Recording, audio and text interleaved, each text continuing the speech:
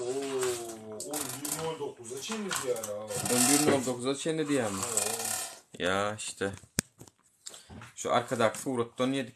Surattanım değil, aşağında pasport var. Şunun için oldu. Aşağında suratın aşağında pasport var. Pasport bilgileri var. Sondan vallahi doğru.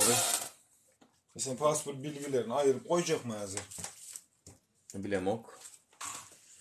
Her şey de ayırt. Salam vatandaşlar. Neme oldu? Ali Çoğun hatavı.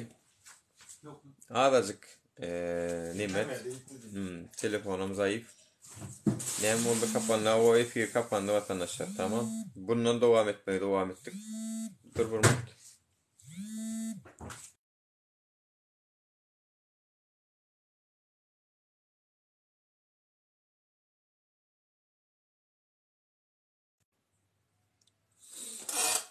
Tak, vatandaşlar paylaşın efir paylaşın.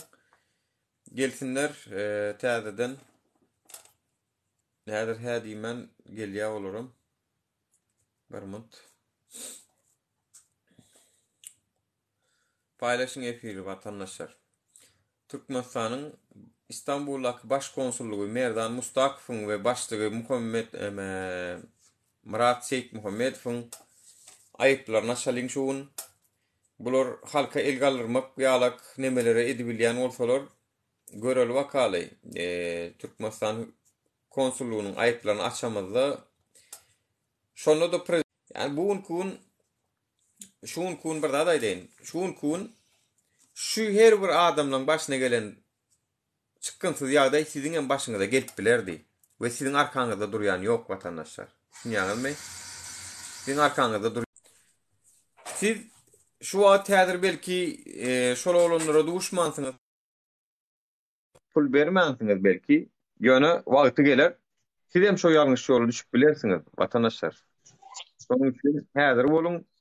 Salam Dedin ha paraşoşta Duran Nilyanın ödü mert durup şu at olary yolu goýmajak bolýa. Yöne başka bir etmez. Başka bir etmez vatandaşlar. Bana näme menem sokullum diýer. Salam aleyküm vatandaşlar. Nur ağa men bir zat sorajakda. Ağam bu konsullukdaki işler Merdan'ın siz zapsları var olsa Daşary İşler Ministrligi Türkiye Cumhuriyeti'nin Daşary İşler Ministrligi'ne arza yazıp bir onun üstünde şikayet edip bolmaýmy? Şu pulunu kaptıran adamlara da bir 3-4 sansı ses verip de yok. Niyetinle bir etmek bağ olsa şu efirde aydılanlara yeterlik delil olur için. Öne niyetini etmek yok olsa arda verenin peydası yok. Ana arada o haramlarda cüce var cüce. Şartlık şu kıyfın üstünden arda edecek kontrolü varacak deyip gördüler ya. Neyem olayım son uğrak gittiler ya. Yurda gitti. Kundenem yurda gitti. Arda veren kişi oldu yurda gitti. Yurda ödermay. Salam aleyküm vatandaşlar. Salam. Neme? Eğer men var neme garaşan yankı kargoçu Duran'a garaşan gelsin. Soňa çen gepleşelim. Son ağamcan şu Polonya viza başvurdum da. Awo. 5 aylık senin normal süren var uzaltma bolmaya deyip izme qaytardı. Nädip gidip bolýar? Bir maslahat berseniz. Vallahi biz vize bilen zanimat edem doğa biz bilem doğa onu vize düetken şirketlerden neme danışmanlık firmalardan öğrenmeseňiz. Yani olara da sataşan bolun şunyal wakalar bolýar. Bir giden adamlar köten ya. Şonuň üçin sorat ýerinde. Şu sizler näme? Şoňa bir direk yerine pul alıp gaçýarlardan pasportunu alıp gaçyp görünmeýärler-de. Ya olar taýan bir kısana adam uğratýarlar, bir kısana adam uğrada nemelerden video çekişip, adet edip reklamak ne diýerler de soň esasy udary 2-nji, 3-nji, 4-nji, birinji nemeni görenler bar-a. Şolaryň ýerine kadar ýa. Bu Merdan haramzada hiç bir çaresi yok mu? Türkiye Cumhuriyeti'nin Daşary İşler Ministri dinlemez mi? Yani belki Kurwan ul berdim Muhammed gün gorayandır basinim diýendir. bas volyo sana kanunum yok, konstitusiyada yok, Serdar Berdimuhammed yandır da onu merdana. Deliller bilen ha çıkarıp otursa $3000 soranı wa men başlıktan toraýyn diýen ýeri wa. Bir daha hayran. Yani şondan soňra yine de şu nereden Mustakif konsullukda oturup yine de vatandaşlara "Selamun aleyküm, gelin geçin" diýen olup oturup işlep gören bolsa wara haýsy ýüzüne işläbilýär şu zatlardan soň. Olar şu bidiň hem efirler dinleýärler vatandaşlar. Ne dinle? %100. Yani bilem ok. Hakkın. Neme nirde? İstersen Nurağa vuracaklar. Ya olmasa hakkın. İslemen pakir bir doğru çırşınlı yol olsa adam bir para verip gidecek. Olsa adam sokacaklar bular. İyizinden hem üstünden gülüp izdivas edip sen beni işzat edebilmeyin. Edip bolaya da indi ne akıyla bir kanun Sen esasında o giri bilýän mi? diyecek bolesine. Girsenem şuňa bir mutladyr. Belki Mene. Mhm. Anay Hoş geldin bir sultan. Ha, hoş geldin Dur Sultan. vapşe hiç kim alma Dövran'dan başka. Gayret et şu efire hiç kim koşma. Tamam Yani burada tamam. Aziz geldi efir yapılan vakti. Bunlar hem için rağbet edip otur düşünüp otursun doğru mu?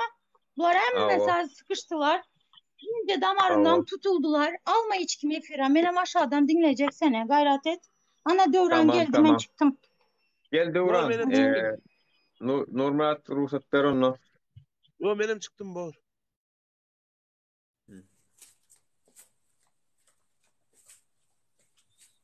Barmut. Han nerede takip etmeden alıp bolanok mu kaya? Heh. Çağırdım.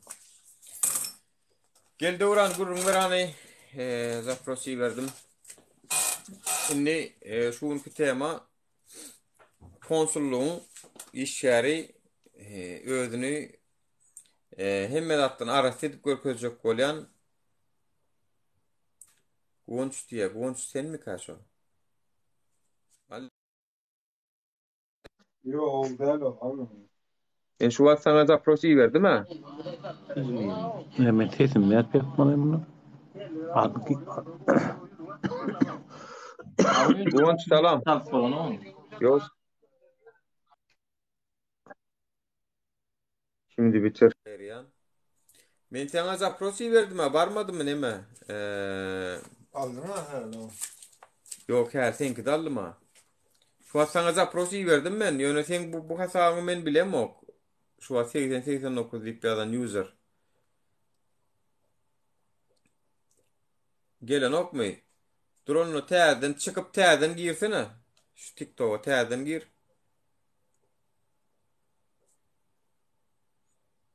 Şu Devran'ı alalım vatandaşlar. Aytsak koyacakları var. Olan şol Aziz Kargo'nun Azizcan Ahmedov'un näýelik nämeleri diýäni. Gonç aşaktan ýaday efire gelip häzir bölmek islämok. Aytsaklaryňyz wagt aşaktan ýazyň. Men biram şuňa nämeni aljak. Şu Azizcan Nilýanyň özü gelse men Aziz diýsin, men Aziziň özüni aljak.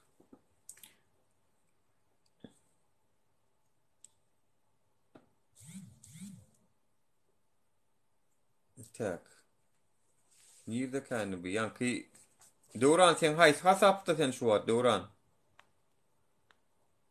Devran.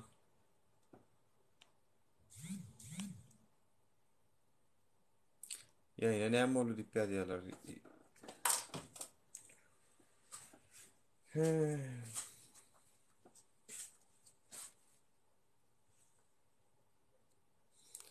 Paylaşın efir vatandaşlar menden yayın kapanıptır. Näme üçin bilmeýän oturanlar var. Men käge gelin diýip. Bu hesap tamam.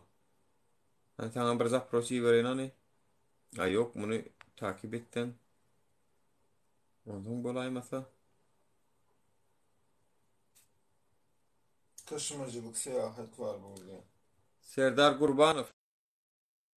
Gurbanov dost senem alacak soňrak gönüm. Ya. Alo. Senem tanıyan. Salam. Oğlum bratok. Aha. Go da şükür. Devran istesen kamerany ama açay bir tägel görsünler ýüzüňi ho. Ya men bilmeýän niden açylýar o bulada. O TikTok ulan gördük. Aşakda iki tane adamın surati var mı? İki tane kızıl bilen gök adamın surati ýaly.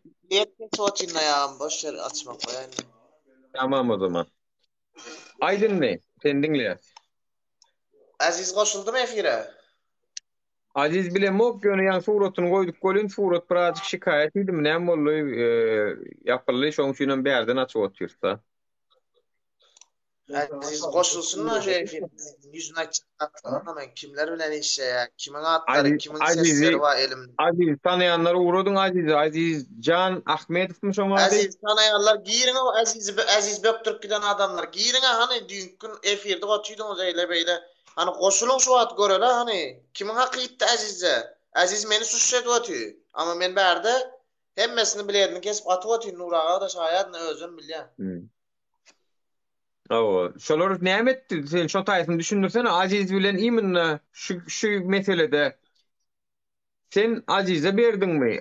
Aziz aslında adamlar Aziz tapıp geldimi? Nähilek boldy şu mesele? Birazcık düşünmeýänlere düşünüreli. Ağam bak men Aziz'e aýtdym. Eýran işçi özçü. Eýran işçi ýani niyeti para koparyp gitmek. Ýagam goýan zadyny gördüňmi? Men daşary ýurda çykdym ha. O Näme diýdi şonda?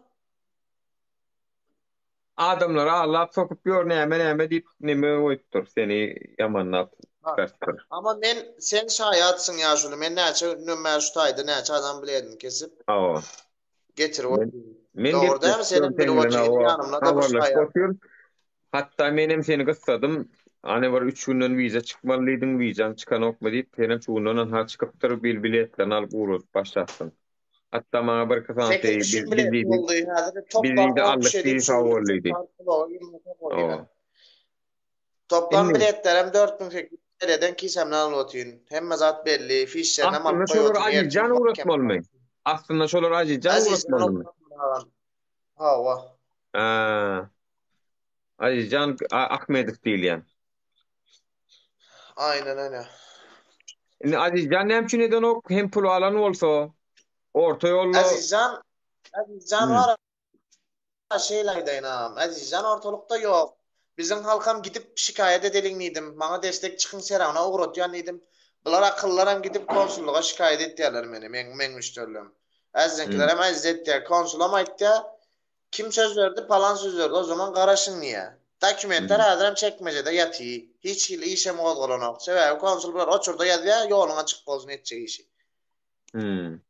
Ağam men şolara uğratyan. Yazanım uğratyan. Yazan şu tayin konsuluna gidip şikayetten geri çektiren. Hani oğullar bileydin alanlar bayını. Bizimkiler şikayet etmedi men ettim yana mahkeme. Hemmesine madından şikayet ettirdim. Gördün mü ağam? Dilekçeni. Gördüm ben yani okudum şu atları bağırsa bir neçedini yani tanıdım ben.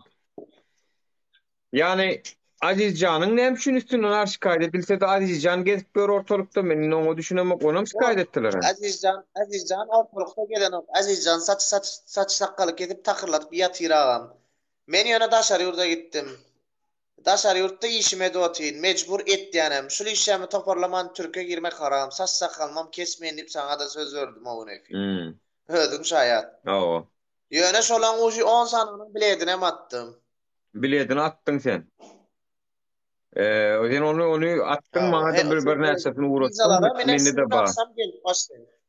Menem gördüm vatandaşlar bir neçesini. Men hazır efire dalıp yani. Yöne bir Azizcan bilen yani neyme şunu yani fikir ettim ka men edenim edip koyup bilen arkam seronu konsologa yasladım merdan arkamda aramız gowu diýip edýäm ka neyme sebäpler edýär ka bunu. Sana bir gurrun aýdymam. Ýalňyş anlamaň, aýal wadyr, erkek wadyr, ejeňi paşa bir zat etse arzyn kim etjek diýen döwürde ýaşapýys. Götüňde bir dursa men götüňde adam ýok bolan üçin men iş etip bilmän daşary ýurtda uğratjağım bilip şu ýere geldim. Men näçe adamny algym maşonýalyk ýene bir maşinik bir wag adyny aýdyp oturmaýyn onun üçin aýra timre fir gurarsyn nesip etse. Ondan aljak pulumyň sany ýok ýani özüňem bilýän. Näçe kişi bilen ýolda hemmesine uğratdym bular kim bulara uğratýan am 20 kişi bilen batamok men. Zato halkyň onu awraýym baram.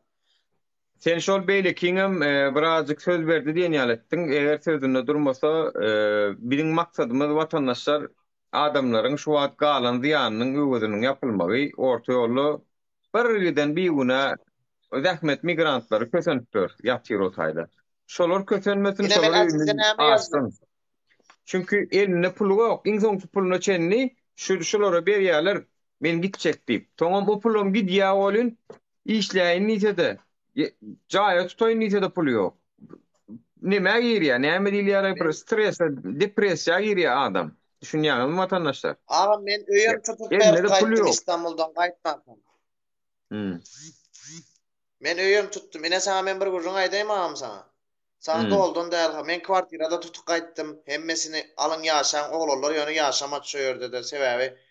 Olar oýlady döwran gaçdy ýöne hazır biletden atwatyn gruppa bar. Gruppa näil şat bilýärmi şu wagt gruppada özleri aňlatyp bilen hemmeden efire girip aýdywatyn. Şu wagt hemmesine de efire girdip ýazjak. Efire girin. Türkmençilik Ait gruppana, ait hatta link paylaş şu taydan aşaktan teretana aşaktan paylaş tip bir dat var. Şu taydan bağlantı kopyala diýen paylaşacağım. Yazan zadım eştağım bak.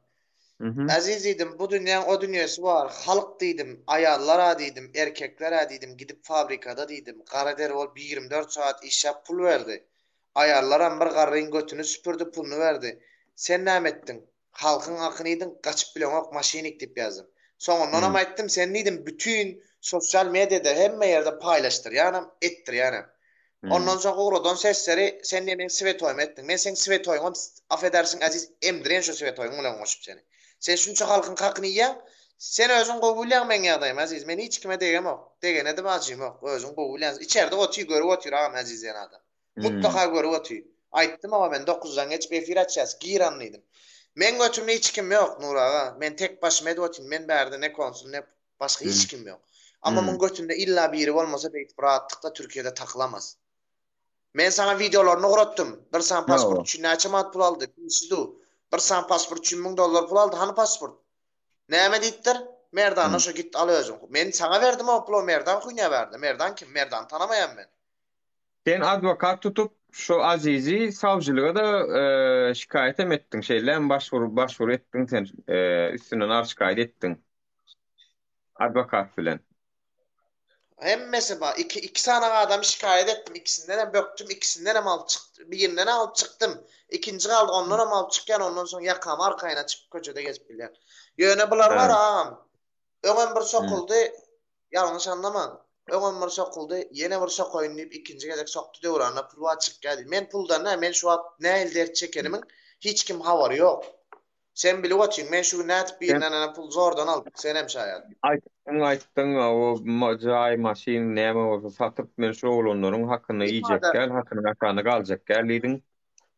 Belki aýdyşyň ýaly bolar. Türkmenistan hökümetem seniň etjek bolan işiňe protif bolup durjak inşallah. Ha durjak ýaly iş etse ona maýdarsyň biz hökümetimizi halka tanatmak bilen esasy başagaýlygymyz. Çünkü grupda oğlanlar bilen paýda döwran ýa-ni şu grupda oğlanlar alyp şu wagt ne kompýuterim meni öçürüp ýaktym. Başga biriniň kartyndan çek edotyn kredi kartlara pon şirket hesaplary bloke girdi ujy. Doğru. Ýöne çykýan Nura inşallah sen Azizin şol $1000 meselesi var son sorajak bolan $1000 meselesi. $1000 sen şoňa berdin, olam Merdana beripdir, soňa Merdan ol arada Alijan nip berýärmi? Yok, Merdan Alijan yok. Merdan mı? Yani Merdan'dan alsam men izine berjek diýär. Şol $3000 bir pasport meselesinde $1000 berýärler, 3000 bermän, o müňe de iş biten ok, pulum beren ok izine şeýlemi Merdan? Merdan men onu aldım almadım kim bilýär onu. Merdan'a dur diýip aýtda bir galasa goýdy biledimi? Aziz sen adam agam men sana bir gurrun aýdyn. Aziz Eýranyň konsuluna gitdi, birini tapdy, farşy beken bar dokumentler, hatda Eýranyň vizalar diýip. Men onu gittim konsula girdim dedim şöyle sayın memur dedim şunu ýaly agdaý bolupdy. Oğlanlar madur kömek gerek baram farşy diýdi. Menem geplemänçi kemme zat satyp pullara öz pullamy aldım. Azerbaýjana biletlerini keseýin. Azerbaýjany gepleşeýin diýip şu taýa gelip kwartira tutup yerleşdirip özüm Dubaýa gittim. Dubaýdan şans ýok agam gitmene. Näme üçin Dubaýda näme üçin şans ýok? O taýda näme hepde de 2 reis var. İkisem dolmy ýamdan öňünden. Dubaýda düşmanım var men. Azizin ağaları doğulur emme söýerdi anladın men iş etip bileme goýardy. Men Azerbaýjana geldim bärde adam var ýanymda. Dik durjak azerler var. Berde haktır ağam İstanbul'da yanlış anlama bratok. Ezin yanına 200 tane bu Türkmenlerde bir sistem döreptir. Mene daima şu yakinle bu zatlara girip bir. 2 sanna kol çizdirip oğurluk bilen 227 bilen yatık gelenin biri mafiya oldu hazır. Sana yanlış kurunla doğru uzun gelden doğru. Normal istati alıp gitsen bak men sana bugünkü meselem iň markisi men gaýtmagam adam bıçaklak gaýtdy. Näme üçin hakym üçin?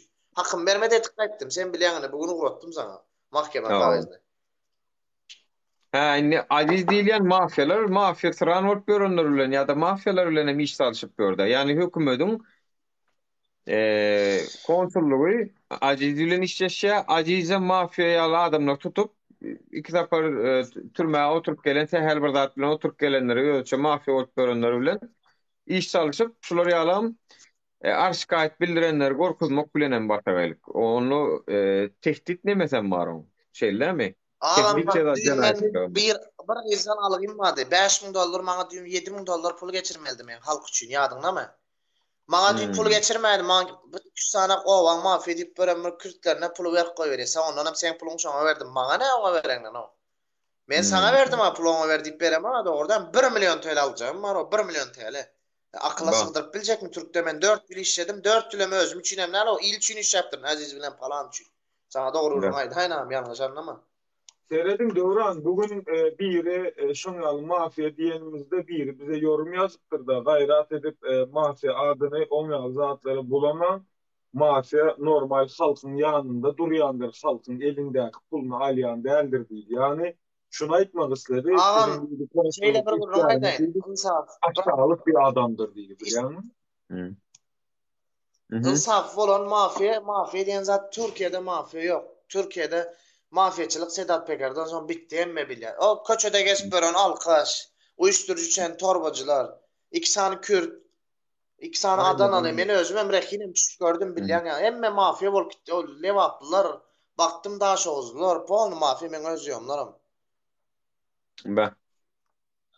Yo, nişulatlara ne edip Türkmenistan hükümeti gözüme otur. Yani halkı birini urşturup, kırdırup, genosid edip deyinecek mi bu bolýam haraby? Bu hökümet diýen adyňam bir ucunda bir teretmeli yer badyra. Öýden konsulluk birinjiden bular hem kirli adamlar bilen näme üçin atnaşany taklýar.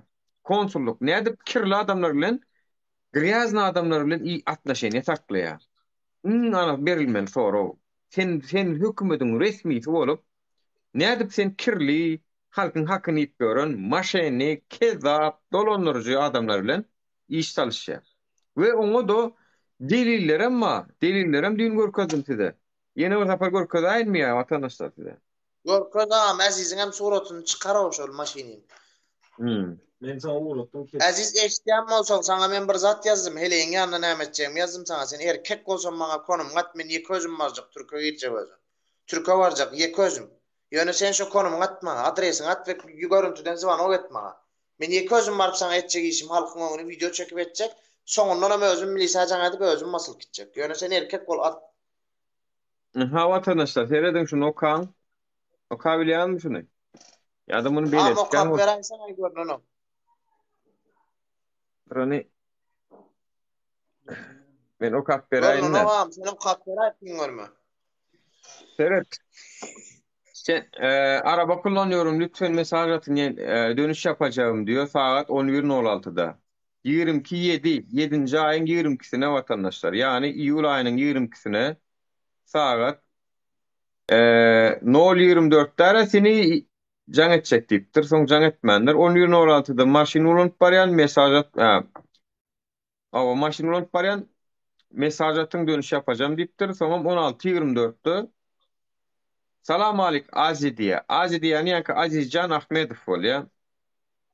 Oňat müjigim diye. Seret o soran pasportyň diye şu başlygyň eline. Özüni sorap dur. Başlyk biz gürleşdik $3.000 bilen biter diýip umyt edýän diye. Bor diýsen men başlyk bilen gürleşjek jigim diye. Seredin. $3.000 bilen biter diýip umyt edýän diye watandaşlar. Näme $3.000? Sen konsullugyň işçäri bolup sana nädip $3.000 gerek bolýar? Senin havara garaşyan işimiz känniye. Men Türkiýede işi kän birini tanayan konsullugyň işgärleri. Başga bolar ýaly iş kän adam tanamok. Çünkü halkken yetişen oklar. Parforluktan almak bilen, iymek bilen, bulary kapıda geleni saklamak bilen. Senin havara araştan işimirken belli bir gep aýtsaň başlyga ýüzlenjek diye. Bor diýsen ertire biter ýaly etjek ingiç barynjy günniye. Merdan konsulluk, merdan KK dip ýazlandyr ýokosunda da seredin vatandaşlar. Şo taýda da nomery bar. Yani ola birinçisi. Seredin. Ben goýaýym aldy. Sen konsulluk merdan haram wagty. Merdan Mustakow sen biziň aktivistlerimize ýelin galdyrmak bilen gatul ýalňyşlyk etdiň sen. Indi men seni nemetli goýamok. Merdanyň nomeryny aýdaýyn watandaşlar. +90 544 180 08. Yani 121 00 80 08. Ha Merdanyň nomery şu. Şunu Merdanyň konsullugyň nomery wa bolsa bilýänsiňiz 80 08 soňy. Yani katıngam yok olsun 80 08 görünüp dur. Eredin ne? Ne? Konsulluk. Ben sana bir urun aýtyp berjek, agam. Hemen surasına Daha Merdan'dan Ankara konsulluk. Bana Telegram'dan oklasana, WhatsApp'ta yan sana surasını iyi verdim ha. Näme diýen? Agam men täzeden alaýda. Yanlan yan bolýa. Gel täzeden gel. Bu döwran urda.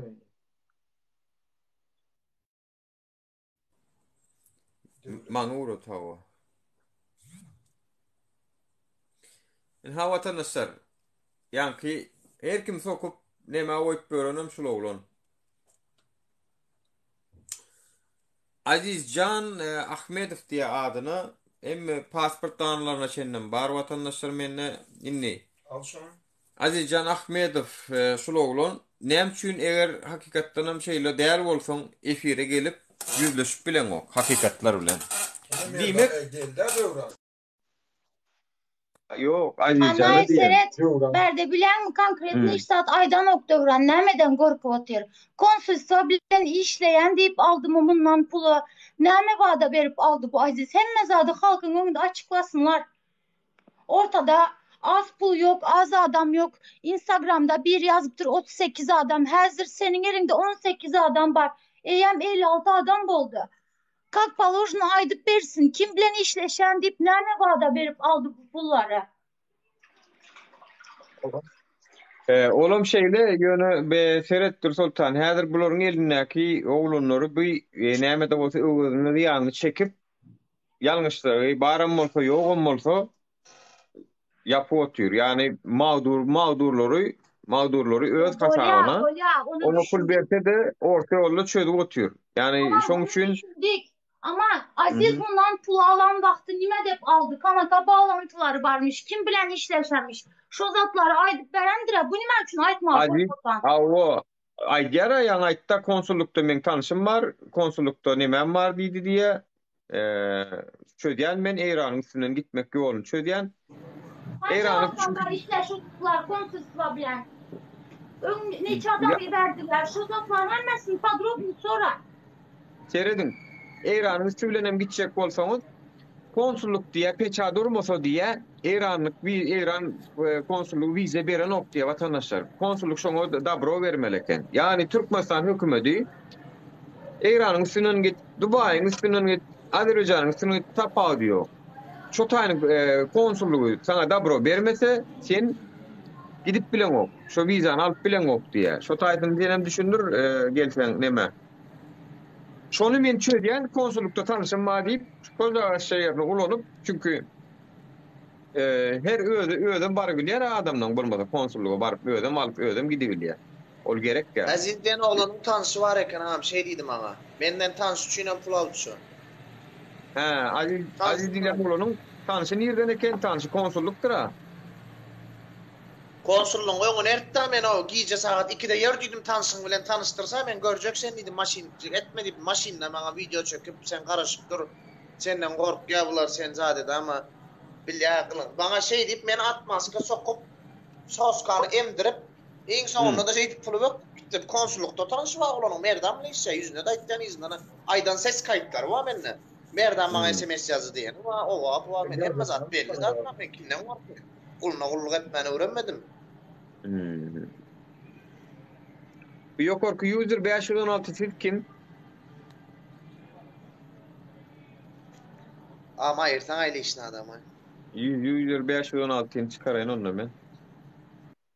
Gürlecek olsana koşul dostum. Gürlemecek olan motoru yemmedi şu tayda otuyu garaş. Oo. Inni senin şu konsollukta tanışın madidi konsollukta şu meselen çözdüyen neydi? Sana etmeli işini emedi. Yani sen allın senin Ağam üstüne ben rayetler şoňa geldi. beren klientler mi göte koyma dostum dedim. Göte koyacak kozan senden ulga iş dedim. He, sana geldi. Aytma. Evet, sen İran işleyen o var, doğru mu? Sen İran işleyen mi sen? Men İran'a girem ok. Men işleyenim Azerbaycan, birem şu Dubai işleyen. Prem moya Seyredin mekdiyadım mi? vaktında. Bilet çıksa. Seyredin mi? 12 kilo. Sen İran işleyen o. İran işleyen Aziz Dilyan oğlu. Yani sana gelen klientlerin içinden öyle aydiyan mı? Men İran'ın sınırını çek diye alın ondan sen baronuna Aziz'e var diyen mi? Yok, menin ne şeyle gürleştim. Aziz dedim. Men dedim istesen adam oturuyordu men yanımda. O sonra aytti Aziz aytti Devran ya şu adamları uğradılı al diyen men klient gerek mi klienti al yönü böktürme. Ağlama işçi hakkındır bir kımat kazanıp eden kömögüm için yine girip otun şu an paştimi $10,000 zarara $10,000 ile sarsılmayanım doğruyum ayda sarsılacak adam yani prosto kakarım geldi kayıttım İstanbul'dan. Azrak savur ettiydim klientler düşünmedi. Aziz'i bulmak için kömek edin dedim. Şikayet edin dedim. Yok. Hemmesine mene biletler ucu grup kutordu. Gruptan ben biletdim attım şu an başlayayım. 2 adam bileti kaldı. Yani ben öz kisemden dene şu an anıp biraz sözü konsullukta tanışımma. Devran şu işimi çözüp beriyen ne için men şol ortalıkta mağdur kalan insanların biri men. Ama kisemden hem Edward inemmesin. Hiçbir erkek hiçbir adamla yapmaz yani bu işi. Timbori parayı urkudan adam etmez onu. Onunla sen şu ne diyen da sen bolya diyen meni İran'ın sülüne mi uğradık bilecek diyen senin Aziz'den adı etse diyen pulunu alayan Aziz'e geçirmeli dağıtlarını geçiriyen alıp verdi dilden dağıtlar alıp verdi diyen Aziz'in adamı oturuyor ağam. Men yanımda oturup Aziz'in adamına vereyim ben pulu pasportu elime de alama kovşan pulundan bir gram ol daha on adam sen ofisinde bile oturup işledi. Men ofisimde değil men yanımda dur diyen men İran düşünem ağam edem oksa men Dubai için da satkan uçurdu alıptı men uçurdum. Men aytdım ki ağam dedim bak özün işçe götü koyma. En sonunda da şey etti bak men pul taf verdik ne çaydır aytyan. Men Dubai'dan uğraşacak klientten pul taf Azer'den uğraşacak yok bolya diye. Merdan meren aktı over Merdan tanımak ağam men Merdan yan adam bir gezek çağam bulamak doküment için baranım onunla da normal halk vardım şu vakti bildim men konsullukta hiçbir tanışım yok. Şu an için hem İran meselesine girip bilemem. Ama tanışıp olan parayı alıyor sonra hem yürüyor. Olurum şu konsulluğu ya geçiriyor ya geçiren o. Ortalarla arada bir konsulluğu geçiren o şöyle olan. Neymet yanında o konu.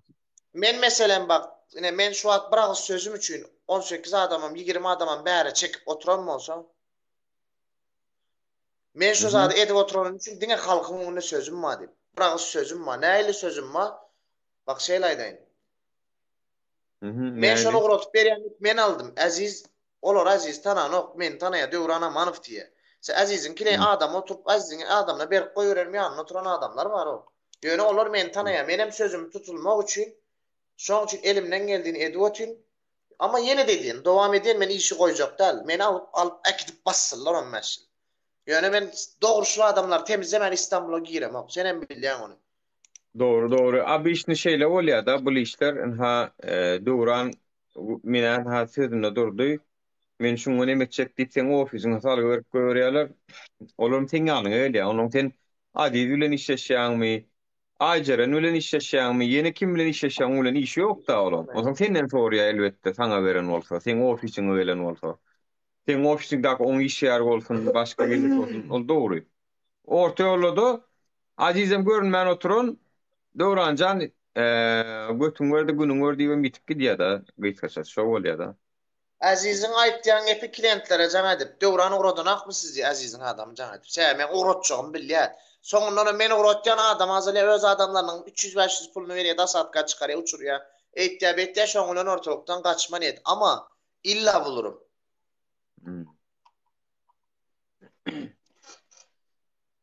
Ýöne men düşünmedik yerim da ol aslında onu Eýrany işleýär. Ýani gelen klient Eýranyň üstünden gitjek diýip gelenne sen şoňa tawşyrýansyňa. Atak Eýran diýmese sen özüňden Dubai bilen Azerbaýjan işleýär, agam. Premoýam işleýärdi özçü.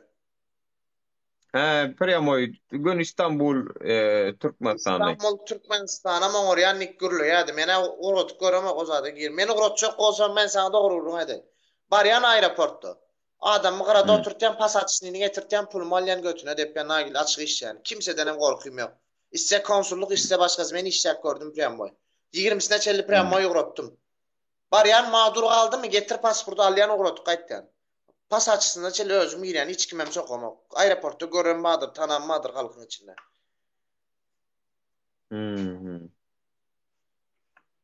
Doğru. Aziz yana adamam bir bizdäl. Bir gelejeden $2000 alypdyr İzmirden Pakirden.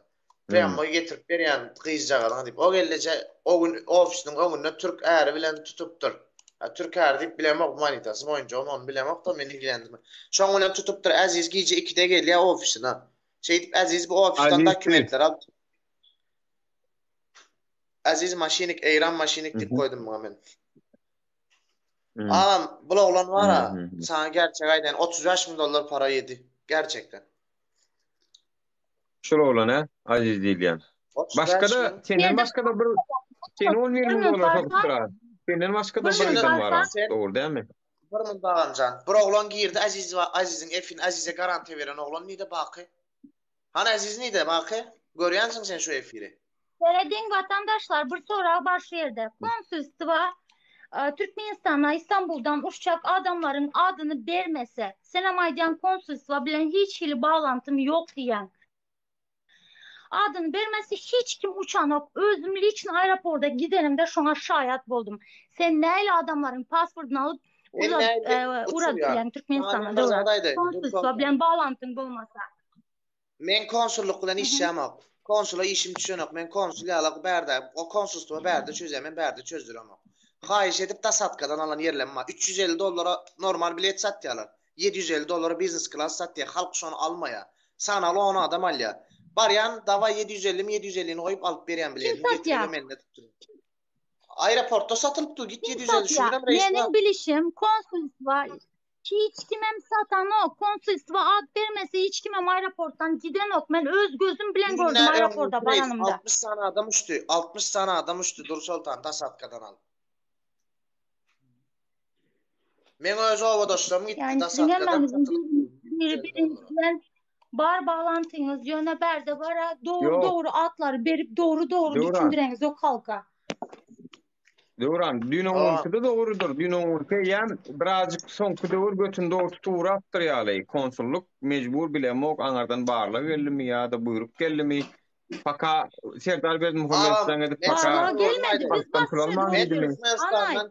Etdara madur galan adammy. Bana gelmedi. Emme zat orta çıkı otyr hazır bilenmi? Biz işläp otyr. Näçe maşyny orta çıkardık. Konsulstva barıp adamlaryň ýagdaýyny çekdik. Jurnalistler eltdik. Adamı hakykatı görkezdik. Bileňizmi şonuň üçin emez işlemem mecbur boldular. Barlar gelmedi. Hemme pısıpıcırlıklar ortaya çıkıp otyr. Beter bolsunlar haramzadalar. Aytlar çıktı doğru aýdym. Olmasa $3.000 gara oýup tak alyp gidermi adamlary? Doğru aýdym. Yani ayıplar çıktı. Ta'n hada ayıplarını açıp oturuyor. Merdan Mustakifoň şu wagt Aziz Kargo diýip Azizcan Ahmedow diýip bilen işleşýär yani eken. Hatta menem tanışjak bolamda meni tanıştırmady diýip aňarakda dur çekinerler näme diýip görýän vatandaşlar. Konsulluk birinji ýerde arasda çemçe bolup galmaly. Onun aňarda Serdar Berdimuhammedow hem şonýaly arasda bolup galmaly. On berfinäkiler işlemeli, kirli işleri her wagt başgalar edýär. Yani maşa diýilýär, bilýärmi? Şaşlyk bişireňde közi eýlek belägedende elini alýan bir şey kysgaçly. Közi dörme üçin. Amma maşa diýil ýaşaňa. Yani şolun maşalar döreýär. Maşalara min aziz yankı aziz. Çykanowa çykyp gepler bilenok. Diýmek araçlar günägeçi bolup galmaly. Olar mert durmaly, basylsa da şolar basylmaly. Ýene de konsulluk arasda galmaly. Ýöne aziz bilen Merdan Mustaqypyň ýazyşan zady bar anha. Diýmek Men konsulluk bilen konsulluk işlesem bara Nuraga, men konsulluk bilen işlesem bärde çykyp durup men Merdany, Serdaryň adyny bermezdim. Men hiç kimem tanamak. Men tek kurtum tek gezerim. Bak sen meni gowy tanaýan 2-3 günden bäri aýdy oty sözüm hem aýdan günümden öň tutup otyn. Birine biletleri ketip başlaýan aýyň 30 gün atyp başladym gruppa. Ýöne sen şolaryň Merdan bilen işleýänden bilýän İstanbul'da ne aşağıda kaldı. Bilenim üçünem şu yerde efire koşup men yüzüne koyup berip otyn. Bilenim üçünem yüzüne aýdyp otyn şo zady. Bilmesem görmezdim. Men ne de kazatçılığa var. Merdan bana gelip durup diýse Döwran sen men iş ýarymy gördüň diýse bu SMS näme diýip öňüne goýjak da kazatçydy bamma. Liboy ýurtda. Ýene şu terediň watandaşlar şu taýda 160 adam ma da paşdy. Biram girmen görýänler we biram iketdesem şonça wa çünki biziň efirlerimiziň birazjyk alıp barmak her kime biziň efirlerimizi görmek birazjyk her kime de Azizim öz açyk aýtdy adam. Aziz aýtdy men Merdanyň ýanyna gidip çykdym. Merdanyň ýanyna tünjaň atjak çözüp otyn şo meseleni. Belki oturanlar belki oturmadyk dura men işimde. Ýöne şeýdi öz aýtdy men şoň üçin tanaýam Merdan adam bir gezek gördüm ben. Ýöne şo näme üçin Azizjan diýilýän gelip şu wagt efire gelip demedi bilenok. Ödeme sana Türkiýeň oglanyň. Türkiýe gitdi. Yo, tamam sere Döwran, logişin güçünen wagtyň sere. Sen näme üçin eger konsulsluq bilen o işleşmeýän prema uğradyk bilen o adamlary. Значит, onun bir bağlantısı %100 var. Men sana uğratmadım diýom, uğratdym. Adamlar koymuşdaydı. Yani işleşýändir, işleşmeýändir diýip. %100 işleşýär, işleşmese onu al. %200 işleşýär, maňa aýtmasyna göre %100 gurulýar, %200 hem şoralan işleýär. Mecbur bolmasa eýram men näme üçindir men prema uğratmadım, ne uğrattım? Näde uğrattım? Dasatkada 750 alýan, gel agam puluny getir al Dasatkadan aldım. Men peýdada görem ak. Daňaçel aeroportda ýatyp gördüm ola bilen goşuş. Doğru, bir tağam premoyu işleyen olsa, İran'ın üstünden gitmeyi işleyen olsa, İran konsulluğu, hatta daşının afişasında da yazılı doğru değil mi? Baş konsullukta sizin nemeğiniz bolmasa, ruhsat hakkınız bolmasa biz size vize verem, dok tip yazılı. Türkmenistan hükümeti İran'ın üstünden şey yapıp koydu vatandaşlar. Onu ne için yapanını bir katı o biliyor. Yani şu zatlara men edibilýän diýme üçin elbette sen konsullukda bolmasa konsullukda tanışyň bolmasa häzir menden gel watandaş men seni Iranyň üstüne uğratjak diýenim bilen konsullukda bitmeli ýerini men bitirilmesem men kim bolýan? Ol şo şeýerni şo şeýerde baglantysyny bulanýardanym halkdan pul alýar. Bir kisansına uğradyam uğradan görkezýär gepim tümökleri konsulluğun golluğu bilen edilýär şo zatlar. Konsulluk diýmek her zat satyp otýar. Konsulluğun Iranyň üstüne gitjekmi? Onam satyp otýar. Araçlaryň üstü bilen. Pasportyny uzatjokmy? Onam satyp otýar. Gönüme ruşjokmy? Onam satyp otýar. Bir ýerde çeşme döredilen bolsa da emeli çeşme döredilen bolsa şonuň hemmisiniň sebäpkäri konsulluk watandaşlar. Konsulluk we şonuň başlygy Murat Seyit Muhammedow we şu zatlara jogapkärçiligini çekmeli. Ankara'daki ilçihana, onun naşarım ilçihanadan aňarda da neme Daşary işler ministrligi, prezident gidýär hemme jogapkär. Şolar şuňa üçin adamlara aýbyny gidilecek bolup, teret bidem häzir aktivist bolmasak, bidem şu zatlar gürlemeler. Hormatly arkadaşymyz, sag bol, ömrüň uzak bolsun, janyň sag bolsun diýip dilek edip oturmaly biz şu taýda. Ýöne gelen günümüz näme?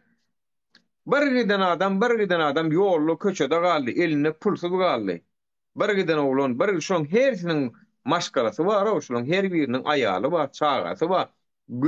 Ýa-da ýollaşy bar, aňarda garaşyp otýar görgüllü. Olaň elinäki puluny arastajak, halaljak rahmetin alýarlar. Soňa ortadan gitip gidýärler. Kime baýryny berýärler? Ýene konsulluga baýryny berýärler şonu. Konsulluga çäre görülýärmi? Ýok. Konsulluga hiç çäre görülen ýerdiniňmi? Ýok. Dün aktivistler urdular. Birden advokatlar 18 tane advokat gelip şu tayda prokuratura varıp ard ettiler. Hemme de ettiler. Elbette proses hayal ýörýär. Ol daşary işleriniň üstü bilen işleşmeli bolýar. Prokuror gönümmel daşary işleriniň näme konsulluk bilen işleşmäge ruhsat berilen o. Konsulluk öz daşary işlerini aýtmaly, daşary işler munkay edilmeli, ol şey dip gelmeli. Toý proses uzawrak o taýda. Şonun bilýärler olar konsullugyň işçileri. Türkçe gatura diýen bir Türkçe düşünem dok diýip jogap berýärler. Bizi başymyzdan geçirdik ha. Bular oňdan täzeden notarsdan terjimedin türkmençe urup şonu şey edip berýärler. Düşünmersiň bu Türkçe bilmeden Türkde näde konsullukda işläp görsiň aýtan. Elinden gelen ne medyalar. Halky kösemek mi? Ey bular paşa bolaýmaz. Serdar Berdimuhammedow sen prezident mi ýa-da İstanbul konsulluk prezident mi? Bir gelin burada çözelüň ilki bar. Prezident kim ýurdun? Prezident kim?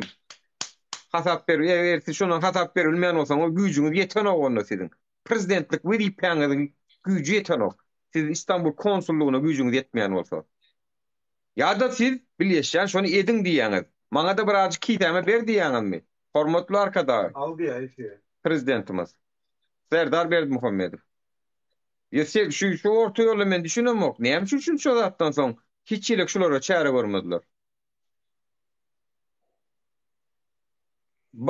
Balyk kelleden portaya diýil ýani şol. Balyk kelleden portaya diýil ýani şol. Hani men allym bolyn görünen Doktor Sultan. Alo.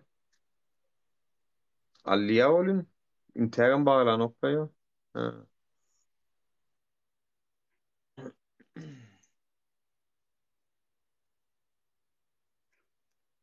Yani şol. Balyk yaman udakdan gelýär. Alo. Sultan. Her kabul etdim bunu internet. Sevgili vatandaşlar. Gelýär şu wagt gelýär.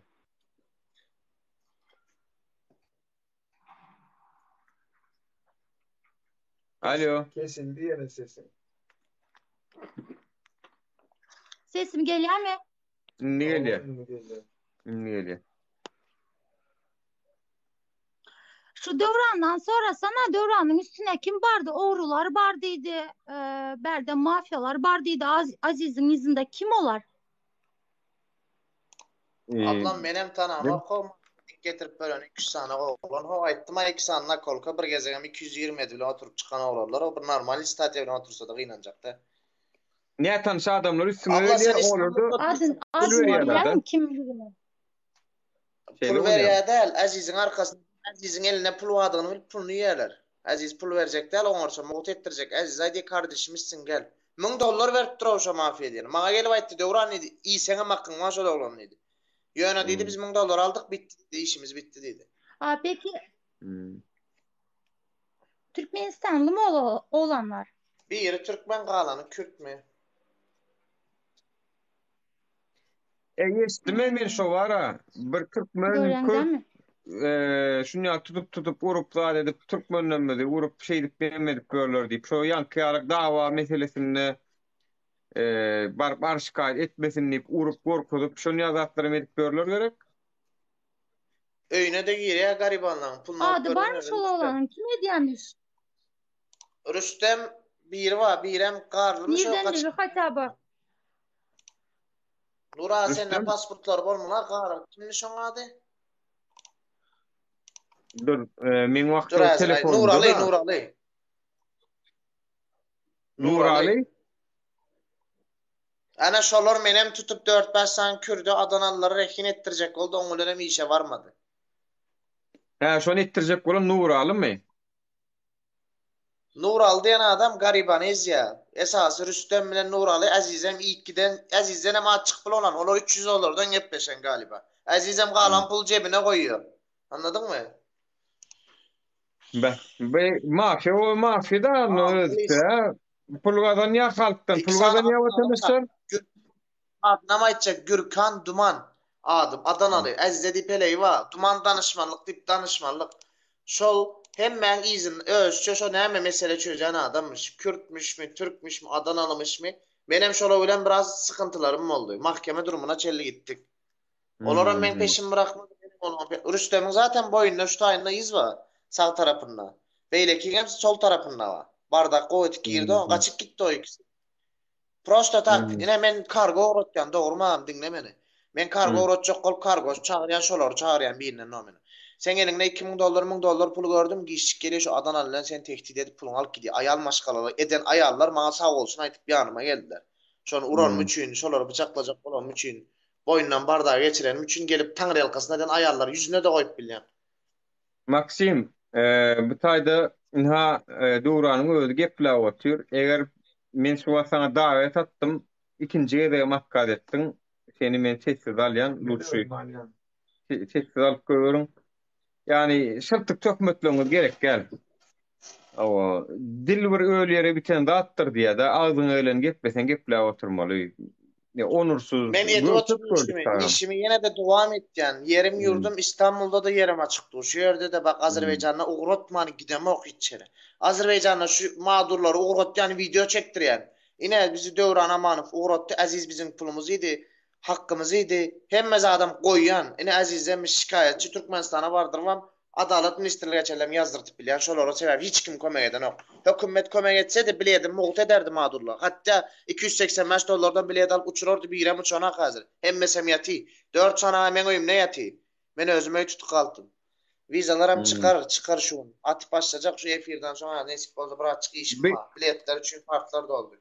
Bu Aziz'in bar tanışı konsulluk mu kaya Türkmenistan'ın içinde devam kare bir yaman Blorial Arkay'ın mafya var edin asparyan olsa yani yeni ne day bayırlı abi. Ağam konsulluk bilen iş ya olur. Men garanti veren yüzüne de koyu bilen. Merdan gele kalsın men Merdan'ın yanına baracak işler dinim. Konsula varacak. Giyse 2'de vardım başsın yanına şu pasport meselesi için. Sen işgarlen $1000 pul aldı menden. Azize verdim havarlaram yok kovsa pul belki alındı mı? Şu ertesi güne Merdan'ı geçiriyor başsın. Düşündün mü? Sen kimden sonra pul aldın? Men giyce 2'de vardım. Konsula 2'de vardım. Bak suratları var attım sana oraya. Bilyen o video var. Öňümden var ýanam näme diýip Döwran diýip bir video geldi bana. Men ýöne şo ýere baktım anmadım. Eýran çözjek ýene daway konsula gireli gürleşel diýdim. Janym alsa da gürleşjek men şola bilen diýdim. Sen barma men alanok, men işimden var ýa. Boş gürrüň ha. Daňa çelle oturdum men şo ýerde. Aziz'in şu wagt ýene bir başga bir zatlar bilen işleri diýem kaya şol Aziz kargosu dowam edýär şu wagt.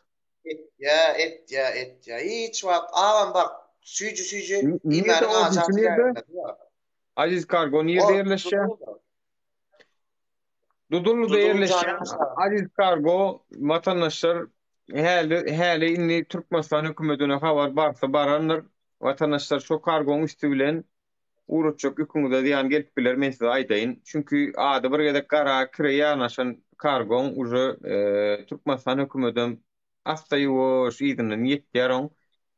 Ha soň men diwany berdim, haladilni berdim, televizori berdim, barmanlar diýmän biderek halky çürkeýän bolsa, ýyleşmeden gara rahmetini alyp çürkäp şeýdip işler edýän bolsa, ýüküm bermäň, adam bermäň watandaşlar, bermäň şoňa. Hatta bilmeyen ba bilsen geçen Sadık Sarıgoğlu'dan urdularım yalakalık yaptılarım sıra onu 8 tır yükünü aldılar. Awa. Yani her näme etseňem ter onu ýygynyň ýetjäki ýurdun içinde de hemmedat bir adamynky del, ona maýdaýyn. Ýurt bir adamynky del, sistemada bir adamynky del bolsa bolup biler prezident ýurt baş tutan ýaly bolup görünüp biler. Ýöne şunu ýatdan çykarmaň sistemaň içinde de çeşitli adamlaram bardyr. Inni näme diýjekdim? Yani Dudullu diýilýän ýer barada bir zat aýtjak. Dudullu şu narkomanyň bary galan köp üşýän ýer gerek Dudullu. Ha o, ana bildin, eddilen üstüne düşdüm. Narkomanlaryň bary galaryň iň köp üşýän ýer Dudullu. Men nerden bilýän watandaşlar men? Roşan Kulif diýip öň bir oglan bardy. Şolam şu Dudulluda ýaşaýardy, Dudulluda iş alyp barýardy, ýaşaýardy we şol bir insoňa sokup giden oglan ödem Barıp yatanın ben koş, bir gedegen men öýüme gelende ýany bilen getirdi, menden ýaman go käýin jally. Hatta şonu da diýdim men, sen näme o diýdim, meni ýana oýmak üçin, meni udara oýmak üçin geldiňmi? Sen hökümetiň nämetimi diýip gaharlanyp diýipdim şonu. Menden gaty görýänmi diýip ökelen bolupdy. Sen meni ýedi oturan işimden habaryň barmy sen diýdim. Meni tagam maskara etjek bolup, meni tagam şoşulada ýanajak bolup eliniň eline diýerler. Senim şonu ýazap men öýüme gelýänmi diýip men şonu gaterwet gygyrdım. Şol olanam haramlada bolup çykdy tagam min soňundan ha öýümde oturup iýip içip iki çüýşe aragy zäherlenen aragy bir wagtlaşkada düýünçü galan suwumyň içine de zäher goşup 17-nji iýulda Türkmenistan uçdy. Ýani bilenem menem oňa inanyp geyip görün üstümdäki gök maykam mady Armani diýip ýazylan ýadyňyza düşen o efirlere medýadym. Şol Armani maykam çykardym da şunu diýdim.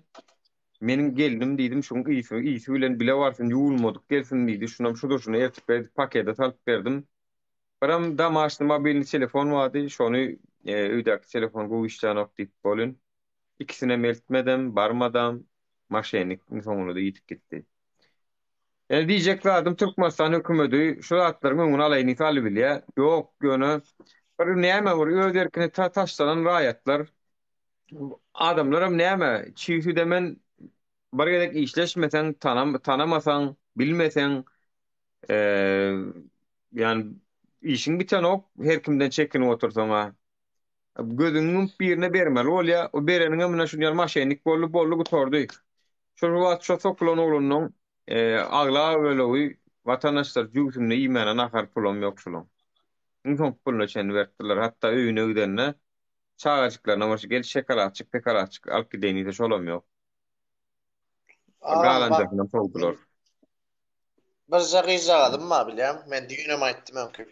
Şoň üçin men aňyrda iş edip bilmedim. Aňyrda iş edip bilmäjän şuňdan bir çykalga tapyp gelip oçurt ýok o konsulstwasyna, oçurt ýok, halk ýok gitjek bolýan. Hiç kim ben bilen ok ýani, eýle bele şirketiň bäri bilen ok ýani, gelen ogum. Anladyňmy? Men ýöne şu taýa gelip durup şolary ugrapjak bolup, elimden geldiň arkasyna goýup, biletlerine çel şu wagt kartlar doluk kaldı bolmasa bugün onam kesýädim yani 3 biletim aldı Allah'a şükür diýindim ho. 3 bilet kaldı grupamda. Hemmesem aldyrýan. Hemmesem aeroportda düşürýän. Video çekmem atjak Nura gör. Ine Aziz Karamzadaň etkideni biziň şu. Biz Aziz'e garşy kanun tarapyndan çare görmegini haýyş etdiýäs. Hemmesem videosunu çekip atjak ýöne özüm kisemden uğratjak şunu. Sözüm hem sözdür, namus sözü. Terediň vatandaşlar owurluk etseň, ýa halkyň hakyny ýsen, görnähili görmegi olan olup bolýan ekenler, kastumjyk geýip, akça köýnük geýip, maşinjik minip bolýan ekenler, görýäňiz. Yani halkyň hak bilen, haky bilen baýýarlar. Ýüne onum dinletdim, Serdar Berdimuhammed näme diýdi? Halkymyzyň hasabyna baýamana menem ýol berjek geldi. Bu da atlaryň bilmediği pikir etmän, üstü açylýan ýyruw iş diýdi. Deminni garaşýas, bu näme diýilýär şoňa?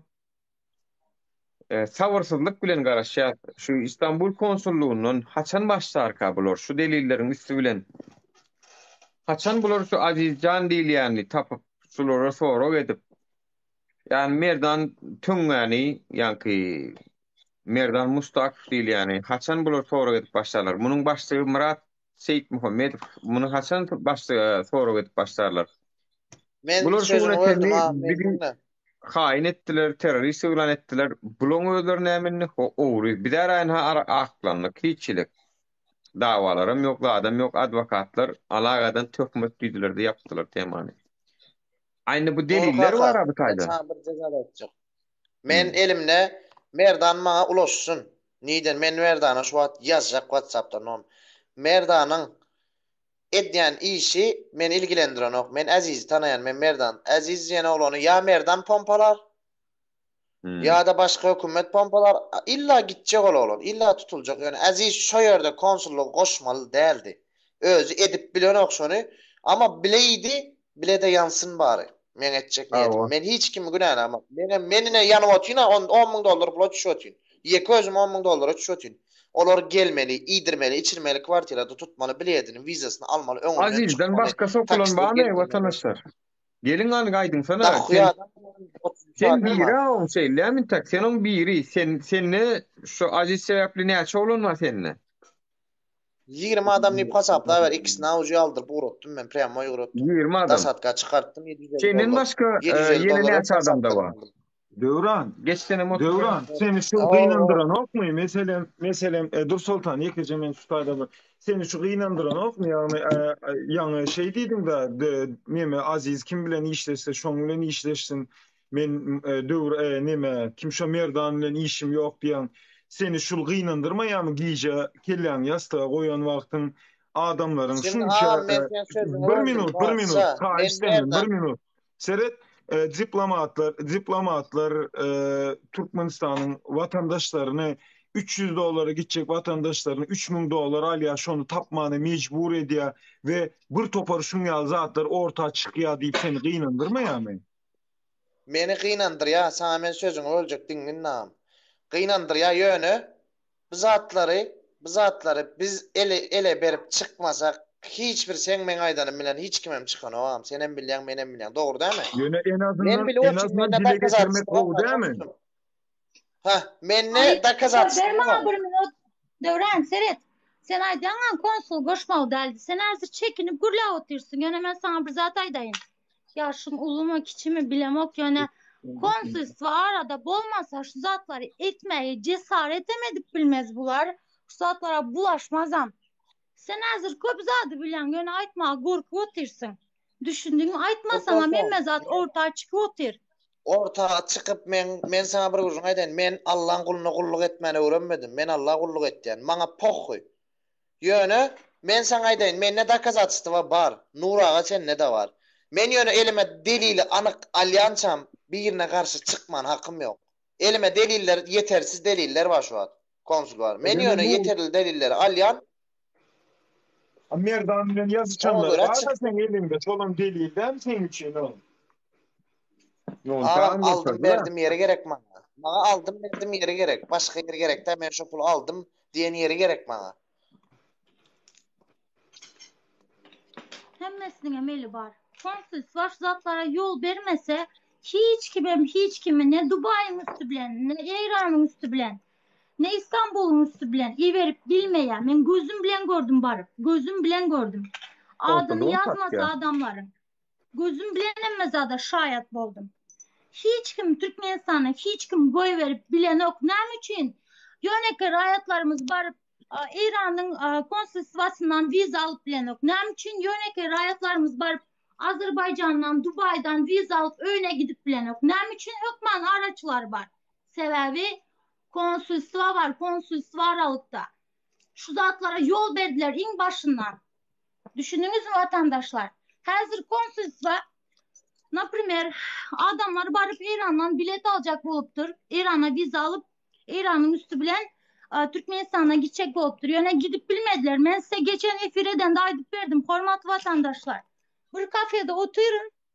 Yanımdaki stolda bir adam oturur. Fikir edersiniz bana oligark deyip. Giyinişi, elindeki Rolex saatler. Özden bir 100 kilo var. Yanında tam karşısında bizim Türkmenistanlı bir ayalımız var. Özlem Azada. Azada demek Patada. Düşündünüz mü? Üstü başı bara belli. Nehli Kınya'daydı. Bu pulu tapanlığı garip belli. Yani ayalın elinden pasportlarını aldı. Ondan sonra benim seyredip oturun. Azıcık kamera çektim. Ben nafsak случай gerek bolar deyip kamera çektim ben onu belli etmeden. Son benim seyredip oturun adam korkman arkayın telefonda gürleşip otur ana şu kafaya gel bu kafaya gel yine zat ne adam canaydı otur bu adama. Son ben bardım stol nervinç dedi oturun ellem titre otur gözümün önünde vatandaşlarımız dolandırıp otururlar. Ben yerimden turdum bardım ayalayttım birazcık su iş gelince su içti tam karşısına oturdum adamın soradım siz mi Türkmenistan'a iyi veriyorsunuz soğulan beni iyi veriyorsun. Adı, telefon numarı hem mezadı barmende. Sonra ben ayttım nereden iyi veriyorsunuz? Nemeden İran'ın üstünden iyi veriyorsun dedi. Ne için adı iyi veriyorsunuz? $1,100. Viza neçe manat diysem $1000 diye. Ben aytdım seredin. Bizim Türkmenistan vatandaşlarımız barıp nem için İran'ın konsolosluğundan viza alıp bilen yok. Nem için siz alıp bileniz. Ola adam bana aytya. Men Türkmenistan'ın konsolosluğu bilen soňam İran'ın konsolosluğu bilen işleşen. Значит, yönekli rayatlar bar viza sorasa beren ok mu yok beren ok. Endi özünüz pikirlenip görün logik. Da şu yerde fikirlenin vatandaşlar. Yine yönekli rayat bardı viza beren ok. Yöne konsolosluğun adı bilen araçların adı bilen bardı viza alıp bilye. Nem için? Se arada vizat kabar. Düşünün şu zatları spitsalini barıp İran'ın konsolosluğu olsun başkası olsun spitsal ettiler şu zatları. Hemme taraflayın araçın ya araççılar maşeniklar koyup ne 200 tane vatandaşlarımızın $1,500, $2,000 pulu gitti o bu adamlar ne kınçılıkta çobançılık edip garsonluk edip ondan sonra moykada işlep şunun yalı gara işlerde işlep özlem ayda $300, $350 yığınap şu pulları tapyalar Türkmenistan'a gidip bilmek için ne için bunlara pulu vermeli? Nem için Türkmenistan hükümeti bilmeyendir deyip fikir ediyorsunuz mu? Bilmeyen bolsa, например, İran'ın üstünden adamlar gelip oturuyor. Azerbaycan'ın üstünden adamlar gelip oturuyor. Dubai'nin üstünden adamlar gelip oturuyor. Böyle şu zatlar yığınacak bolsa yine Neçesan'ın konsolosluğu işleşen yenileme bir sürü yalakalar var. Yok pasport alacak bolsanız şu dokumentler toplamalı. Yok ne edecek bolsanız şu dokumentler toplamalı. Adamların aldanmanı istemeyen bolsalar ne için şolar barada malumat verip video çeken yok. Ana Türkmen News var. Pardon Salam News var. Atavatan Türkmenistan var. Samalyotlar hakta malumat veriyor. Ne için halkımıza öğreden yok. Halkımızın aldanmanı istemeyen bolsa fikirlenin. Hemmesinin içinde hükümetin ve konsolosluğun eli var. Aeroporttaki mesele vatandaşlar biz bar aktristlerin ne iş başardınız deyip gıygıryanızda yaman ulakan iş başardık. Eğer biz bar şöyle jurnalistleri çağırıp adamların yağdayını görkezmedik bolsak hele bir gün şöyle adamlar yatardı. Düşündünüz mü? Bardık Türk medyasına düştü. Adamlar yağdayını düşündürdü. Barıp görün aeroportta bir adam var mı? Yine şunun ya araçların, maşeniklerin bir hemmesi ortaya çıkan yesip bolsa. Şunun ya göreşmeli, korkmalı değil. Kim pulunu aldıran bolsa. Kim kime pul veren bolsa çıkarın orta. Hiç bolmanda inşallah Türkmenistan hükümetinde arası işleyen halk için gıynayan adamlar vardır. Ve berden baranda in ağzından adı familyası çıkan da prosto bellap koysunlar ve cinayete çeksinler. Yeter. Yani şu tayda halkta da azıcık halk ama azıcık yönüsüne araçlara berip yürümen sen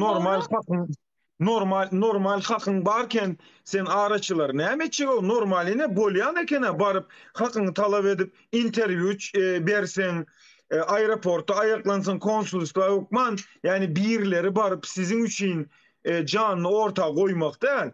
Ya biz zaten hedefteyiz yani arkadaşlar bardığı zaman provokasyon edip hukman bir uruş dava ediyorlar. Ama bu zatların yani şunu düşünmeyin vatandaşlar yani önden veri bardı normal anarkı kapıdan girip oçurda girip yönü adamlar gidiyordu ya da saatka $300 verip gidiyordu deyip yoktu bu zat o. Вот именно. Yoktu. Zatları ortaya çıkardık normal işler başladılar görüşmeye devam vatandaşlar. Konsolosluğunun sizden vizat kalma, araçların sizden vizat kalma hakkı yok. İşlep tapsınlar ya. Sizin bara $300 ya aydana kebir adamlar aylık $200 bir gras düşürüp bile. Ne için sizin pulunuzdan bular karın doyurmalı? Ne için siz pul vermeli bulara? Sizin en doğal hakkınız Türkmenistan'ın yolları hem işi açık durmalı. Hiç kimin hakkı yok. Prezidentin de hakkı yok şunu yapıp halkını kösemeye. Siz mecbur değil. Konsolosluğa size hizmet ediyor. Siz olarak hizmet edeniz yok. Siz var konsolosluğa var. Siz var Türkmenistan'ın hükümeti var. Şunu yattan çıkarmayın. Patron sizsiniz. Türkmenistan'ın eyesi sizsiniz. Size hizmet etmek için geldi. Hem mesem. Yani doğru ya bunu bir şekilde ya açık aytmalı yani sizden meselem Devran size de azıcık şu tayda ne ilgiliğim bildir yani.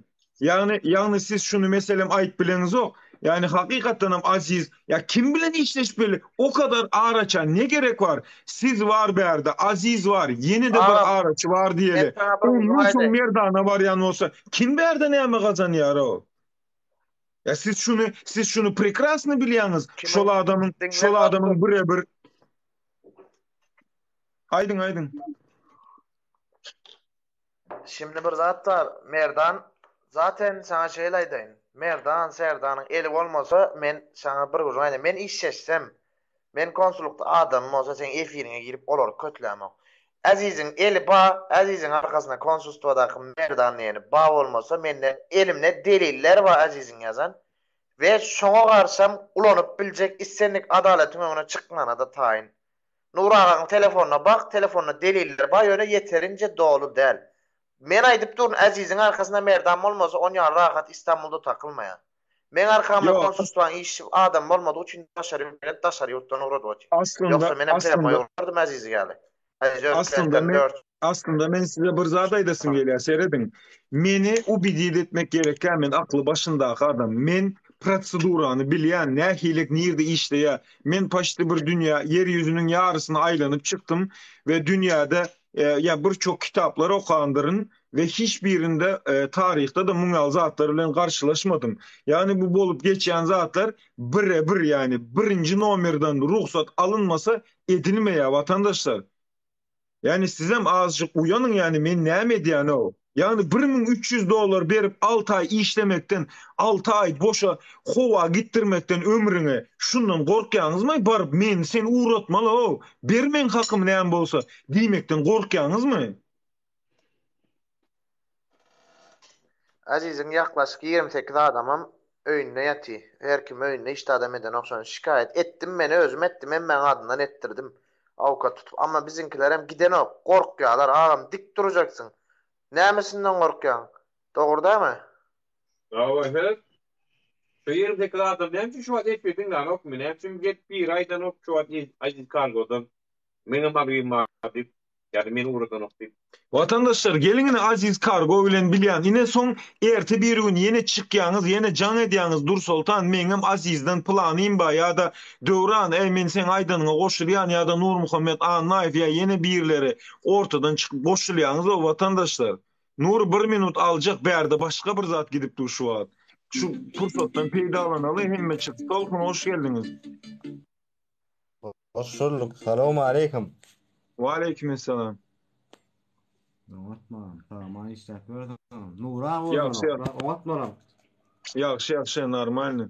Seredin şu näme bilen aýtjak zadyňyz barmy şu Aziz Kargo bilen şu arada gurrun gidip durda şu wagt.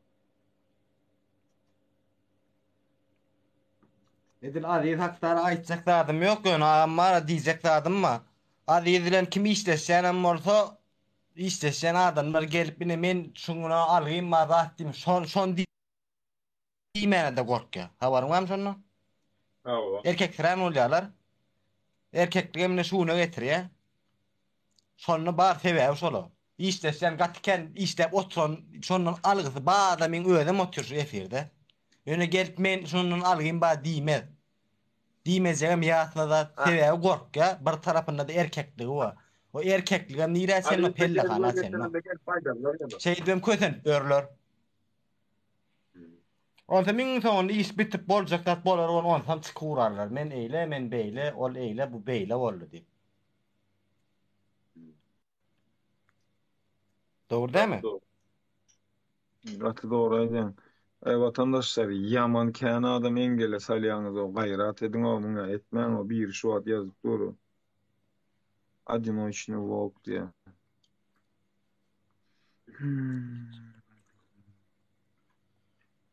Adinoşny bolupdy. Sen yemeli.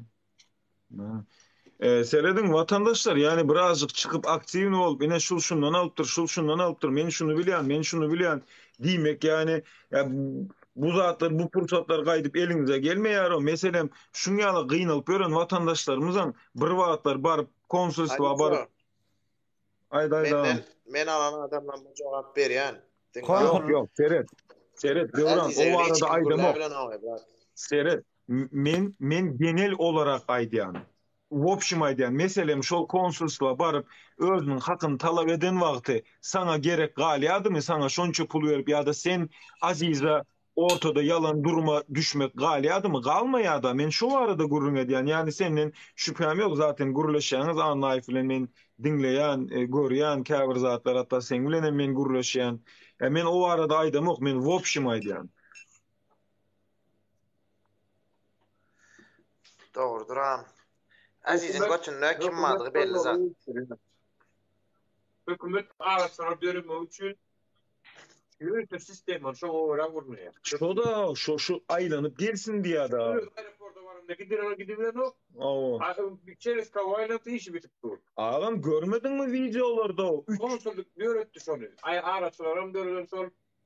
Anlarda kim bilir Daşar işte meşgulluğunda da bir fayal oturum onun da Ya olmaz olur mu? Ya görmedin mi videolarda men wystavlada videolarımda olay alayan hake näme şu bir zat balaklı ayal ne sanak adama bir nur bir minut ha işten gurlap tuna can doğan. önemli şey yok. 300 ne sanak 300 adama mı bilet satılıyor bir sanak bilet kassadan satılan ok sen näme diyen wagtda deyip gıygırya videolar bar ha. Olanma yine de Türkmenistan içinde de bir gelineceğin video işte. Aeroportun kurağı. O kayda devamlı. Gurlap bilersin Nuri. Hoş geldin. Men aşakta sonra verecek de dostuma men maşin del zat deydi de men gow bir sonra verecek. Konsulluğun işgärler günäsi ýok diýen ýaly etdi. Men sana bir zat diýjek. 20 oglana näçe mant pulun çykyp häzir? Näçe mant çykanda kömek etjekmi puluna? Näýli gurlaýaňa? Sen menim sorama jogap berbilen $10,000 pul çykyp. Näçe? $10,000'dan owrak pul çykýar. $10,000'dan $10,000'dan. Gelip de Türkiye Cumhuriyetdäki Türkmenistan'ın konsulluğuna haýyş edip gördüňmi bir ezek? Men şunça pulum çykyp otyr, sizleňem adyňyz geçirip otyr Zakir. Kimse? Ýa-ni oglanyň ady. Şu oglan seňem adyň geçirip otyr Merdan. Bana şunu ýaly kömek etdi gördüňmi sen? Onu ne için diyeyim o kömek? Men Merdan kömek etdi. Soracak niýetim ýok, men tanışym ýok. Yok, gara Doğancığım. Diýi gördüňmi, diýi görmedin, haýyş. Men näçin diýen dostum? Boldy Döwran. Boldy garşdy, sap bilen samany garşdy. Şu türkmen gurlap bilen aýday. Sadece men öz pikirimi aýdasym gelýär vatandaşlar var ha. Seret oturup dinläp gördüm da ine sen ne boyun aldyň 18 adam diýerdi. Ay 18 adam o. Serano indi öz pikirim dara. Sen ine şular ýa-şu işi bitirmedik ýagdaýynda da bu halk yurdun daşına sürürli eýtdi beýtdi sen adyň familiýaň bilýändirler zatyň bilýändirler yurdun içine barıp şikaýetçi bolmaklygyna %100 bilýän ona. Ondan soň sana şikaýet sen adyň familiýaň danyň aýdarlar şikaýet ederler seni yurdun içinde. Gel innan sen yurtdam adaletli olmaz, adalet sistemi işlemän soň sen öz hiç kim seni dinlemer o taýda. Sena birincilik bilen bu gurrun näme üçin atýan diýip sonra o adara men öz giýewim bir aýlyk $80,000 birine karz alyp durdy. Odam näme üçin ay şulara işi uğruna bolmady bolyn, şo pulun berip bilmediler bolyn. Bir eýtdi beýtdi bir aýyň içinde tapdy şo $80,000 izine gaýtaryp berdi. Şo beren adam soňundan aýtdy arz şikaýetym ýok diýdi bolyn. Şondan 8 ýyl berdi hökümet. Maşençistva diýip. Awa. Ýöne indi seňem geleceğin şol men pikirimçe senin vatandaş vara ne hile edip sereden dedem sen adam şu ad oňaryan sen hemme zady düzü edip baryan ýöne şu hökümet tarapyndan sen üstünden informasiýa ýygnap seni awa gerekli wagtynda seni şulara ýa pulun almaly bolar ýa-da seni basmak zeruruna bolýarlar. Adeta şonu aýdyn ikirdi. Menem şu yerde bir zat koşup geçecek vatandaşlar. Şu gün hak hukuka dayanışta bir video koydum Şolar gören meni var bolsanız. 40-50 yıl hapislere kalsın men razı ýöne şu halky uğratjak men. Vatandaşlar şu gün hak hukuka dayanışta bir video koydum.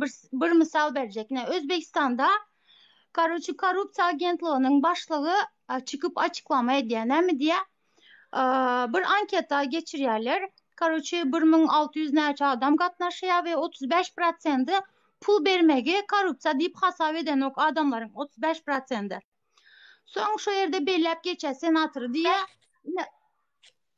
ine diye halkymyzyň ýagdaýy şu korrupsiya bilen bağlanışykly halkymyz bilen alınıp barylmaly işler yamanam kän diýip belläp geçýär. Короче 676 adam mı? Hazır точно не помню.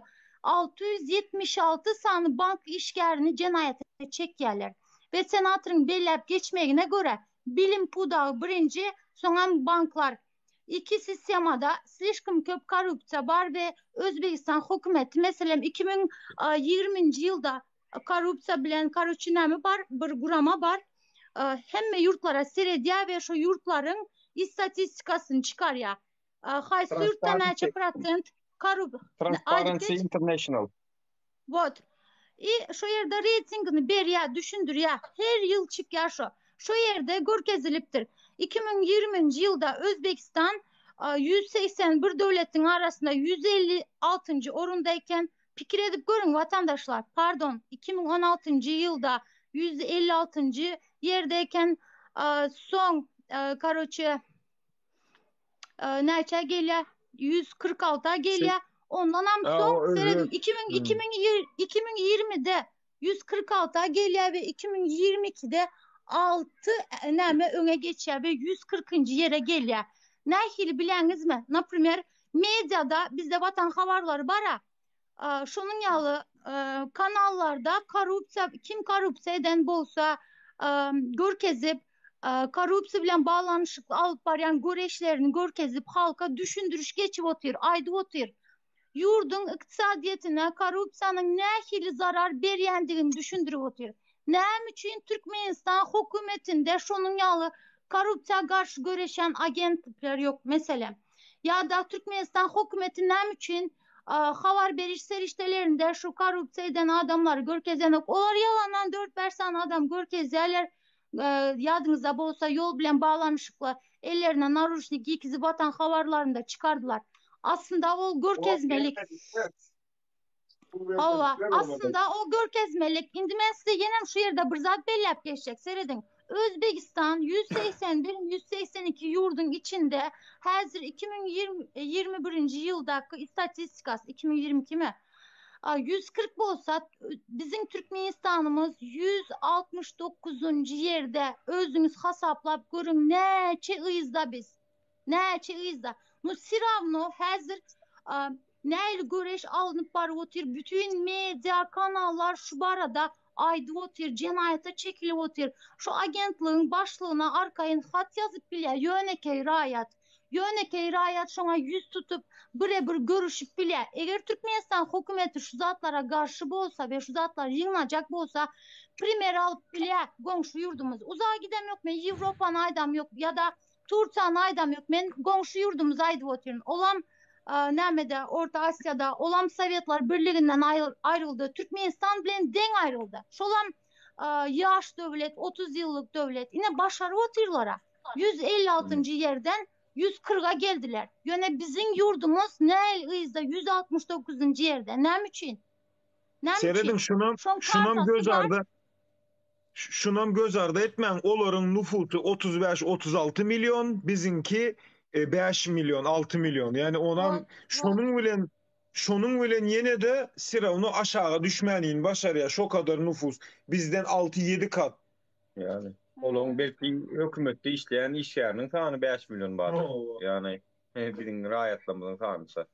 Ýöne Transparency International'ın näme etýäni köç aýdaýyn. Transparency International şeffaflyk, yani ülkeler näçe şeffaf bolsa yani içindäki edýän işlerini görkezýän bolsa şol derejede aşak düşüp bilýär, yani öňe ödüp bilýär.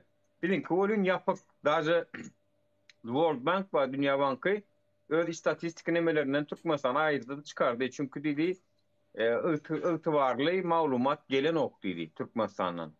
Demek Türkmenistan'ın özü, hükümetinin özü, Türkmenistan'ın kıpsadı, özü edeti gelen ok, özü araçları döremeğini teyap bolan işlere diye, özü şolar gollo ya, özü gönümbölgönü täsir edýär şoňa. Çünkü şolar ýa deliller aýdandan soňam görürs näçe wagt gene oturýarlar, näçe wagt şu İstanbul konsullugynyňky we başlygy, ornwasary, şu taýdakylan köpsi para horlugy 7-den 70'e şu içinde 9-10 tane adam baram gatnaşýar şoňa. Gatnaşmaýany belki Nam Anay. Daşar yurtlar nam için Türkmenistan bilen naprimер işleşen ok. Daşar yurttakylar şoň üçin işleşen ok. Anam yok. Yani Türkmenistan hökümetinden para horluk birinji ýerde var ya 169. Ya bir de diýerler aktivistler sizi ýurdumyz maskara edýäňiz diýe. Hani ama bizmi Transparency International 169-njy ýerde boý diýip biz maglumat berýärmi? Yok. Olaryň öz çeşmesi var, öz alýan informasiýasy var. Tak što sen Transparency International'da 169'da dursaň, internet agatlarynda 179'da dursaň, media agatlarynda, SMI'de, İngiliz yerlerde dursaň, onuň saňa kim saňa investisiýa gelsin, kim maýadarlar, näme üçin gelsin? Yani gelse diňe korrupsionerlerle gelýär. Gelýänler korrupsioner. Olaram siz bilýäňiz. Haýt firmalar. Tak što şu nemäniň kökü düýü ýene kellede çözülýär. Kellede. Çünkü hemme weypan başy şol, jogapkärem şol. Ýegenler. Görköz otursuna delil. Şundan soňra meni şolary hiç etmeýärler. Men hökümetimi tanaýan watandaşlar. Şu İstanbul konsullugyny hiç edilen ok genede. Ondan aziz diýilýänler näme üçin arkaýyn ortalykda jirit atmasyn. Näme üçin ortalykda edenleri poýuny goýup görmesin. Çünkü her onu şu kökü düýü aňardan gaýdýa, şoňa arkasyny ýatlaýarlar şeýdip. Arkamda ulukan dağılma diýerler, arkada ma diýerler. Korrupsiýona med oturlar, para horluğa med oturlar, mafiyaçylyga med oturlar, halkam köse oturlar. O arkasında yap. Yok bolsa görkezin, eger şeýle däl bolsa görkezin. Halka görkezin ene şu wagt bolýan zatlaryň. Yok aslında şular bir de müňüne eşek bolýar diýdiňde, Merdan Mustaqypyň Azize yalan nemesini 3000 dolar nemesini men size görkezdim mi? Bara watandaşlar tak što bu zatları yaşaryp bilmeýärler. Diňe boynuny alsınlar. Bir de diýär şunu eliňizden asman çekin diň. Halkam size asman çek görkezsin. Anserde bir sefer Berdi Muhammedow nemede şu günem haber berdi mi? Bir ýerde çykdy, okudyk. Halkyň emlägine ýa-da hökümetiň emlägine bir zat ýadyna düşýärmi? Geçende de aýtdym. Bas baýar ýa-da emme zat ortada. Odan urlaýarlar bulara diňe Korrupsiýa bar Nuraga. Nura korrupsiýa bar tutuş liniýany ýykmadan korrupsiýa galmaýar. 2018-de korrupsiýa bölümini açdylar. Açdyn korrupsiýa ýeşeýirsek bolsaň 500 milyon soraýarlar. Sen ondan näme düşünsen düşünäýdi ama. Korrupsiýany ýapmak üçin korrupsiýa bölümini açdylar, oňa girmek üçin 500 milyon. Korrupsiýaň başly bolmak üçin näme bermek diýerler. Häkimligi ýeşek bolsaň näçe diýip oturdun da arada aýtdyň ha, häkimligi ýeşek bolsaň. Häkim boljak bolsaň 12.000 dolar. 12.000 dolar. Liýsni ödüm saýat. Liýsni näçe ýyl hozalygymda kakama zat edilen ratso. Näme şo? Dilimi uzuna düşündürüp bilenmokdy. Pırda gaýda edilen ratso. 12.000 dolar. 3 daga etsin 12.000 dolar tapdan gön häkim bolýar. Häkimin gerekli istadan gerekli maňa Hemme welipäňler bar. Hemme welipäň. Onu söyleyemez. Tolik onu söyleyemez. Belki onu Merdan Mustaqyp şu konsulluğa gelmäke bir berendir da bu taýdy tönt. Mesele yok. Wedipedäkilen baram şonlar. Men erkek gör dowranma wara puşma zat eder. Kabul etmen gün aýryp zynk goýban şu organ näle agam bar. Bir kalpoz başykdan başda 5 mant bermek bolsa men erkegimden hewänen şu ömrümde hozalygymda kalpoz işinde ýene-de onunla hökümet işinde işläp berýän hozalykdan çykan bolan men. Bilýän sebäp berilen bir ýatgana milýan, ýene milýan, alýan bir ýatgana milýan, bir ýatgana mara. O men özüm bilenimi bar bir ýatga diýen. O hiç saçanam ýatmaýar. Yani çünkü linyan täzelemeden ýatjak zat ýok. Linyan başı bir ýatga tutýar. Yani diyelim de karluksa natçalar ama işe girmek için 500 milyon soruyor. Awa yeni de şular darak otur. Inazerit birden karlukçanyň üstüne açyp otur. Yeni de bize halkyň pulunu aldylar, nämetdiler diye. Aha, halkyň pulunu näde alýarlar? Alanlaryna. Müňläp alýarlar. Ve soňra mitip gidýärler. Näme de bolsa da men turjak. Men soktular ýöne men halky sokjak gel, halkyň hakyny ýek gel diýip otur ýöne. Bize diýip oturlar. Näme üçin şolaň agdyndan şular ýaly meseleni eşitmezok biz. Şular ýaly meseleni gowdugany eşitdiňizmi? Bular halk bilen işiyor, watandaşlar. Bularyň ay maksady şu hakyny hukukyny gözläp halkyň tarapynda, halkyň ýanyna duranlaram ýere sokjak bolýarlar. Siz şolara indi özüňiz jogabyny beriň, biz olaň ekirine baryp jogap berjek adamymyz ýok. Biz baramyz, on bar blokda ýatýar çünki. Am olaň efirine baryp jogap berjek bolmalylar, ýene detsek bolmalylar. Olaň bary, olaň günü atarandan günü bataryansa yalan diňe. Yalan ýasyr. Mysal üçin Zakiýa kaçyn bolsaň efirde. Alyny özüňiz örnek mysal ýetiren uzaklygyň efirde soralar. O mene ýerden saat 8-de çykkan, akşam saat 8-de sen triyak gol işleýän öýü artyk pul urat ya 350 ya 400 euro pul urady bilenmi? Olar uzaklygyň efirde de pizdiýär. Lüks saýda ýaşaýarlar, 2-nji, 3-nji, 5-nji gatda ýaşaýar. Bizden haçan ordan Bodrumda zeň içinde ýatyp turýarlar. O näýle gole mene düşünenmok be. Olar nerden pul tapýar? Dogry aýdýan. Hawarlaşak sonra men bilen 3 adam alç olan biletdi. Bolýa, bor şol Çekme aşir var. Dikkat edin, oğlanlar, premoyçular var, yani şu premoy İstanbul'da at çıkarlar var. Ayceren berdiği var, Gülçekra aşir var, dikkat edin, qarlarına minni kefirlerde açıklarsın oraya. Bolýa. Yaz. Bolýa. Bor, Kuak inni kefirine mucun çalaca size aydık gitti. Döwran baýyn takbulatlaryň dowamy bar watandaşlar çünkü belli bir derecede ziýana uranlar ziýany tak öwüz dolunok. Şonuň üçin bizim maksadymız halky iň bolmanyna, halkyň içinden çıkan şular ýaly ýamlary, ýaglary size paş etmek, sizem äga bolun diýip bilýänimizden. Sizem watandaşlar gelin aýdyň, ýani şular ýaly birine pul beren bolsaňyz, işiňiz bitmedik bolsa, anni biz aslında şunu öz ýalňyş, siziň özüňiz etmeli zadyňyz agdy birlik bilen konsullugyň öňünde uly gowtudurmaly aslında edilmeli şol. Ýöne şol bolanok bolýa. Sag bolsunlar aeroportda etdiler, netijesinde gördüler. Kamera geldi, habarçylar geldi, durman, mertlerçe gorkman aýtdylar, gitdiler şolam hemmeti. Sag bolsun.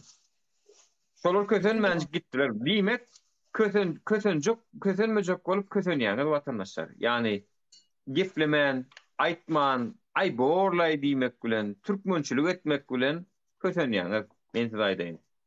Yüz gören cennet görmez diýipdirler. Yüz görüp ýaşasaň cennet görmersiňiz watandaşlar, men size aýdaýyn. Aynen. Kösendiňmi? Gelle aýt. Mertlerçe aýdy bilen okmy? Men maňa diýýärler, "Agam planam şunýal meni kösedi, men şunu alyp manämem." Özleri gelsin nänim diýen, boşulsunlar da aýtdylar diýen. Özleri aýdan ok, men näme şunu olaň öňüne düşeýin diýen. Men näme şunu olaň öňüne düşeýin. Ya belkim ýalandyr ol. Men biriniň ýalançylygyny öwretmäýin. Çünkü men bilemok hakikaty. Ýöne öz aldy bilen gelipin ha dowran metler şaýda otur azy diýilýär meni $10.000 soktu diýär. Buntak bu $10.000. Mundan başga da bir giden ýerleşler sokýa, jemi 30 näçe $33.000 onuň sokgan adam diýip.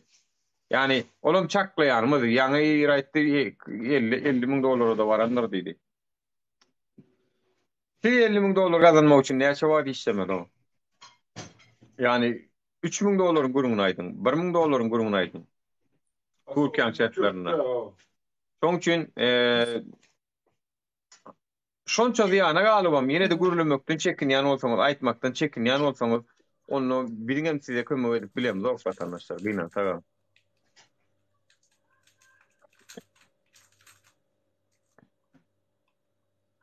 $12.000 diňe ýanky dowran Alo, sesim geliyor mu? Geliyor. Ha, Selam. herkese iyi akşamlar. İyi Merhabalar. akşamlar. Merhaba. Ben şurada şey yapıyorum ya, dinle tutman. Karoçu Türkçe geplemeyin de özüm dilimde geplen düşünersiniz değil mi? Ya o. Aydın. Madem karan şurada yine hem kim çıkıp izayda oturan geple oturan. Madem öyle gitmek isteyen adam var, öyle gidesi gel oturan mı? Pulundan birisi gelmeyeyim de. Gitsin özü bilmese bilertek adam yanına varsın yüz tutsun. Ona her görene gidip pul vermesinden sizler efirde bir yıldan beri 6 aydan beri çıkışı dostlar. Hem kim göre oturan bile oturan da uğramaz mı? Şuna varsından şundak ben gidecek man. Ben şuna pul soradı. Perence pul soradı. Bana pul versem bolam. Madem keles işlemese keles işleyen adamdan sorasın. Yankı beçayette bizerdi Bodrum katta oturamız dedi. Ama de 300-400 dolar öyümüze zordan pul uzat idi. Ama başkaları da görürsen lüks yerde oturan idi. Şu ayda oturan beçenin gepine gerçekten ben katılamam. Hem yabancılar burada 3. 5. etajda lüks etajda yeni binada oturup bilmedi. Patamırsa vermediler. Bir de kımmat. Ulan hem için oturadılar. Adamların pulunu iyi oturanlar şunun için oturuptular. Adamlar madem şu durumları göre oturan mı? Bodrum katta ıslak öyde oturup şu pulu vermeyecek olsa gitsinden konsolluğa yüz tutsun. Gitsinden konsollukta ağız bir bolsunlardanı yine şu problemaları çözsünler madem vermek istemeseler. Yani herkes Ağzı uzat birlik dedi bilen barmanlar ama sonuçta sayın onu da. varıp aynen Hı. uruş boladı, şokum boladı ağız bir bolsunlar. Hiç ağız bir bolsa hiç memiş saydı bilmiydi. Ağız bir bol midilerden bittes uruş etse tomar şeyde duradı. Yine o uzat bol miydi hiçbir zaman. Ağız bir bolup hiç kime pul vermesinler buraya das kanalın uğrunda arkasında dursunlar kana. Hiç kim hissat edip bilmedi. Ya yol açadılar ya kapatmasa komple kapattılar. Ne, noktasını çekediler. Bir ay adamlar savur esteler var ya bir ay. Şunca 5 yıl 6 yıl savur eden adam Nujeli bir ay savur edip bilmedi. Barıp şu Nujeli hemme kim? Yok ben gidin ben. Yine şu gidedi 300 mi dolar mı? 300 dolara menem şu pul veremem. Ben 2 dolar verip bilmiyorum. Bar pulum toka verim ben deyip Nujeli adamlar bir ay bir hafta 10 gün savur edip şunu talep edip bilmediler. Şondaki etseler hiç Şimdi kimen pul almayan vermediler. Şunun önüne hiç çıkmasalar bol muydu 12 tekken? 2000 dolar, 3000 dolar. Gidecek Seridim. olsan 2000 dolar. Türkmenistan'a gelecek olsan 2000 dolar dedi. İnni son çıkan şu havarlara çıktı şu vakalar. Bir giden Evet. paraforluk, maşinist ve dörüdü. Şu zatları esasında şu adını konsulluk kim varsa aynı plantasına gitken deyip gün çisto veriyor diye. Araçları her vermem. Gönümmel gidecekler. Gönümmel barsana. Değerli olsa da mağa gelip havar edin vatandaşlar. Mağa da hiç kalmaya diyen almayı. WhatsApp'ım, Telegram bilyen WhatsApp'ıma, Telegram'ıma yazsın. Mağa son köylen havar şol tasdiklanını konsulluk şu alıp hiççilik spisak düzenok gönümmel baryan noğotu plancı çistodu gidiyen deyip günün aydiya. Gidecek günün aydiya Sonra diye. fiyatı ne kadar veriyor? 280 dolar, 300 dolar. Başka türlü yok. Bıram şu 300 dolar, 300 mi 400 lirada nemesi var. PCR testi var. Yani abi işini edilmedi türlü olur şol. Şolor verip gidiyen. Artık maç hiç kimi pulun veren o adam veren o deyip ayttılar. Gidin de konsulluktan yutun konsulluğa barın da şu tayda ne otudur yani Mehmet yani şu vakittan belki reitler adırak gidecekler bilenler belki ansat gidersiniz gidecek olayanlar şona mitreynidim. Benim tanışımdan 3 tanışım gitti şeydik diye ana bakardık diye aşaktan yürü. Bu arada yukarı G harfi geldi teyze biran baka doğru geldi hoş geldiniz. Merhaba, hoş bulduk. Bakın ben bir şey söylemek istiyorum. Biraz önce Dövran buraya çıkıp konuştu ya. Aeroportta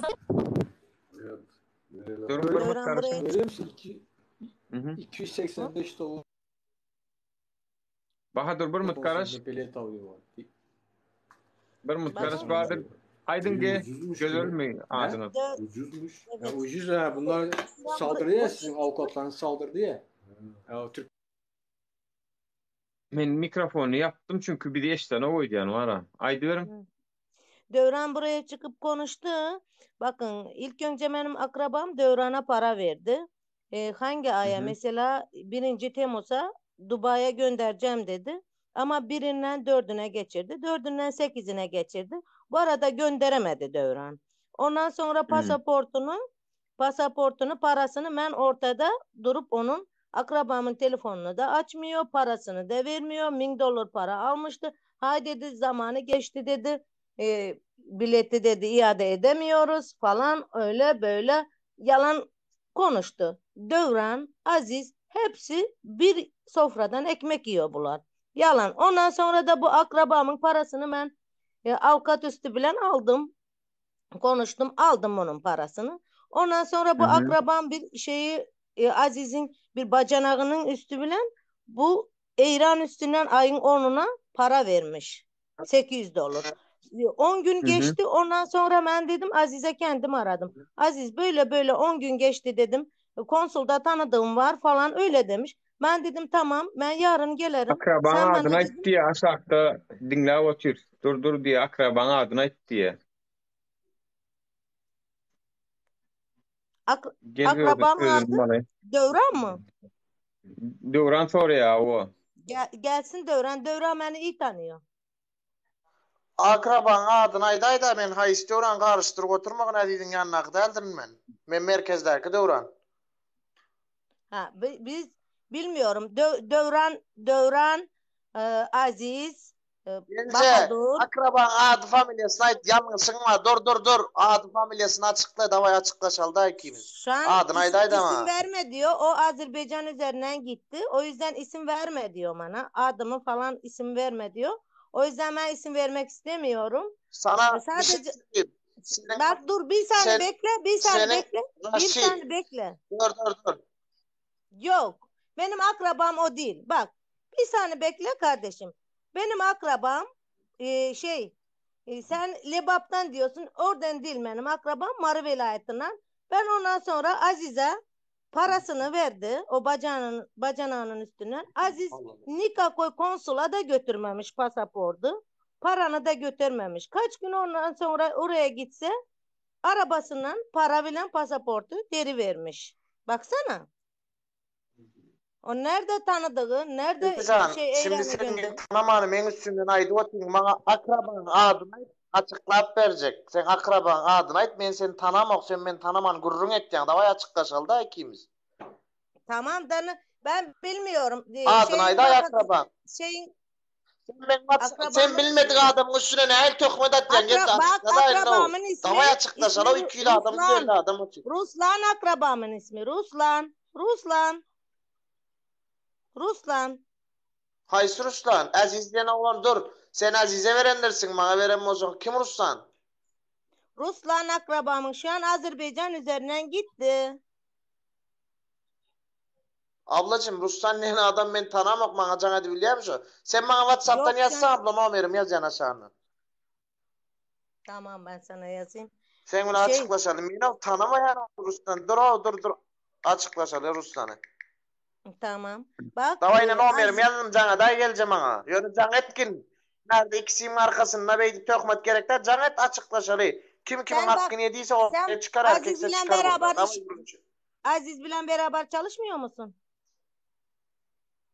Aziz bilen işten varsa Aziz mi? Ablacığım ben Aziz'den algısı olan Devran. Sen Aziz'in yanına Serdar'aydı oturayım. Ha, tamam o zaman. Tamam. Gelce sen men tananma ko gelce. Men adımı familyamı yerimi bilmem ne edip tökmet etken davay açıklaşalım ho. Yüzünü kapatıp duruyorsun. Nereden tanıyalım seni? Nereden tanıyalım? Biz sadece Aziz'i gördük. Yanındakiye de Dövran dedi. Onun yanında da bir tane adam varken ona da Bahadur dedi.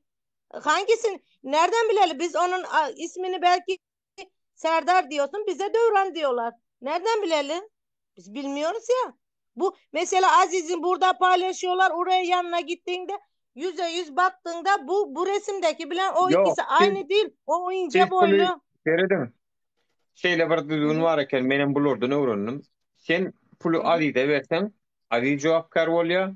Sen pulu Döwran'a versen Döwran cevapkar bolýar. Toýş Aziz'e veren zadyň Döwrandan talep edilen o. Şoň üçinem şu wagt Döwran'a verilen pulu Döwran gidip Aziz'e berýär. Aziz'e işini bitirmer halyna bitiren nokta gatça bolýan. Ortaly Döwran udarda galýada Döwran bergilerini berip şu wagt. Ýa-da şol adamlar öz kifetinden çykaryp uğradı otyr. Toýş ikisini karıştırmalar. Sen Aziz'e verdim diýen pulu. Doğru değil mi tağam? Aziz'in yanına gittiğinizde Aziz diyor bu Devran yanımdakiler. Biz beraber çalışıyoruz. Devran, Bahadur, Aziz üçümüz beraber çalışıyoruz Devran'ın diyor. öyle ofisi var. Aziz'in öyle ofisi var. Aziz Kargo Dudullu'da. Aziz Kargo. Ama bu resimini paylaşıyor ya Aziz'in. Ne o? Buradaki bilen Dur ben böyle sana yüz tuğrasını yüze okudayım. görüşeninizde o aynı değil. Aynıya benzemiyor. Burada kiloluk gözüküyor. Oraya gidip gördüğünüzde o incecik bir oğlan o. Ben Kim? burada benzetmiyorum o Aziz'e onu. Tamam şu yankı ne yani Devran'ı görseniz tanıyanız mı siz? Hı. Uzun boylu Daşovuz'dan 93.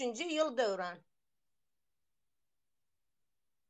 Daşovuz'un 93. yıl. Evet, Yüzeymek. Daşovuz'dan 93. yıl. Tamam bulum Daşovuz'un. Yani menine şu an surati bir WhatsApp'ımda var da. Sen nemeden uğraşsana bana.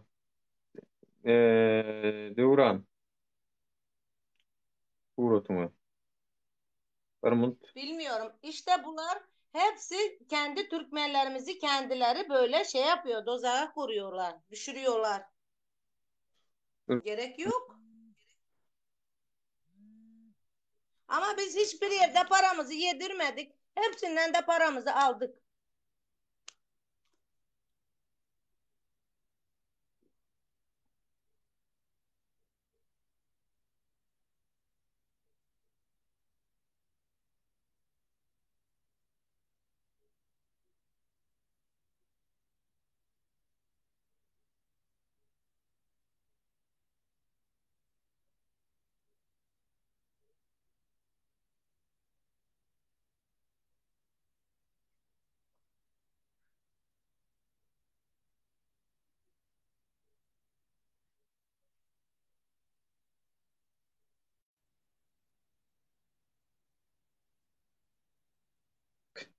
Seyredin. İnha şul oğlan.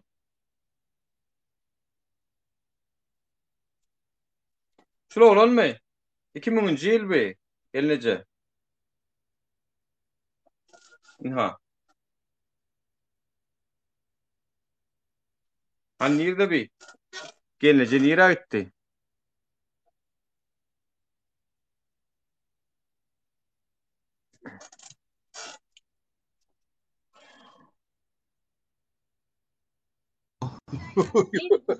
Alo. Selamun aleykümler. Onu da şükür. Gepleşiverin bir mun. Haydi verin. Alo, selamun aleykümler oğlanlar.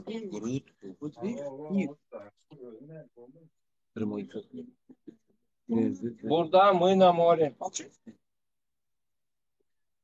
Сема нема? Особо готовил. Долго вы чуть Давай İçeli zaman продвижения. Да. Мало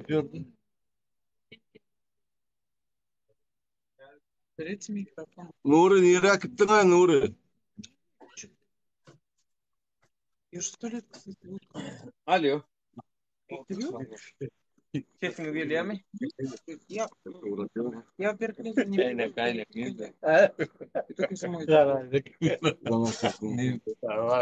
Salam user Mihman hoş geldiniz.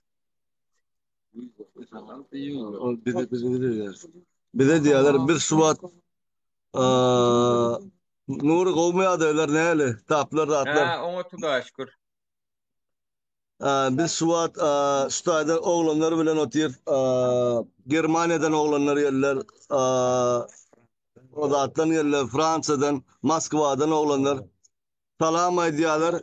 Bu diyecek rahatları var. Aydın verin. Aleyküm selam. Esen olsun.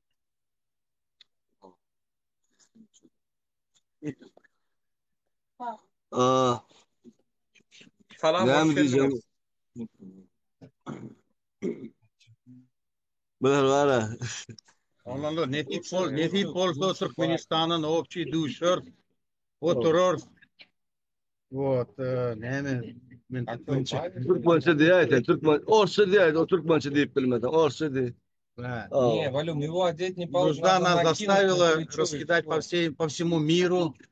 Вот, дай Бог, все встретимся в Батник Туркмении. оденете. Дай Бог, свободной Туркмении. Дай Бог, Свобода, да. чтобы все Хорошо, а было как хорошо, ты говоришь, батник чтобы мы оденет. могли, кто что хочет сделать. А на костюм Вот. накинуть нельзя Дай для Бог, этого? это скоро произойдет. Вот. Ova. Ну, Siz спасибо, wagtda bilen спасибо. Türkmenistan emmemizde nesip bolsa, du şort zat Я eder. просто батник Emmemiz Türkmenistan'a varat aňarda eder sen medatları var. Да, очень скучаем по родной земле, а то мы здесь на чужбине как-то не, вот, Ova. поэтому. Спокойно. Daşar yurtda emmemiz şu Вот, atda ova. Бензин, Альфа-банк. Успела? Oğlanlar şu atda adettiler, giyirdiler, benim giyire, nedim yani bilen. Оля, а этот тест ПЦР? Minnettar ağam, ören minnettar köp sağ olun sizin barlığınız bizi buýsandyr ya gowundur ya şeýdip gollaw berýändiňiz. Her bir raýat şeýdip bizi tölemä edýän işçimize gollaw berýärler, bizem şolardan güýç alýas, şolar ýaly gollaw berýänligi. Çünki biz halk bilen güýçli. Biz ýeki özümiz hiç zat. Men şunu diýemok, men barsam şeýder, men diýemok. Biz barsak, biz bile edip bilersiz diýen her wagtam. Ova, diňe bile edip biler. Dogry. Давай, Jamal kida. Aktivistlere şöhret. Spasiba. Salam aleyküm Mendetta. Şedemden tanıdınız siz beni var ya. Ve aleyküm selam Ali Seni Ço. 100 milyon adamın içinden tanıyan sesini. Şuvada olanlar rahatlarından otur şu Fransa'dan gelirler, Germanya'dan, Orset'ten, Moskva'dan gelirler. Hem salam eder, nesip bolsa var ya, şu Türkmenistan'ın şu taýda oturup nesip etsin, hem Türkmenlere var ya. Tiz wagtda var ya, bu odatlar var ya, diktaturany, bizim şu bolýan, näme diýsem kam, Türkmenin şu hücum edýän zatlar var ya, bir azatlıkda bir duş şort nesip bolsa var ya. Yok mani suratda yok. Hemmemize nesip etsin şowunlar var ya, nesip bolsa. Şu Şu diktaturanyň ýykar, nesip bolsa ýykar. Hawa, men tanıýanyz nesip bolsa ýykar şu diktaturany. Aleyküm selam. Hemmesine de bizim adımızdan ham salam ayt, minnetdarlığımı bildirin. Öyle men çıktım. Bolya Oğlanlar sağ ol çıkar, minnettar. Bir Bahadur sen mikrofon açman bilýärmi? Men açjan olyn sen nemeden ok. Toylik Bahadur. Mikrofonuňy açyň bolmasa täzeden gelýän. Ha, toylik sen bilýän ekeniň.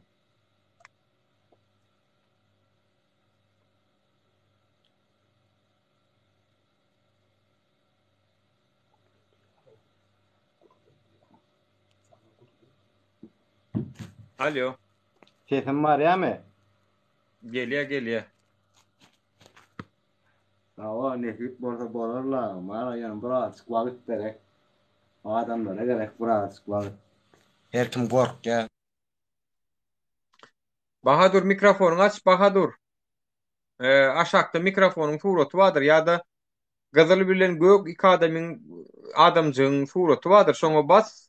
Şo taýda öz adyň gawadynda mikrofon bardyr. Şo mikrofonuňy aç, bolmasa men açyp bilemok berdi.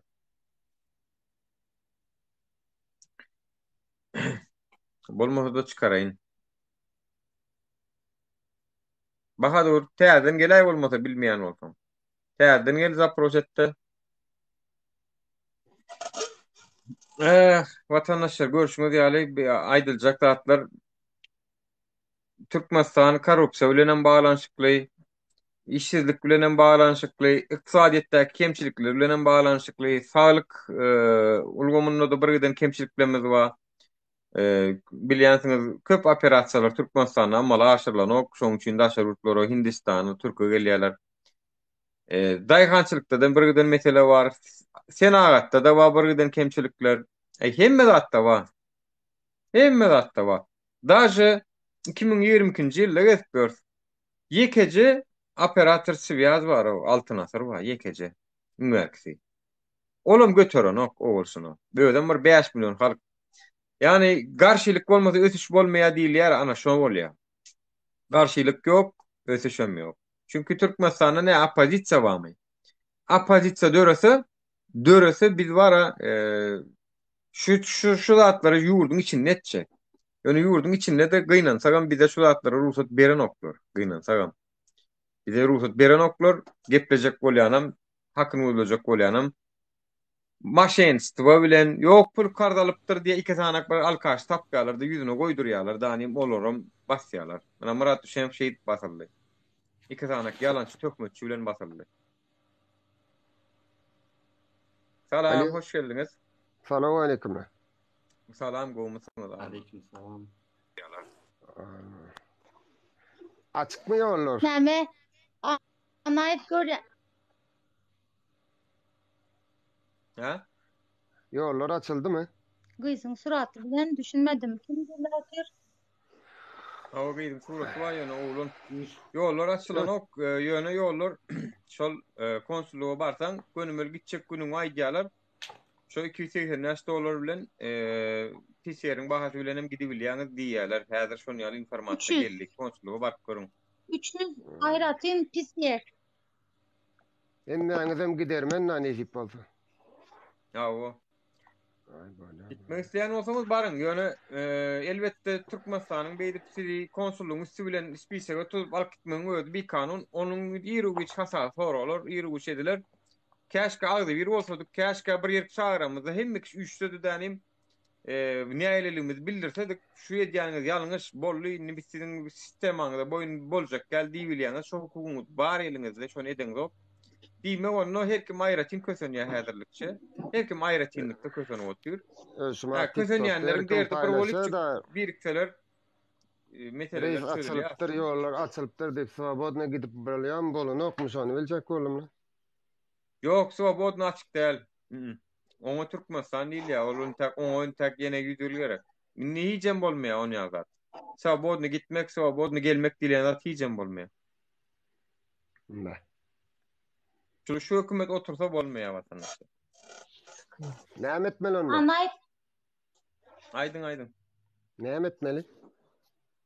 Häzir aýtjak näme etmelisin? Dursultan aydın sizani? Men şunu goşup geçecek vatandaşlaryň ünsüni çekjekler. Häzir biz aýdýar ýurda baryp näme üçin etmeýäňiz? Neseredin prosto bara adalata yüz tutman. Diňe naprimjer swobodny SMI bolan ýagdaýynda korrupsiýanyň nähili görnüşde edilýänligini jikmejik ortağa çıkardık. Meselem görýäň däme? SMI açyk bolmasa da diňe şu ýerde kanun bozulan bir zat barmy? Ýalňyş aýdylan bir zat barmy? Hiç zat ýok. Prosto media özgürlüğü berip ýanky adalet sistemasyny kak poложено işletseler hemme zadyň üstünden gelip bolýar vatandaşlar. Gördüňiz dälmi? Bugün eçenle şu zatlar näil dowam etdi? Aktivistler dören eçenle näil dowam etdi? Adamlar ýanky hökümet işgärlerini tanayan bolsa şolaryň üstü bilen biri-biriniň problemalaryny çözdüler, biri-birine pul berdiler. Başka adamlar şonu ulanyp maşenikçilik etdiler. Ondan soň başkalary şondan mağdur boldu diýerler Türkçede. Mağdur boldu ve muny araşdyryp, soraşdyryp ortağa goýan adam ýoktu bugün eçenler. İndin edilip başlady. Şonuň üçin hökümet bu zatlary görüp durup ýanky çepekçilerini üstümüze salyp otyr, bir sürü töhmet atyp otyr. Indi gördüňizler vatandaşlar, media azatlygy, soň ýanky adalet sistemasy näme üçin gerekligini düşündiňizlermi? Näme üçin bugün eçenler şu zatlaryň üstünü yapıp saklap bildiler nähil ýagdaýda. Ine hemmesi ortada. Ine bizim talap etmeli zatlarımız ine baştan beri sonra otyr. Näme üçin media azatlygy ýok? Näme üçin söz Seret Anaýew? Biz birinci näme gazandyk? Söz azatlığımızı gazandık, gürläp başladık. Ondan soň halkyň öňüne çykyp wysupat edip başladık. Soň kemçilikleri gözläp başladık, düýbüne. Asyl ýanky figuralary, aktyorlar däldi düýbüni gözläp başladık. Şunun ýaly hemme zat ortağa çykyp otyr, bileňizmi vatandaşlar. Özem biz berde ýanky hökümetiň bize alyp barýan oýny ýaly şahsiýetler bilen däldi. Yok sen şonun ýaly, munun ýaly däldi. Edýän işini kritikawaç edip ortağa döküp görkezdik. Indi gördüňizler vatandaşlar näme üçin söz azatlygy gerek, näme üçin media azatlygy gerek. Näme üçin ýanky adalat gerek. Şo zatlar bolsa yurtda vatandaşlar yurdumuz gül ýaly bolar, öser. Doğru değil mi? Seredin söz attık tağam bize berilmedi. Biz onu soruşmadık gün aldık. Biz soruş oturmadık. Söz attık menki dedik. Men on senden soruşşogum derlidik de allık tanime maydık başladık. Kanunun 42. maddesi konstitusyon. Bize beriye bir de metçek dedik de ettik. Eğer her kimem şey dip yeri gelenine öz hakkını hukukunu bilip hareket edip başlasa Türkmenistan hükümetim düzelmeye borçlu. Halkam şey dip birazcık talapkar bolsa şular ýaly meseleler döremeýär. Ahmet Rahman hoş geldin. Gowmeýärler.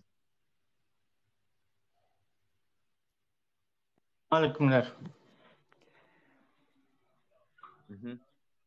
Ýalňyz Aydın ýokarda bir illeşimiz var. Näme etmeli diýilen soraw berdi. Siz näme pikir edýäňiz? Näme etmeli biz? Söyledin. Ýaňy biri sorada aýda oturtýan biri. Şonu işitip girdim ben.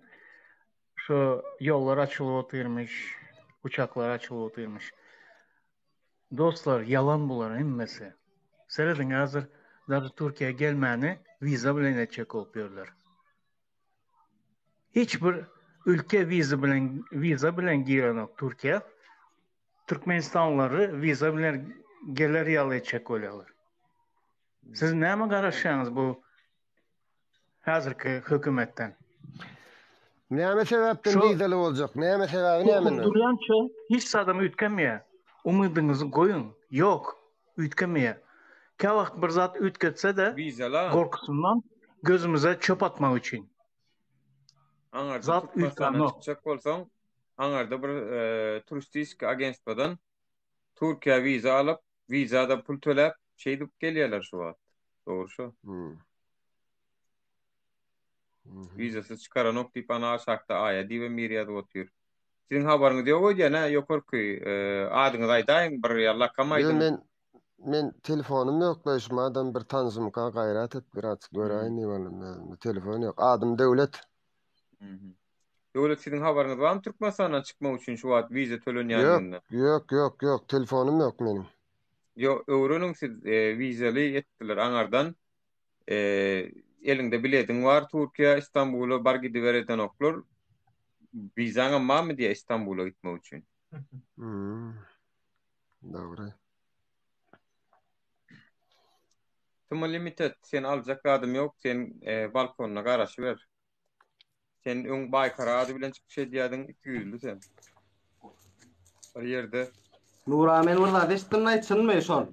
Şörden nidi Türkden Türkmenistana gidenler eline kimli olsa 2 ýyl ýogam bolsa 5 ýyl deport diýer. Çynmy şol hatda? Her dada garaşy berin Türkmenistan otay. Kanunsuz näme şu wagt sizi şeýdi konsullugyň üstünden aketmegem kanunsuz. Şoň konstitusiýada garşy hiçbir neme öz raýatlarynyň erkinde gitmegine gelmegine päsetçilik berip bilen o kanunda da bar şol. Öz raýatlarynyň ýurduna gelmegini mahrum edip bilmez diýe konstitusiýada okat berdim. Mahrum edip otyrar şu wagt. Konsulluk näme üçin bar? Şoň üçin bar. Sen gidip bilen ok. Sen gidip bilýän. Sen gidip bilen ok. Şoň üçin bar. Gidip bilen ok diýenlerim belki näme üçin bar? Belki bir yerlerde komentari adamlar, belki bir yerlerde hükümeti tankit edenler. Potansiyalny oýanan adam hasaplanýar. Potansiyalny oýanan adamlary Türkmenistan ýurda sarasy gelen o. Oýanan adamlar çünkü o taýpary hakkyn talep etjek olar dünýäde adam gerek gel, olara kellar gerek gel. Onun şeýdip kesip halkyň bir bölegini daşarda oýanyny goýar. Sen hakkın barmy o raýatlaryň watana, watan bilinkä. Bir zat sorajak, bir düşünmedik zadym bar da ondan çykjak sorasam bolýarmy? Aýdyn. Şu taýda şumat kimligi ýoklar, akidiýalar ýaban şubada oturýarlar ha. Ondan ýurduna deport edýärler diýe. Şu taýdan. Şu deport edilen Türkmenistanly raýatyň bilet puluny kim kesýär? Döwlet kesýärmi ýa-da kifesinden bermeli? Men şoňa düşünmedim. Onu bilem zok.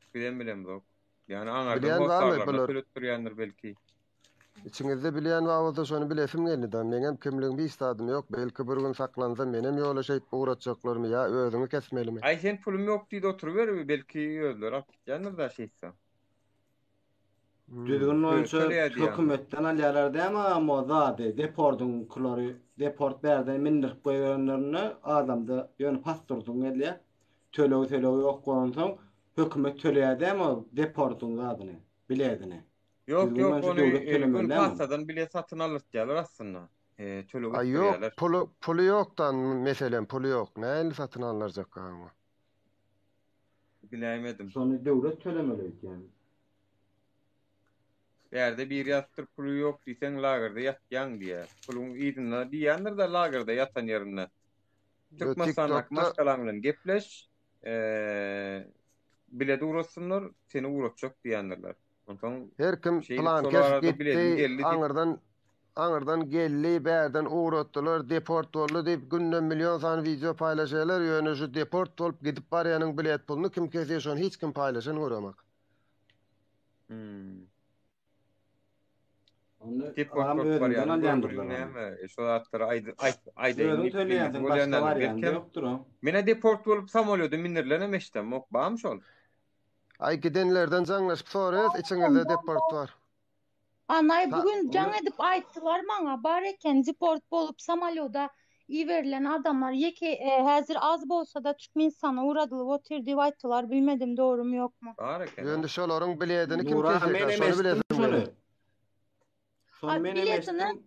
Garawym 50 ýyllıkdan nedi? Pulunuz bolsa özüňiz bolmasa da ýanky özleri alyp goýberýärler berden. Napurym men jeýmem berden deport bolup gitdi 2000-nji ýyl 2019-da wrodypa. Berden deport boldu biletini berden aldylar. Ýöne Türkmenistana baran soň bilet pulunu töledi. Ha, aňarda töletdiler. Häzir näkili bilemok ýöne. Näme Türkmen al men çykaýyn Nury bir zat aýtjak diýe. Ýöne men Nura eşitdim. Şona bilen. Marda 10 näsden oran deport bolup bardyr. Browada 10 näs adam 10 näsden deport bolup baran diýesdim. Barana da 2 gün otdur. Çynmy yaranmy onu Hudaý bilýär. Meňe mesden dadym. Ses meşdilýärmi Nury? Awa eşdilýär. Niýazow wagtynda hökümet tölýärdi şonu. Alynan nokta adamdan. Assalamu alaykum. Salam. Pul töleýän ýan haýda Nury. Ha? Mugut gaýdyp bolýar diýdi ýanky deport bol. Mut dälle diýe berdi. Mut geldi diýe ýöne aňardan alýar diýe hökümet berýär. Men sen burada dedim. Şu tutulan oglanlar var. Eşek gel işledi oturlar bilet pulum ýok diýipdir bolýar. Nerede işletdiler?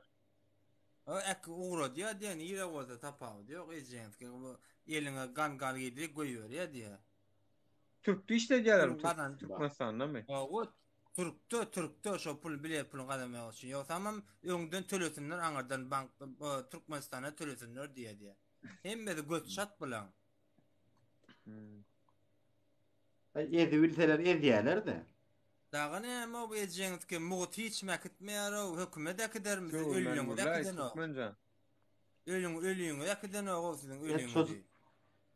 Şoza şeýrine bara, şoza şeýrine tawul golly, ýani şoza şeýrine bara. Ölüňi äkiden o. Biri äkider mi ölüňi alyp gitmeli? Yer ýüzi äkide otur ölsün, hemme yer ýüzi. Bu ejenski bize de galýa bolýan, diňe bolanok, bolýar. Türkmen halky haram dadiken, içi bölýär diýe. Adagam içeride ejenken bay devletde ejen ýaşap beren halk gelip berdi, gul bolup berse. Namsız içeride. Doğru aýdýaň şonu. Menem işe Türkmenistan'a baran adamlardan näme soraýarlar, o hakda bilen barmy diýe. Barsaňyz watandaşlar bizi arkaýyn ýaman näberiň hiç nememiz ýokdur, özüňizi aklajak bolup, özüňizi yok men görýän olur dogry aýtýar, zat diýjek bolup oturmaň watandaşlar. Olary düşünmeýär, olaryň kellesi bilen siziň sözüňiz hem deň gelmeýär.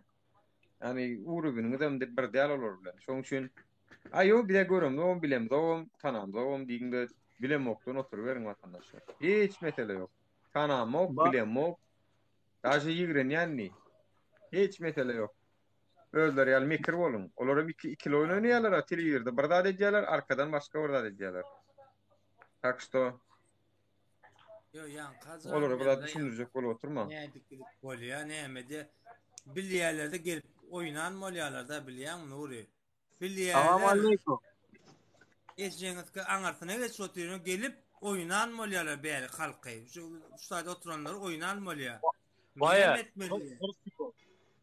Bağışlarsınız. Ejeňizki duhun çatýanmasa fikirde konsistuwa var. Duhun Baya çatýanmasa. men Tamam Türkmen köşeş namatly bilen. Gelip Nuriň efirine gelip nämet bilip sorýan.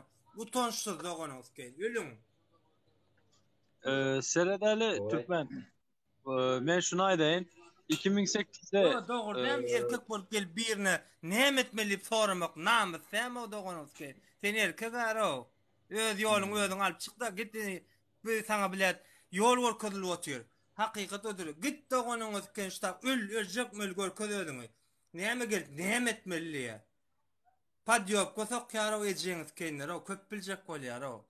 Türkmen dırdıra 2 minut çağa däle bolar o. 2 minutluk girdim. Türkmen 1 minut.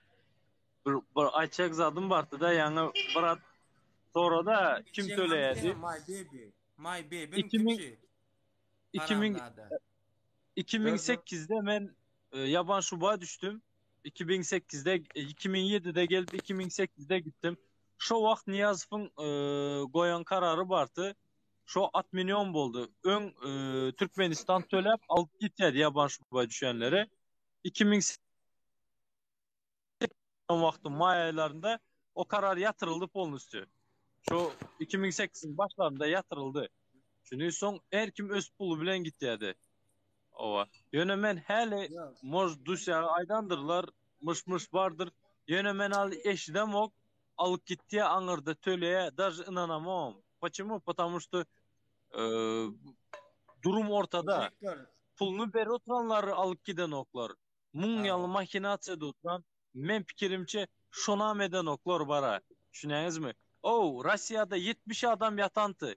70 adam. Hani maksat bayram için men Rossiyada bu hiç bir bok даже barıp görmem bilen Düşünäňiz mi? Nämenin gürüňine etdiäse o. Ýaşap ber o. Alihan olar urja gutordy. Olar urja durmuşy. Ejeňizke şatan çyk gaýtda. Şu Türkmenistan'a çyk gaýtda gerek zatlaryny edinip bolly gutordy durmuş olar üçin. Ştaý berik gelip gütün açaýsyn o. Bilýän o gutordy olar üçin ýöne. Soňçy ýaşlar we talipler we garry eneler we şolar alsyn o. Bilýän o şolar. Dinle Türkmen. Davay biraz mas ize sarı aldanı bir zat yatladı da vatandaşlarımıza yadımızdan çıkan zatlar var. Yadınızdan çıkan bolsa Ukrayna'da uruş oldu. Bizim hiç bir iki samolyot bilen 6000 tane okuwçumuz vardı. 6000 mi Nuri?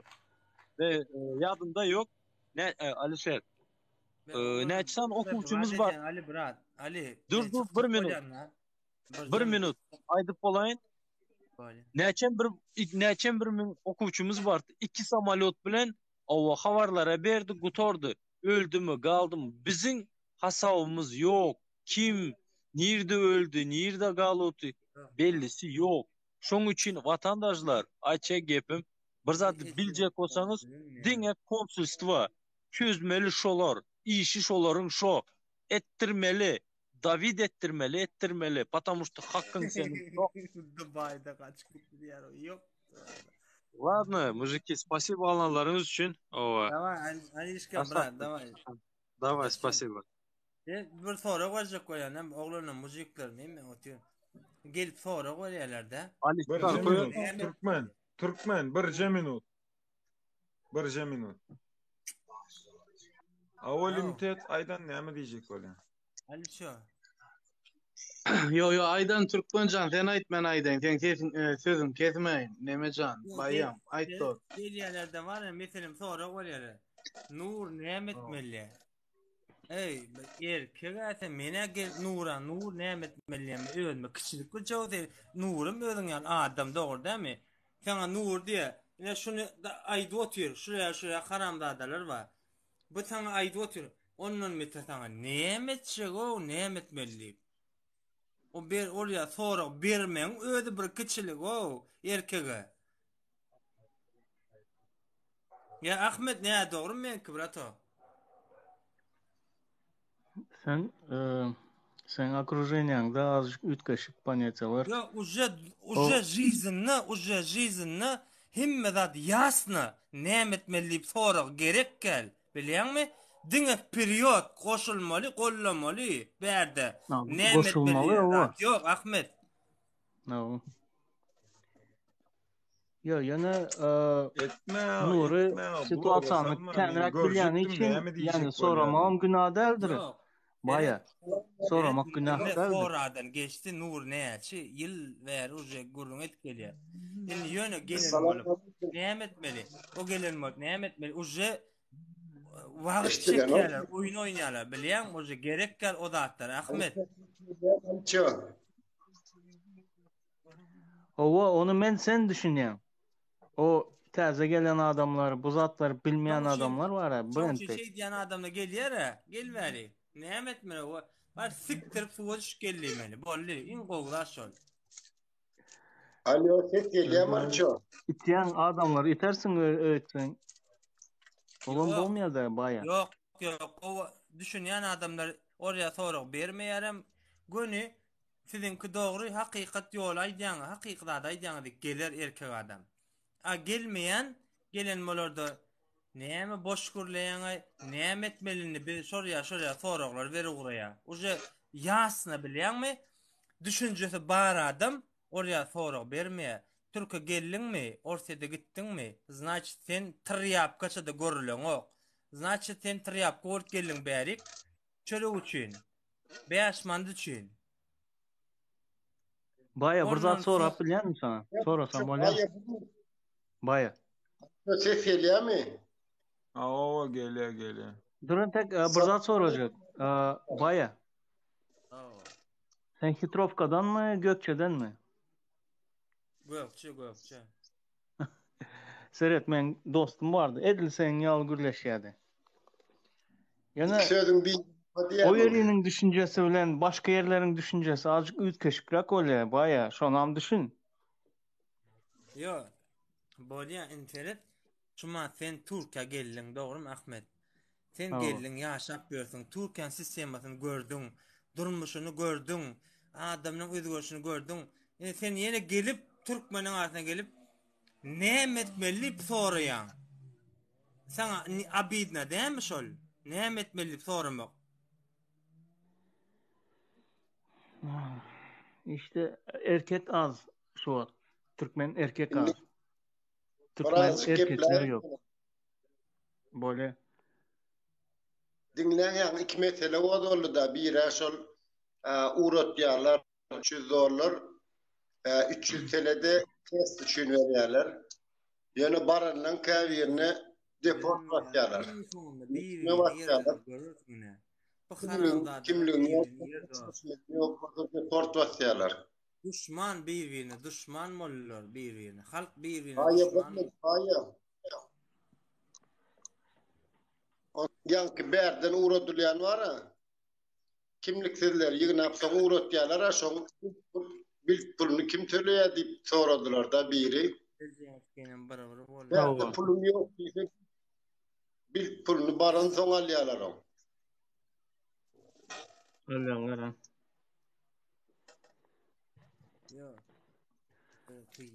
Men bir zady bilýän, bir gelnejäni iýerdiler. Konsulsiyada spiskda bardy şol. O günü geldi. Bilede pul yoktu. İverdiler. Karantinda wagty maşgalasyna jaň etdiler. Gelin şonça pulu getirin. $300 diýdiler. $300 getirin, ejeňiz alyp gidin diýdiler şonda. Karantinda wagty. Berde pul bolsa aňyrda alýarlar o 100%. Hakyly ömür. Bolsa karantindan çykmaz. Kene düzelmeýär, brat. Bular jeňiz kene düzelmi. Diňe çapym etme bular. Iň gowsy salmalar araňyda. Bolly. Şo. Şoňa sorak berdimi? Ederet. Şunça wagtda TikTok işe Türkiýede. Hayır, bayı.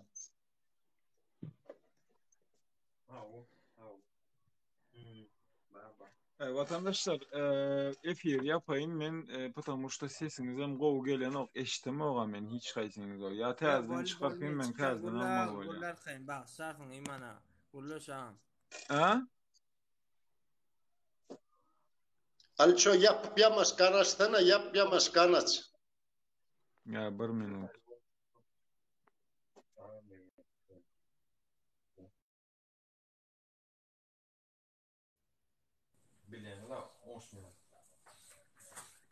Ahmet Ağa'nın alt görevinen Ahmet Ağa gelinen sesiniz eşitli yaka.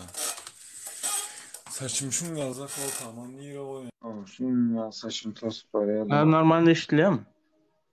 Ha, bu normal eşitliyor. Yani bizlere normal eşitliyordu. Sana go eşitlen yoktu mu? Size normal eşitler yani bana go eşitlen yoktu. Şunu alaydı oturayın vatandaşlar patamusta saçım öskün anar bir şey. Abadok bilen tutup olar ha. Alşe. Abadok, brat gitir yani şu Abadok deydi. Şu sen ait adını Zakolkan ba o var gitir yani ya. Menem üniversitede vakti östürüptüm saçımı. Abadok bilen tutuyordum. Son üniversitede kutordum. Şu okuman koydum. Son geçtim. Ya min tanışlarım, qarındaşlarım ruhsat vermeyədi, ön östürməyine, şu an olur görməyene vaxtı östürüyədim. Arkamdan geliyordu hatta, şu tayımdan geliyordu. Son aldırdım, yine de östüresim geliyor, bilmedim, görerim de endi. Paka yine bir kısa adam karşı çıkvadı orada görürsün. Например, университетте вақтың бар, нормальный прическа bilen gelsen, bir hili не то seyrederler de, kolxozuna seyreden Şu birazcık ütkeşik olmalı, bir обычный şekilden de. Benim işleyen de bu Ersa yaman köp adam engelleyen de vatandaşlar. İman Ağa söz veriyorum de İman Ağa hoş geldin. Hoş buldum. Yani bir soruya Nur'dan soruyorlar. Yol hatsan açılıyor deyip. Yol şu adamlar ne eylelik bildiren son şolar koşuşturma için açtım ettiler. Bu yönü açık bolluğu derler. Yol açık bolundan isteyen vaktin aeroporda var. Uçak var olsa uç. Bu uçağı bilip yok. İnnike alla uç. Çağılan arasında 2 ay bol yine kazanacak açacak mı? İsteyen vaktin bildarla gayet ana şonla yol açık oluyor. Bu yolun açıldığı değil mi? Bu yönü şu halk azıcık ayağı aldı deyip batış edildi. Son çip açan olan oluşlar şu. Gözlerine çöp atıyorlar. Halkı azıcık koşuşturmak için edilen zaten bundan yol açık olduğu değil mi? Kaçan açılacağım belli değil. Halinde halk karıştan önküdenen beter oluyor. Ben verin sana. Halinde halk biraz karıştın. Önküdenen 1000 beter oluyor. Yönü yan kaydırlayanlar doğrudur şu $300 ile 300 TL'de test için şu var yan 100 tutyan hemmet olmasa da %50'sini uğra tutturlar şu Somaliyada. Karaştıya planca ondan can ettiyalar, uğratıyorlar. O doğru yönü edil açık bolluğu derler. Yo açık da seyredin. Açık demek ne mi demek? Yani men şunu ya düşünün. Mesela açık bolanda seyredin. Bundan geyik bilme yani. Açık bolanda şunu ya düşünün yani. Yollar spokojno baryan ve nimeden birinize can geldi o. Baryan biledin spokojno satın alıp открыто nemeden gidip bilyan yani. Açık demek bu demek isteyen vaktin girip. Ya öňe bir wagt Ahmet Ağa yadınızda olsa adamlar çıkmak için pul veriyordu. Şu an girmek için pul veriyor. Çıkmak için o kadar pul verilen oldu. Mün yarım dolarmışın yani. Burada beriyadiler. Pamoy men bilemek koştun da. Bu vaat 3000 doları veriyor adamlar o. İň soň men bir maşgabany bilýän Daşowuzdan her haýsy 3,5 ming dolar berdi çıkmak için. Deporda bar ekenmi? Ya çıkarmadılar şolar bir näçe gezek. Soň şolar bara 1,5 ýyl geçti. Şo puluň diňe ýarsyny berip berdiler. Şo wagt. Öýüne 50 dolar 70 dolar berýärler çağalaryna. Şo kardy üzmek için. Bir seredin ya, şu hökümet nämeler edip ýör öz halkyna. Näl günlerde goýa. Soňuna çelli bara ganyny içe halkyň. Doğru aýdýaňyz. Vatandaşlar eger başka girip gürülecek, zat edecek bolmasa çıkalayım bu zaman işimiz var diýjek bolýan. Täzelikde 3600 berip Moskva çıkan biri bar diýe.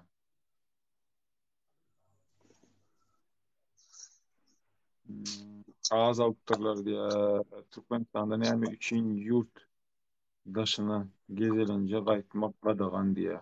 Keşke bilsek şonu seredin.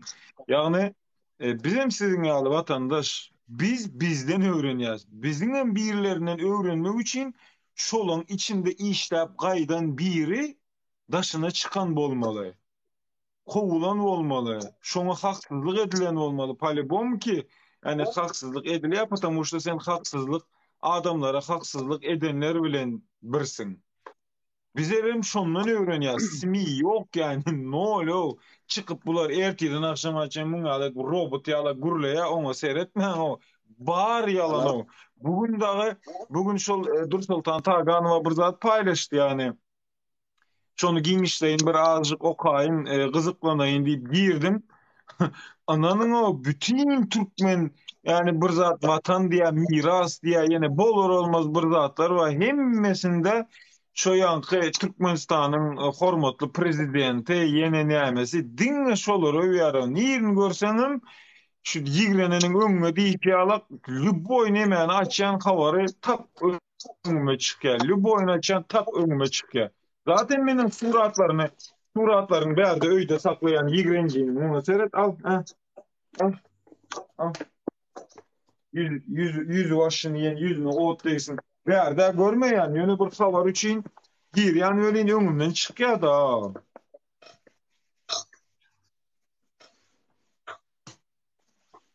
Hemme zat yalan dolan ya. Türkmenistan'a eşkýän bardır ya biriňiziň dogan garyndaşyňyz şo taýda işleýändir. Gayrat edin o bir azjygan bolsa bir elinizi wyjdanyňyza goýuň o azjyk bir oýanalyň o beýitmäliň o gaty gynandyrjy ýagdaý o gaty gynanýan ananyň ýa bir dogry zatlary görýän sen bärden sen tarapyňdan görünýär emma onlardan sana ýalňyş bir zat ýigirmäne çalışýarlar. Ýok o. Hoş geldin Mendetta. Selamun aleyküm vatandaşlar. Selamun aleyküm. Aleyküm esselam. Ahmet selamun aleyküm.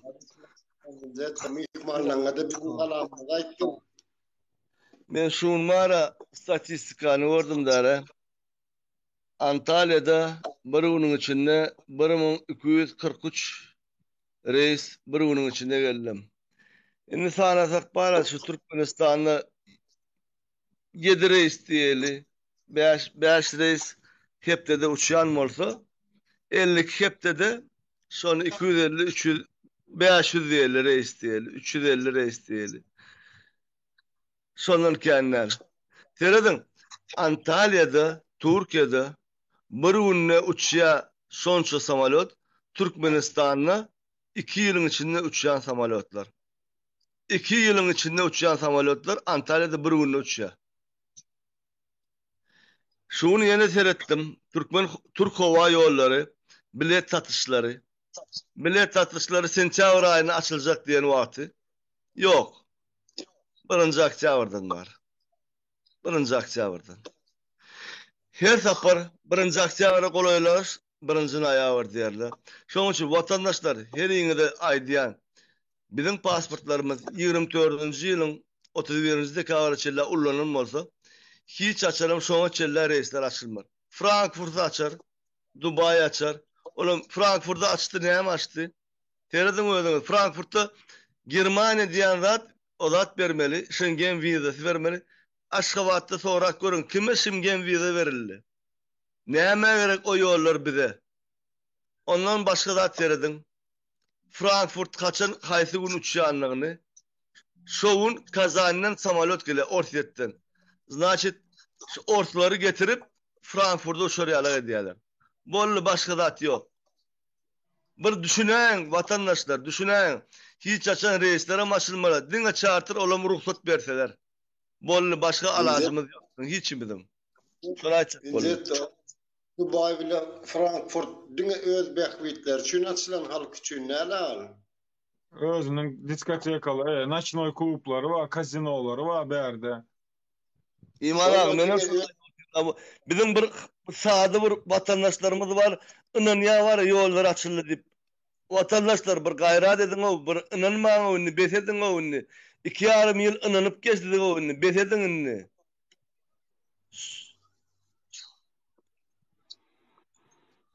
Yalan üstüne yalan. Halka ynanýa. Biz bizim etdiler, zat etdiler, zur Türkiýe bilen. So seredin, gün-günden mara bizim günümüz kynalýak. Bir siz ýöne bir bilemek bir şu halka bara bir ynanyrdyk bolýar, bir ertiraçlar, bir günaçlar. İmana bir şoňa bir akly ýetenek bu halkyň bara. Ahmet, Aliço. Akly ýetgändenim halkda da şu diýä bolyn Nazeytetya açılayar mı kana bilyen bir yıl veri inni kayın on nesine yok son kayın bir ne şey dip Allah halkı koşuştular. Ahir halk aeroporda çıktı mol inni şu reisler oydular. Halk aeroporda çıktı on dine halkı koşuşturma için edilen oyunu başka hiç tattel bir yıla ağladılar. Her ay iyide zınıp ol şafkalar diye de inni kay açılıyor o da ay var. Yok açılmadı inni kayın onvesi. Allah ketsin o bara 2 tane çort. Şolun üstü bile halk Allah koşuşturup halkam gördü he bolanok akli etti yalan bir aeroporda tuttu halk. İnni şu halk yine az görködüp koşuşturma üçin şu reisler oydular van inzette. Ol yöne göz oýaçyly o yol açıldyğı değil. Yol açıldı orta men gitjek bir kay öýde boljak. He, geçecek işte geçecek çağırımın yanına iyiydim ağa edecek. Ana şonuna yol açık. Yok, seredin şoňun yol açıklığından beter biz indi ras şunu al diýip düşünýän men. Näme üçin meniň arkamdan yani şunu edip bilerdiler. Meselem bolýa diýip käbir ýerlerde serawno gözüň yummaly däl ýöne yumup bilerdiň meselem. Aydardyň bizden alýa Afrika berýär çağalar, şo taýda ağaç şolary iýdirýär. Biz serawno iýjek çöregimiz we suwumuz we içip geçineliň. Aslında akla sygarýaly zat däl de bulan bir özüňi şuňa al diýseňem diýen iň kötü premier berýän watandaşlara. Ya düşünýäňizmi milyonluk sagatlyk ýaro bular. Bular bir wagt şuňa alak adamlar çağalaryna spina griz diýerdilermi, näme diýerdilermi? Bular artık Ahmet Ağa'nın spina grizden geçti o bular o. Bular var ya prosto adam kravasostan beter bular. Bular Türklerde parazit bular. Parazitten beter. Türklerin bir sözü var. Yam yam deyip adam yiyenlerdenmiş o da. Ha? Ya şuna. Adam yiyen yamyamlar var. Seyredin. Yamyamlardan beter. Bular var ya. Ya dünyada aydiyana men hem işin hem için men can yakyan, men sebep bilyan yani statistikaları okuyaz, vatandaşlar bir internet bir vaktimiz var girip görüp okap görüyaz, şondan can yırtıyaz. Avrupa'da başka bir devletlerde hemme yerde men yer şarının paştı yarımını aylandım o. Hemme yerini gördüm şon için canım yakyan dünyada hiçbir örneği bolmadık zat diyen Afrika'da bile Yani bir sıravno girip bilýän, internete girip bilýän, lüboy yere çıkıp bilýän, Pasport alıp Afrikadan bilýän. beter o. Oho, Pasport alıp bilýän. Afrikadan beter. Bugüne çenine men real eger menine arada aýtdym, şunu aýtdym. Men aslında bilmeýän zatym bilmeýän diýip sorap bilen. Ine arada men Naif'tan soradım. Türkmenlerin Siriya gideni men hiç eşitmendim diýdim, bar diýdi. Ve kabul ettim. Menine şunu soramak isteýän, şu gün içinde sizin biriňiz aşaktan belki bilýäniniz vardır. Pasport uzadan bir döwlet, bir konsulstwo ýa bir pasolstwo gördüňizmi, eşitdiňiz mi? Yok. Terse pasport berýärler. Emin pasportum yok orada. Maskaraçılık. Oldu ya deyip. Konsulluk pasportunu çalışıp vermeyene gücü var. Pasportunu çalışıp vermeyene ne konsulluğun ya şu Ankara'da pasolstwo var şolun gücü var. Yol yapıp pasportu doluptur. Getir ağdan korçka. Alberden makine gücü yeten o Türkmenistan'ın. O zatlar sen düşünmeli mi? O zatlar sen düşünmeli mi? İyip dura men gazım bile neftimi. Olur düşünsün. Getirsin satın al koysun. Nämçin bugün başka devletler bir yerden kredit alya, bir yerden borçlanya, bir yerden berge diye halka hizmet etmek için. Sen elindekini ulan ha.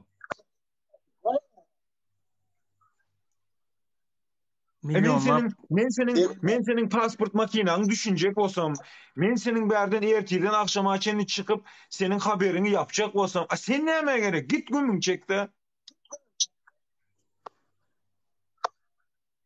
Men senin konsolosluk işgärlerinin paraforluğunu ortaya çıkaracak olsam, şoların zalımdığını ortaya koyacak olsam, şoların bir razboynyklygyny ortaya koyacak olsam, sen näme gerek milli howpsuzlygyň, ýene bir näme komitetlaryň, KNB, ýene bir zat, ajanlaryň, şakşakçylaryň näme gerek işlesin, sana şonu aýtsyn, ene plandan pul alypdyr diýip ýetirin şakşakçylar.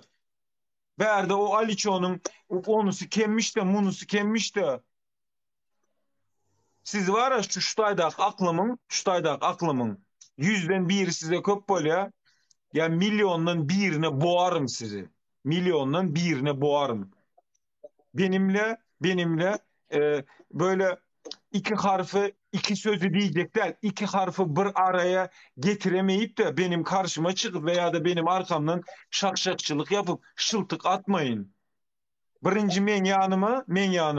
Men 2018'den 2020'ye çenli 3 karopka kitap okudum. Ullakan karopkalardan. Şolan içinden birini okan son gelin men karşıyma. Men 2 ýylda okan kitabım aýdan.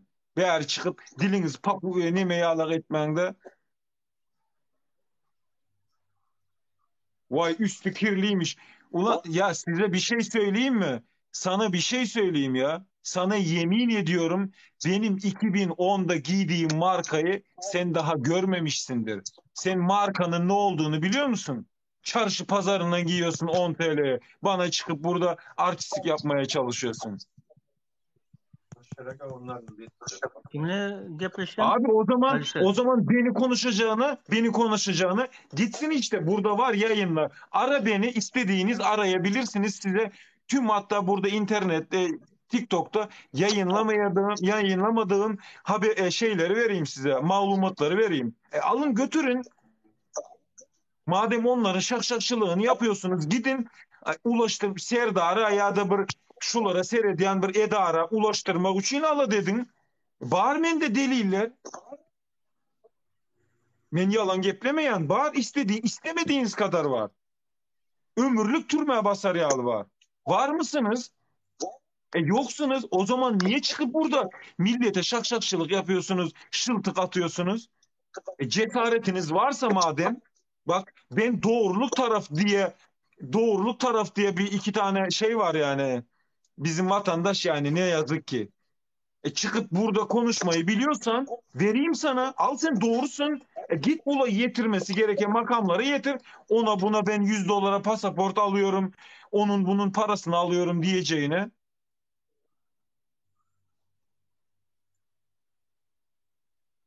Yüreğiniz varsa böyle bir şey yapın ya. Biz bilmiyoruz. Biz bilmiyoruz. Burada Avrupa'dayız. Millet buraya gelmek için can atıyor. Biz Avrupa'dayız. Biz para kazanmasın bilmiyoruz ya. Elimiz tutmuyor hiçbir şey. Biz yani sizin söylemenizde biz nolüz yani hiç yani nikçi munispa sobin adamlarız böyle ta ağaç gibi anca böyle konuşmayı biliyoruz. Doğruları söylemeyi biliyoruz. İşimi gücümü bıraktım geldim Almanya'dan da sizin bu tutuklu cıyırlıklarınızı çıkarmak için. Anlayıp burada arabası var, motoru var. Çalışmadan burada millet için gayret gösteriyor. Adamlar için ala dedi ya vatandaşlar için şuları erte bir gün varıp pullarını aldırmasın diye. Aliço bir mun dinleyecek mi? Hayda amay. Aliço. Hayda amay. Dinle. Ben sana aytmam dedi sen bilyen de zulüm o gitmedik adam dilsiz şeytanlar diye. Doğru mu? İnni şeytanlığı yüze çıkıp durka dine Euzubillahimineşşeytanirracim estağfurullah diyeceksin. Olar bilen uğraşma Aliço. Olar şahmadın peşkası yok. Olar o gaharının elmesin koy lap etsinler. Olar bilen hiç olara vakta mıydirmen. Olar bilen uğraşma değil bizim yolumuz. Düşünüyor musun? Oları boş verelim. Olar bilen uğraşma değil bizim yolumuz. Düşünüyor musun? Oları boş verelim. Baye sen nauşnikli mi? Baye ses yanlanıyor. Ha çıktı. Nauşnikli baye.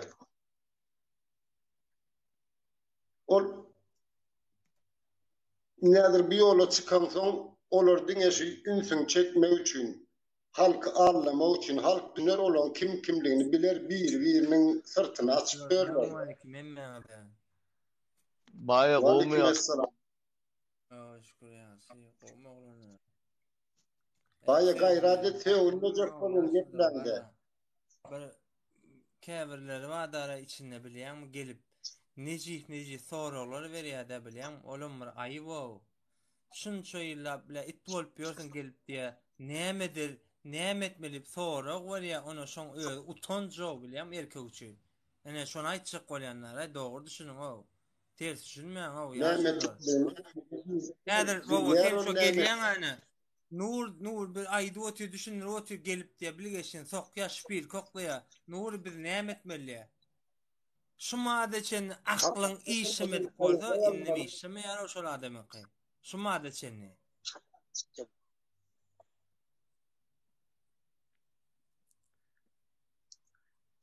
Var bilen ok insan de problem var. Azıcık bir goşul hak sorayan adamlara ana nämetmeli?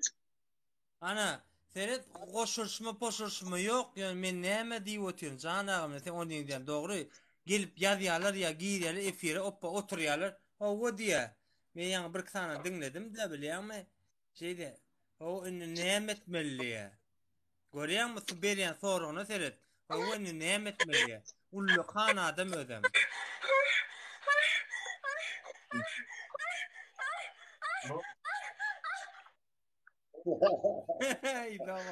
Bir gün Estağfurullah. O internet ben de tam sana sonra umma selamun aleyküm. Ve aleykümselam. Ben de şu Başüstüne. sonra doğru mağam men bir gelýärler meselem ýaşygyny da atlar yani bir 30-40 ýaşan adamlar gelýär. Indi biz näme etmeli? Şol dogry sorag mağam. Teň pikiriňçe.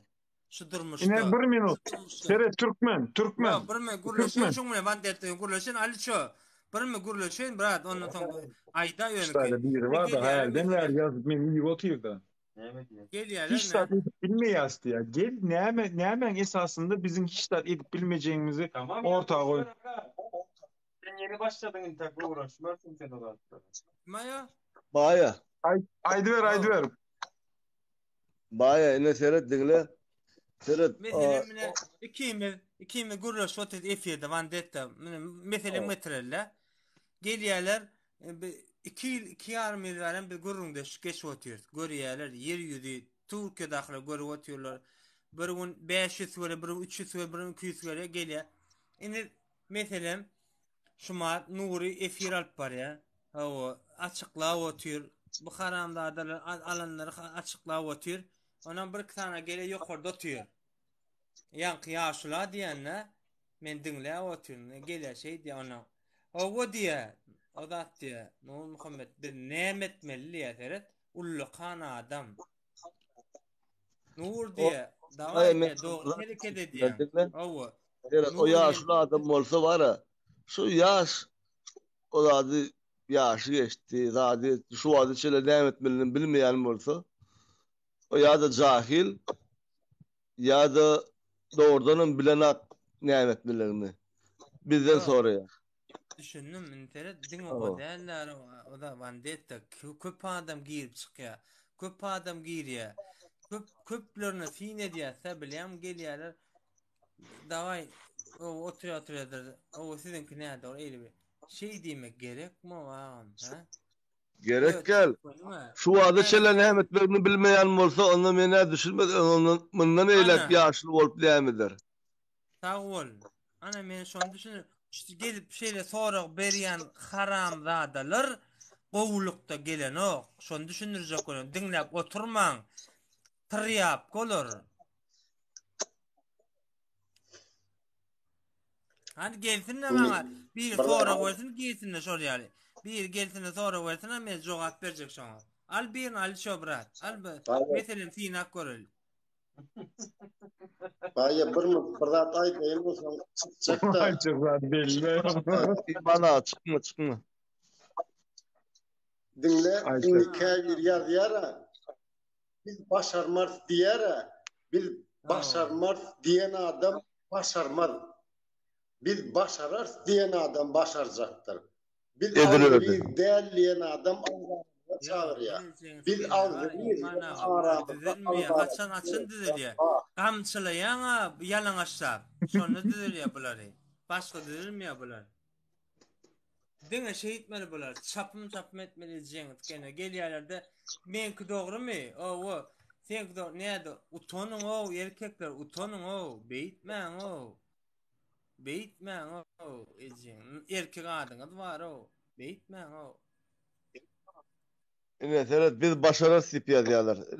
O zatların baye köpeler yuvaştan var. Nesip bolsa şu münglerçe 10 münglerçe 100 münglerçe adam olur nesip bolsa var. Bir açık bir ola dep söyler. Tamam. Deret burada da geçen bek belli. Ulu adam sen. Köpüren adamsın biliyorum. Yani bek belli.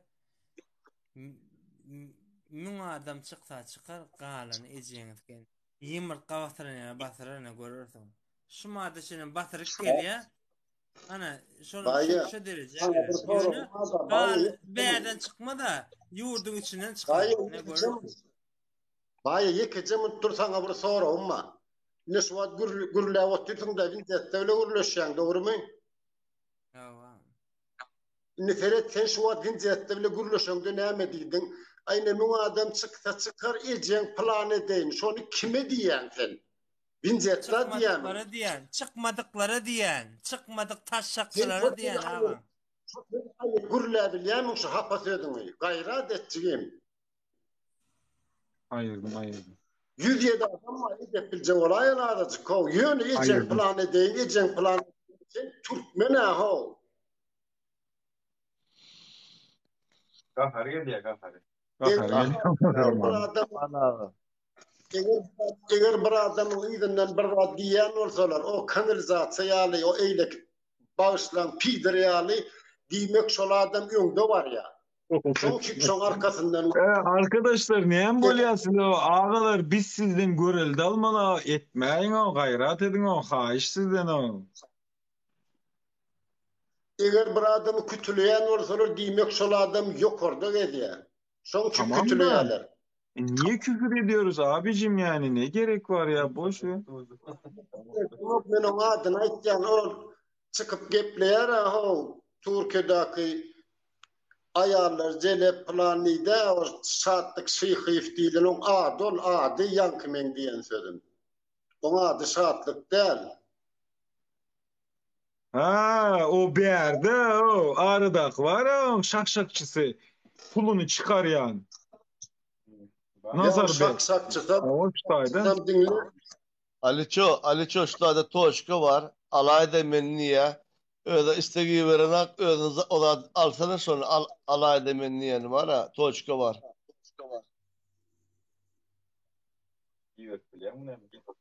Vatandaşlar bir zaday çaktım. Yankı, Zalina bilen kim onun adı?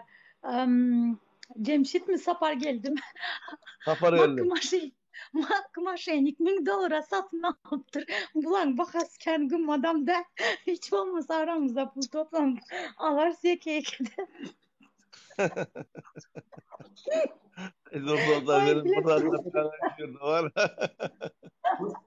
Doğrudan yüzden $1000 satıldılar. O Huday var pasport kopyası surat emmez adını koyveriptir. Huday sakkasın mak maşenin izinde.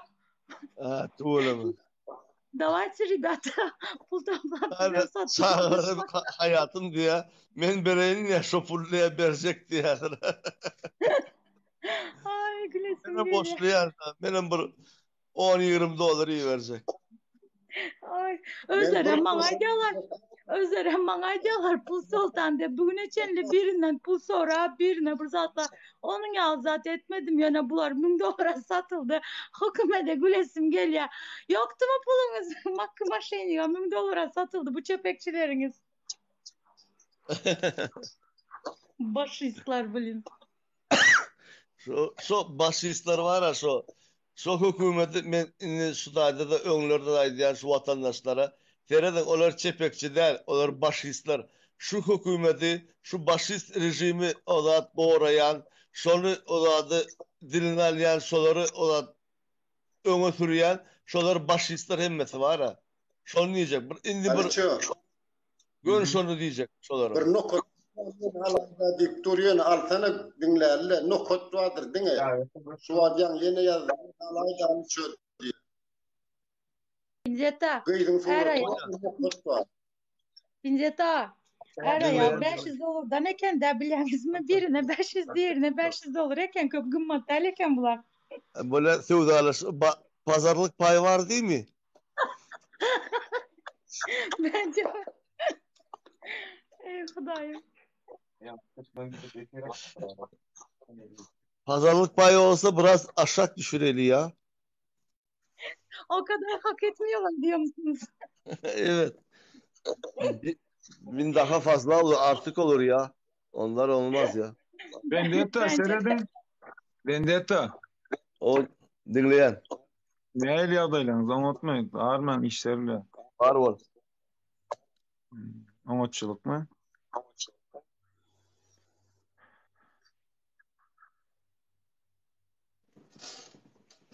Dinleyen Aliço. Ha, nimeni aldım ha birine davetiye uğrattım inşallah gelir. Şu şu nokot var şonu yancı imana da aytta. Şonu bir alsana. Aynen geldi. Salam. Berde Sapar geldi. Dinle otur özlem ben gürlen yerlerimi kanalında paylaş otur. Sapar geldi. Bunu hem zapis edip paylaş. $500 istiyor ve. Gel bunu yara oğlum. Toçka kıyılmın oğlan mı nokot var neyme deyip bildirmer sana. Salam hoş geldin.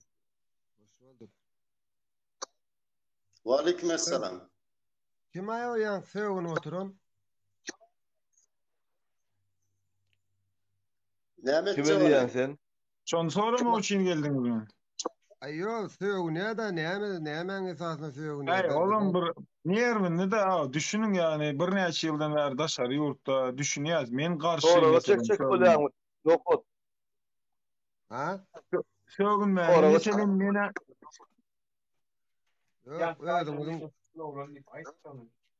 bir vardır hani hemen sevgin yanın bilesim geldi de çalar ağaçtım şotayını. Ay hükümetten diktatura karşısına gidenleri kollamayanları var ya şotayını şonu sevgin yani. Adamlar bir açık bir. Hazır men bir zat diğerini çıkarıp koyuverirsiniz. Linyadan var. Ne real neyem var? Neyem diktatura var mı? Zat var. Neyemeden ne giyilir? Ana yol açıldı. Gerek adamı kendine. Ana. Aytalım. Açın Yok mu? Asırda da sen etken var. Açıldı Kaynol asırda da. yol açık ertiden başla. Payden gidesin gelen olsa gelin şota. Nirak yol açık. Me arkayın şu ad Alp bilen biledi. Kasadan. Alyan var ana. 25 reis var şu ayın içinde. Gidesin gelen olsa var. Ova. Onu 20'den aydıp bilen ne mi? Gayet nire isyan yerine git. Şöyle mi? Bana diyor Türkmenistan'dan haber geldi. Türkiye'ye kaçacak bozan vize gerek dediler. Doğru mu? Astır vize. Ha vize açmalı. Doğru değil mi? Astır gitti ne mi? Kıyın zat değil He. mi? Kıyın zat yok la yok. Olay ne hemen kıyın zat var mı? İslam Astır vermeli doğru değil mi? Ruhsat almalım bir yerinden. Hiç kimden ruhsat alan yok. Gitti astır He. ana. Seyredin. İsyan yerine. Biledim bakasını açsan bana şu at kov olurdu da var aydıp vereydim bana var. Bileyelim olsun. Ertir bir ürün alacak ondan aydarın şu matosunu bilemok biledim. Ya hiç kaysın çıkarman şuna. Neme? Engele atman yine. Vatandaşlar o çıkanı atman. Aydı verin. Kıyza inni kay 25 reis balığına tutnaman var mı? O sut Ya naman var. yine tenem şu halka anlama için gelenden yerim ne Yok halkı siz ağırlayanız ben anlamam. Halkı siz ağırlayanız ben halkı ağırlamam. Dokumentanlı Türkmenistan'ın koyun yazgısı neydi abivleniyesi var inni kay 25 reis balığına. Bir minut vatandaşlar. Bir minut, yekece minut. Bir zat görkezecek şutaydı. Şutayda ne mi yazıyor Seyret? Hayız programı işte ya Türkmenistan'da. Böyle 79 yerde dur Türkmenistan'da. Seyret, sen aydiyana, sen gelnece bir minut. Sen aydiyana, siz yalan sözleyiniz diyana. Seyret, sana bir zat aydayım. Bu 179. orunu men koyamam. Bütün dünya toplanıyor ve şu komisyası düzülüyor yani neme geçiriliyor üzerinde araştırma yapılıyor ve bunu dünya koyuyor, men koyamam. Yani Alişer, Nur Murat ya Dur Sultan Vendetta Türkmeniya gelince koyan ok mu ne? Bunu bütün dünya bir ara geliyor koyuyor. Sen şunu ne emedin biliyor musun mene şu logon ne emedin biliyor musun? Fakar yüzünde biliyor musun ne emedin? Facebook. Gelince senden sonra ama o gayret ine şu ne emedin? İne şu kuşu var üstünde ne emedin şu? Cevap veray da gurlayan ok mu? Arada biri var kime diye oturdun bunu? Sana diyen sana ine şu ne mi ine şu? İne şu ne mi şu? Sesin yanlan geliyorsun matlay bir. İne şu ne mi diyen ine şu yanlan gelir bolmandan gov soru verdim de ine şu ne mi znak ine şu ne mi logosu? Ben bıratlana düşünemem. Ay berekella. Gördün mü? Onu açtığını düşündü yani. Kör Sovot. Men nem için ay diyen vatandaşlar kör Sovotluğun gözü kör olsun diyen. Nur Muhammed, Nur Murat Bazarf'ın üstünden dur bir minut sen sesini kapatmasam hazır sen berden hazır dıgı gurlap duruyorsun. Seyret sesini kapat yani hazır ben senin berdim. Sen ne düşün yani. Nur Murat Bazarf var ha yeni öz aranızda mumya aldı yalnız. İşleme ya kellesi diyeniz aşağıdan tweet deyip yaz ya Roşolo Twitter deyip biliyorsunuz mu? Twitter eskiden derdi ne yapmadığını O bilen o yine burada deyip bilen oluyor berde o. Twitter'da oluyor dost. Alo. Twitter var ha. Alo. Twitter'da hem oluyor biliyor musun dost menayden? Seyret. Oturup sunuyor. A4 standart istekat geldi yani. O zaman kuşun ağzına tutturuyor. Onu kuş ağzına alıyor da pıtır uçup gidiyor da Türkmenistan'a var ya da kime vermeli oldu der ya. Ama Twitter değil ya. Düşündün mü ne? Ya seyredin bir mi dursa dedin de ha işte. Hatta yan bu şu ağzına tutturuyan. Bunu pıdır etkedi uçadı git ya. Türk mutfağına. Vendetta.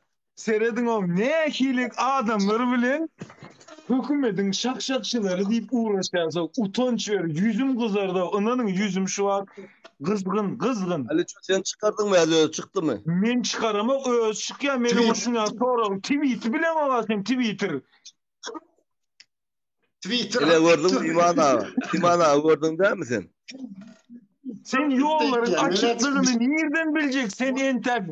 Sen git birinci eğitim al.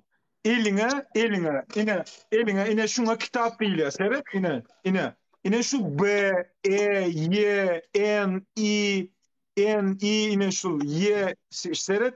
Bu bizde yok. Bu harf Türkçe'de I olarak geçiyor. K, ine Alexander'ın A'sı, ine kitap şu içinde şey deyip açan list var seyret. İne şuna yazılan suratlar var. Okuyan seyret. Berde edil senyalak adamın gipnazirvini ve körsovat adamlar için şutayda yazılan seyret. Yıka beynini diye. Seyret. Kitap şu. Yürüyte basyalar şunu adamlar okusun deyip. Nokotçuk al diyen nipten buyrup veriyamın. Al diyen korkucuk olyamın nokotçuk. Ne soğudun var ne ılımın var. Bir yerden geldin kellene koydun. 25 çok var. Yok son 25 çok bağ olsa ne kim bunu çıkmazsanın resmi kurumasından istem doklaşılır yalak lokotlardan istemlerle bir onu. Seyredin. Dur. 25 birinci sonra alan ne ilsan 25 diyende ne ilsan oluyor? Ne ilsan ve ne ilsan oluyor? Belki onun bir geneldir. 25 diyende mi? Ya dur. Öz açsın durun. Dinleyeli durun vatandaşlar. Onam yazıp bilemek. Körse ot diyenin son var ha vapçı toğudum öçürdün da onam yazıp bilemek. Öyle bir zat diyecek. Şimdi yollar açıldı. Bärik gelip her gaýsyň bir ıskas kokap sizin hiç iňizem owa gidermen değil. Öyle Bak addı hadi. Tamam. Doğru diyor. Adamın kim karar veriyor? Dur. Yo men bir soru verecektim da ne? Alayım. Nereden bilye haberler? Nereden işte biram näme üçin resmi konsulluň saýty we internet saýtyna ýazylan okşaýar. Ya da Al ene şunu ver. Al. O salam. Nivse bir haber çıkarya ýani onu ýalan. O tür atawat. Doğru dinleýärler. Dursana. Arma diýen näme çykarýan? Men ýaňy diýdim, men bir zat diýer näder çykarýaňyz diýip. Yok aýdy ber arky. Ha? Näme bu? Yola açık hana haýdyn gidesiň gelse mysal üçin. Nereden eşittin? Şu haberim eşitmek gerekse men eşitmiş aýdamok, men gözüm bilen gören zadyma aýdyn. Bolya. Yollar açık diýeli sen yolların açıklığında sen kazandın diýeli. Bolya. Sizin bar minenýäňiz yollar açılmasın pikiriňiz. Sebäbi bärde türkmenler geçsin ýanyňyza bir yollar şolar eýder siz türkmen küýjeňiz ertir ýürün yol açyljak türkmenler gider. Öz başyňyza öz kelläňiz özüňiz etiňizi ýerdiňiz bärde galarsyňyz ýöne serowna ýygnaljaksyňyz bir gün nesip boldy. Aha durjak mı? Vendetta 1 minut. Seyret. Bolya sen kazandın diýeli. Ine sen nimettin yollar açık men yalan sözläpdirin bağışlarsın. Adamlar bilýändir kimin yalan sözleýän. İnternet var da näme diýjek? Yamanlamak gerek yok. Halk bilýär sizin kimliğinizi. İnternet var da näme diýjek? İnternet var da hiç adam diýjek değil. Näme üçin? Ben prosta sizin şu bolup oturşuňyza diýen diýjek özüme. Nokot sen nereden çıkıştın? Ne adam Gongulyalı? Niret yaman? İnternet. Bağ mı Türkmenistan? İşleýär mi internet? Oy işleýär. Hudaýa şükür her kim bilen jaňlaşýar. Gulyalı. Buraya da geç bir unutma. Ötünü bahalarlar bular ýalar mekanı urma. Baharlanma. Yo ben gowuryan adam. Nima bular? Ben tüýs faýlan adam. Gel gowurdim. Gowurman geç. Adyň näme diýdin? Döwlet men adım. Döwlet diýär atlasy mekanik seret. Ýüzüňi açdyýdy. Bolýar dursana. Dur. Ýa-da aşağı aýtsaýadyr onu bularda gaýrat barmyň ýaly onu diýende de onu açmadyr belli. Gayrat yok, gayrat sizde var. Ha, Serhat, Döwlet, sen diýen ki ýol açyk diýen. Sen nirden aldyň? Şonu mesal üçin düş gördüňmi? Nirde bir ýerde gördüňmi? Näme saňa ýa düýsüňde bir perişte gelip aýtdym. Nirden eşitdiň sen şonu? Şonu bilenler. 15 günden bäri öz tanaýanlarymdan 15 adam gitdi. Inni bildiğin emme havarları şu tanıyanlarımızdan eşitip gelmeli ya da Türkmenistan'ın devlet havar veriş serişteler bolmalı mı ya bolmalı mı? Sizin içinizde hiç gaýsyn yol barada, açılış barada, öýüňizde gitjek barada ýurup konsulluğa ya bir bilet ýerlap ýörenim yok 100% garanti. Inni oňa da jogap bereyim. Konsulluğa bardylar, pasaport bardylar bolan, näme bolandy görüp. Bärik gelip adamdan kellesini aýyrtjak, gyýkylyk turujak, ýene bir adetjek bolsa, götüňi gaçyp ýöňüz. Senin pikirini dur. Ol sen pikirin ol. Ol sen de özüňçe şonu ýaly pikirlerini geziber. Sen özüňçe. Sizin pikiriniz ol. Dur. Sen miýan konsulluğa diýdiň şu wagt. Konsulluğa baraň zok diýdiňiz. Bardylar, hat berip ýollar açyň diýip. Belki soňa tarapyny açylandyr. Sen nerden bilýän biziňkiler bardy? Türkiýanyň doğan haber dinlejekmi? Medeniýetiň barmy sen? Bar. Durunlar, savret garaş baradyk. Bazary urma gaýraty. Doğan haber ajansy diýip haber ajansy var. Türkiýanyň belli tanymal haber ajansy, ýani şol haber agentligi haber alýadanym Türkiýede telewizionyallara satýar ol. Show TV, Kanal D, Star, TRT, ondan Focus, haýtyňyz gerek bolsa diýip olorda olaryň öz kanallary bar. Goýýa, şu habar plança manatdan, plança liradan, pişigöllü habar plança liradan, ýene bir habar plança liradan, jenaýat plança, olar gitýärler, iş şol, habar çöpläp telewizionylara satýarlar. Şu Doğan haber ajansyny getirenen biziň aktivistlerimiz, Dur Sultan uýamyz, şu Alihan dostumuz bardylar, özleri interwýu berjekdi bolun. Oňa galmady raýatlaryň özleri berdik. Şunu ýaly boldy habar. Belki şoňa esasyny açylandyr. Biziň saýamyzdadyr, ol ýene biziň saýamyzdadyr. Onu kim Senem şoňa diýdim, görýänsiň belki. Dakazat edibilen barmy? Çünkü şu habaryň ýanyndan geldi şu. Täze sen diýen 20 märk diýen. Ýöne 10 tak dakazatçy bam ditsen menden sonra bilýän. Ýöne sen näme üçin öz dakazatçydan gören okdum men tanışlarymdan aldym diýen onu. Tanışlarymdan değil, men öz tanaýan öz ýylleşlerimden obamyza giden var. Men şoňa garanti berýär. Yalan. Öňe bir anekdot bar. Biri diýe o angeleler diýe sen başlyk bolýan diýipdir diýe olun ay goýsan ay diýse diýe soň onu başlyk bolupdyr diýe da. Ay başlyk bolupdyr kada diýe türmäge giripdir. Onu geçmek gerekdi ançykodu. Türmäge giripdir diýe bi. Indi diýe hele ýygyny martdyr diýe. Gördüňmi? Hele ýygyny martdyr bolun diýe o angelelerden sonra hani men haçan türmeden çykýakam diýip sonra diýipdir. Aýsa o angelelerden sonra diýipdir. Sen kim şol? Şu wagt gelip oturan, edip oturan görürüm. Men öz obada soğlanlarım obada diýär. Nur ses ýokmy? Yo, sen menden soraýan şu wagt. Sen menden soraýan. Menen senden soraýan. Haýsy habar agentligine, Türkmenistanyň habar agentligine çykdy. Haýsy telewizionyna çykdy ýa-da öz Türkmenistanyň ýakyn blogerleri bar. Mesela üçin Salam News wamy, Türkmen portal wamy, şolara çykdy men. Nerden çykdy danym sen şu 20 mäşsanat diýip, reis bar diýip aýtdyň. Men özüm bardım şu tak konsulluğa bardım. Näme üçin biz ýer habary men mesal üçin Erzurumda işleýän, Kayseri'de işleýän men näme konsulluğa baryp bilmedim. Oturan ýerimden bilmedim. Men gitmek üçin konsulluğa bardım, dost oğlum bilen bardım. Gydyklanmak üçin hem şu bilet barmy ýokmy näme? Maňa da geldi o habar. Seret, maňa da geldi. Men maňa geldi. Konsulluğa barýan, Seret, konsulluğa barýan watandaşlar, size şu taýdan ýene ýetireýin. Konsulluğa barýaňyz, şunu aýtdym efirimde. Konsulluğa barýaňyz, araçylara pul bermäň diýdik. Çünki araçylaryň bir sürü gowuklar, dawalar, jenjeller çykdy. Şoň esasynda da indi Türkmenistan hökümeti Hasan Meter Türkiýeden basyşydy. Çünki bir giden raýatlar aeroportda mikrofonlu gepläp aýtdylar, telewizionyna çykyş etdiler. Ol TGRT habarda çykdy. TRT çykypdyr diýmeşdim. Bir gidenem sosial mediada, internet, jurnal habar beriş serişdeler bar. Şolara çykdy. Son haber diýe, sondakika.com diýe bir giden habarlar da çykdy. Belkem şoňa esasında şu wagt, şonu ýarat bolady. Ýönetsen Amerikadan bilmän konsullukdan bilinýär bile konsulluk näme? Howa ýollaryň agentimi näme? Bir şonu göz düşünmedim men. Yekajamut birem geplerle. Dinle nokotçuk.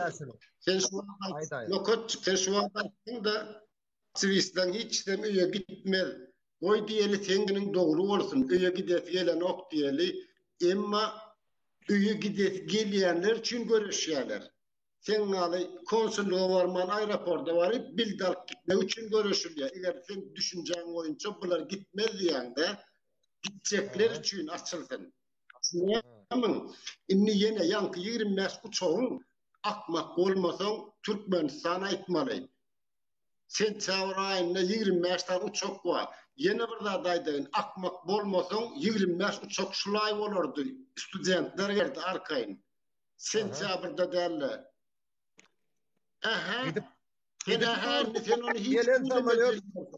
Gelen samalyot adam bilen gidip dur boşkudan ok iýdina. Awgustda gelmeli o awgustda. Sentyabrda okullar başlaýar. Assalamu alaikum vatandaşlar. Benim bir uğurluş koyunuz adam. Wa alaikum assalam muhatta. Oğlum Yol açılan olsa menem gelnimi sağlam getirecek koy. Açılan olsa getirecek gelnimi sağlam gelir mi nokotçuk. Nisan halı da dinledim. Nokoda. Assalamu alaikum. Nokoda. Aleyküm selam. Aleyküm selam. Olmaýardylar.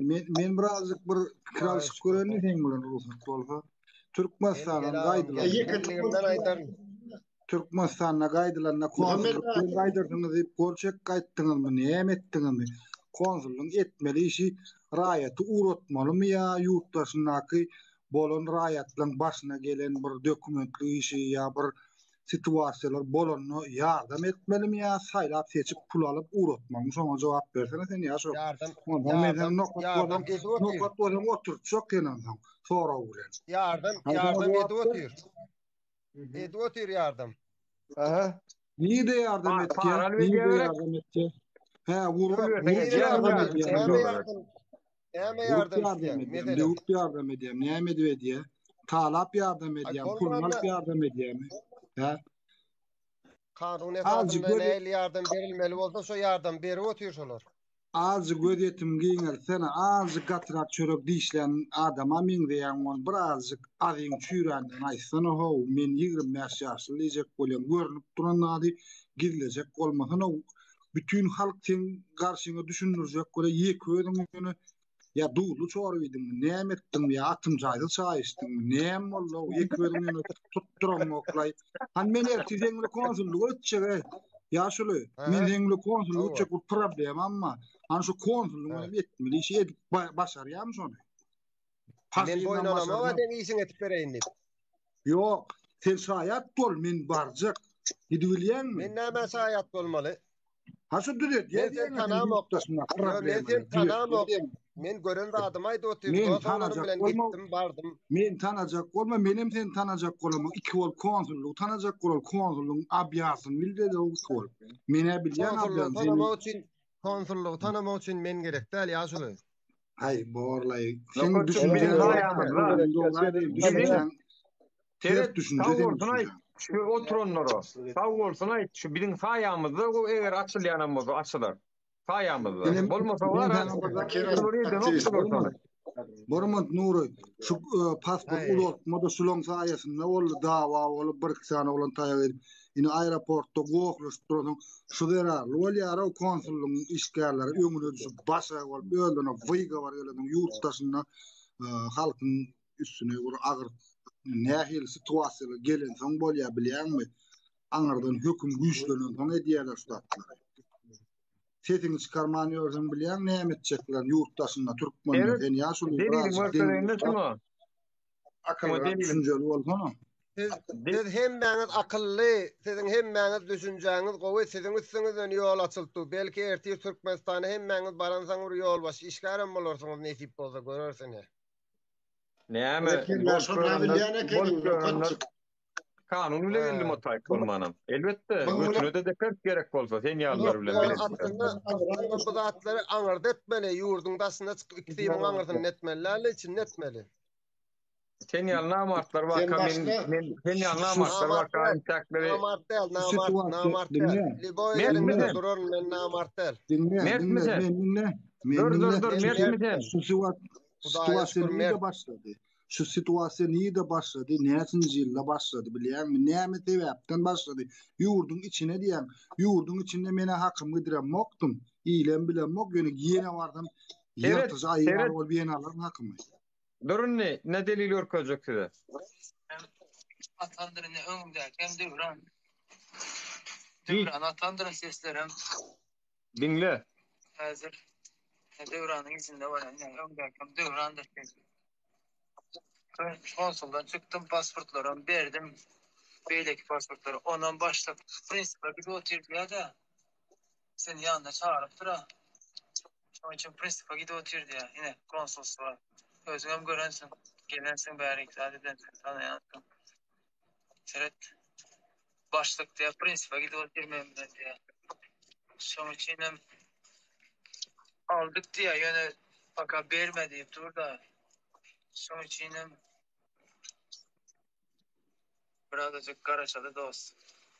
Nesip bolsa 2-3 günden pasportu poşta etdiýär sana nire etmeli bolsa probleması yok hiç gelir. Yine konsulluk şey. Gece saat 12'de konsullukda näme işi var bu adamdan näme mi? Kart oynamana bardylar mı? Oraya mı yaşlı? Ne hillatlar bolup geçecek? Biraz gözüm yummada doğru. Enha yeni bir delil. Men sana kart bereyin. Salam alik azi diýene merdan konsulluk merdan ana ýokursunda merdan KKK konsulluk ýazylyr durandyr. Nomeram maşa taýdy. Aziz diýip biri, Azizcan diýip birinden $3000 pul soraýar. Ýani merdan Mustakow diýilýän. Tanıyansın. Salam alik azi diye umut mu çıkayım diye. Hayatını alsana men çıkayım. Men çıkayım aşakta gelecek bakalım. Seret otoran pasportun şumat başsın elini diye. Özünü sorap dur diye. Yani pasport meselesi şu. Pasport näme? Padjelka peça durulon. Uloldulon. Peça durup uloldulon. Şu pasport konsulluk eline düşke.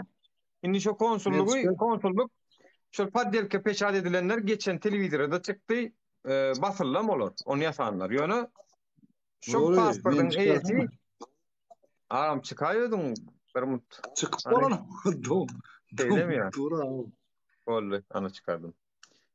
Evet son pasportu karoçum konsulluğu düşüyor. Konsulluğun padjelka peçat yasalarını bilýär. Indi şu pasportu beren o. Pasportun eyesini pasportunu ýerden aljak bolýar.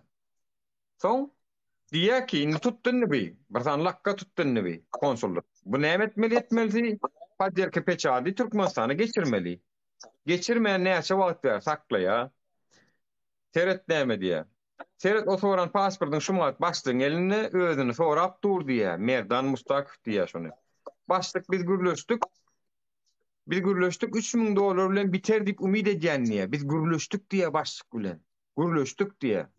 $3000 bilen biterdik umid edýän. Bor diýsen men başlyk bilen gürleşik jigim diýär. Diýänem Azizcan Ahmedow diýip birine diýär.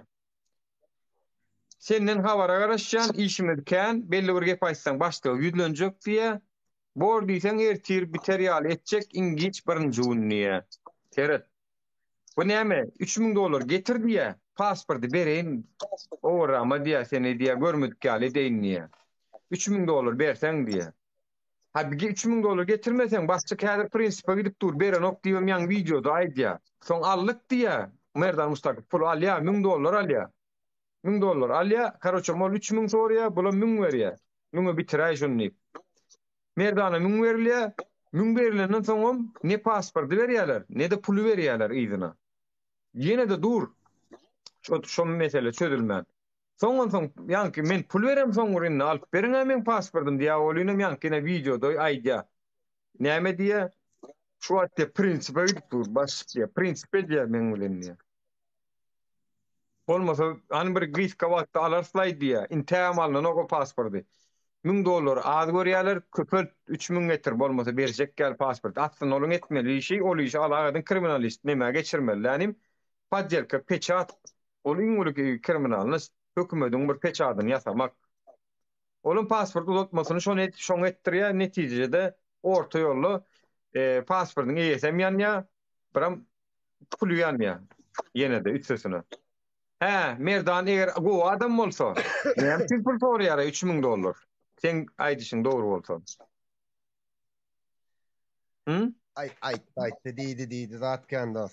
Men o zatlara jogap berem. Yok ýöne ýol açyk siziň diýen zatlaryňyň käbir ýerleri dogrudur, elbetde ýöne köp zadyňyz ýalňyş, men şonu diýjek çyk ýaýyndan. Ýalňyş hereket edýär. Seňe maýda diýilýän zadyň kendir dost. Hemme zadyň anan oturmasynlar ýalňyş. Ýöne watany hiç ýerde ýamanlamak, watany satmak ol ýyle gelişek zat däl. Imin noý türkmeni. Watany ýamanlamak, watany biz senden beter söýýär. Şoň üçin aladasyn etýär. Söýýän bolsaň sabr et ýaşuly. Sabr et ýaşuly. Söýýän bolsaň. Näme sabr edeli? Näme sabr edeli? Türkmen halky sabr edip Yine 30 ýyllyk garaşalmy, näçe wagt gerek? Aýdan 30 ýyl meýilmi? Pandemiýa üçin birazrak bir saklandyňyz, zat etdiňiz, her kim hem düşünýär, her kim hem öýüne gidesi gelýär. Ýöne bu derece ýaýyn açyp, nide ýok, pat kalemler video çekip, bu taýda paýlaşyp internetde goýman geregi ýok. Men oýdum internetin gadagançylygyny 179-njy ýere bar gitdi olar. O da diňde anlaw. Näme üçin biz internet gülýär açdyk bolyn. Açdyk bolyn siz 179 Aeroportda adamlaryň üýşenini paýlaşýarlar, ýene bir galmagalwam, goqwam, üstüne goşmalatan, goşa iň uly derece bir zada getirýär de internetde paýlaşýarlar. Näme gerek? Men wara özüňizi öldürýäňiz. Nira var bilet bundan 1-2 ýyl döwlet Türkmen bolýan aldy, Türkmenliýden hiç kim ýa-awraýan ýok şuýda. Döwlet 3 ýyl bäri wara. Men näme üçin maskalandan aýraýsyn? O şu soraga jogap bersene sen. Sen 3 ýyl bäri internetde otuň, şoň üçin maskalandan aýra. Vay. Men gitjek bolup onu näme bir ýyl nemede sabr etdim Dubaýda. Näme üçin onu açmadylar şo wagt, ýakitmediler şo wagt. Bir ýyldan hem kän. Dubaýyň üstünden açyldy, arada bastı. Şo taýdan gitseň bolmaýar, şu wagt gitseň bolmaýarmy? Ine zaň açyldy. Men efire çykyp bakýdyp başlandan soň açyldy. Habaryň ýok. Hawadyň bar ekeni, gidip bilmän oturdunmy, näme? Sen gitjek bolsaň ertir kireýse de gidip bilýän. Bilýän, ertir kireýse de gidip bilýän, sen hakykat gitjek için bolsa. O ertir kireýse de gidip bilýän. Näme konsullyk keypine ak boýunlar oýun edip kimse ýürüp oturýar. Ýöne sen gitmerdiň bu wagt, ýöne seni äkiderler. Men äkitmediler. Men özüm barar. Sen özüň täýärliňi aeroportda bar uçmajaňa men sana garanti berýän, ýöne seni alarlar. Döwlet men sana bir aýdyn, sen men namard oglun sen. Çünki men özüm özligim bilen barýan şo ýurda. Men sana garanti berýän, ýöne sen şo wagt. Inşallah. Sen ýüzüň açda bir tanadyp bir gide. Nähili oglun sen? Şo wagt ýanynda durja oglunmy, namard oglunmy? Bildiýatlar şoň. Prastoýça özüme jogap berýän oglun. Men seň bilen kişi bilen işim ýok. Ondan nak sen hökümetiň adwokatlygyny edip oturýarsyň bärde. Özüňe jogap berýän ol. Adwokatlygyny siziň bolşuňyzda men şu taýa sözüm goşasym geldi. Näde dogurduňyzda?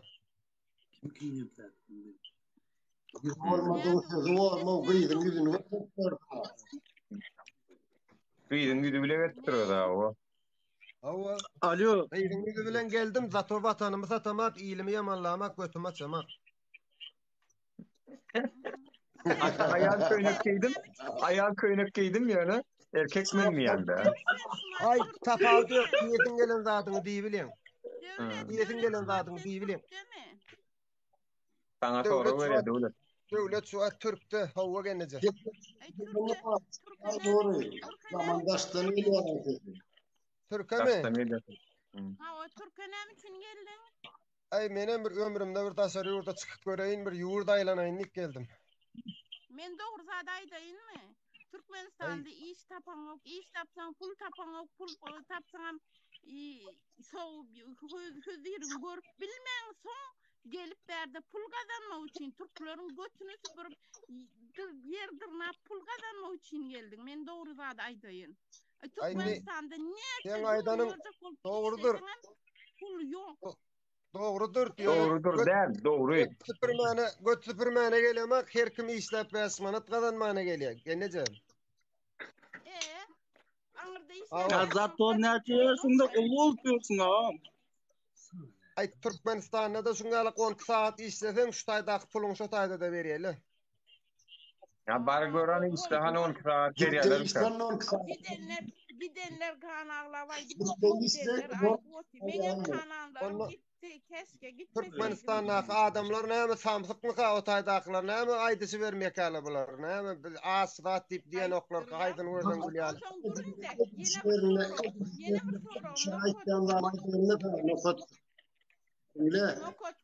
Şu wagt aňyrdakyň hemmesini tapany. Näme varsa näme işletmeli. Şonu düşündirecek bolup görsene. 2 milyon diýeli daşynlar şolar içine varsa näme iş etmeli, içindekilerin hemmesi iş tapany. Şonu düşündirýärmi? Düşündirecek 1 minut dinleyecek mi beni? Ay dinleyin. Yalan etmeden çıkar da yana. Düşündürüň de yalan etmesen çıkar da. Dinle bolya. 3 yıl 5 yıl mundan öň aydaly Türkiýede işleýän ýokdy. Diýeli. 3 yıl 5 yıl mundan öň Türkiýede işleýän ýokdy diýeli, dogrymy?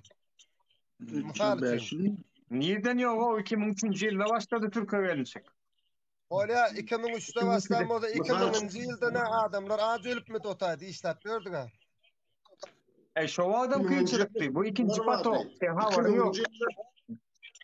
Birinci pato Türkmen başlıyor. Adam nerede olsa da işliye kazanıyor. O iş var da bakana etmen. Neyme değil. Durun ne? Neymiş etmeli? Durun. Davay şonu geçerdin mi? Neymiş etmeli? Durun ne? Men yok bilimli üniversitede utordum. Kulon verecek gel. Para bol. O da girecek gel. Neymiş etmeli? Bağdar'da kaltak sürüyün mü? Bağdar'da kaltak sürü He. Sen son yalık tavadın var eken, işle hükümet edarasın, işle. Men bardım ha. Menden 3000 dolar pul soradılar. Yok, onu da kazat etip bilmeyen sen. Edip bilmesem yalanlık olayam son. Yalanlık oluyor. Neyme gürlesen suutname çıkarıp gürlüyor. Abi borinlik sapar elim mikrofonunu kaptırım kamera baylan arıyorum. Bu mu? Hükümet işgâlerle geplesem de. Yok. Şu an ben iş var diysem senin anan oğlan ama. Kim diye gat diye deyip. Dur sen hükümet işgâlerle bırak gepleşmene varanda kaptırım kamerayla elim mikrofonunu aylan yanma. Ne emettiğim? Hükümet işgâlerle ben elim kameralı baramok. Ne ememe gerek o men elim kameralı bak. Elimde kârın var mı meselem Türkmenistan'da? Borey bar sen yürüsünüz daha.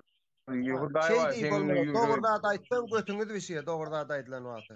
Awa sen doğruda daytjan sen. Debilen wami. Ya debilen wami diýe, işe girjek bolsaň diýe, pulsuz girýär diýe. Näme düşündirjeksin sen? Şunu bilmeýän wami. Yo, üçüncü klasa oğlancık bilýär any. Üçüncü klasa oğlancık bilýär. Men näme diýin?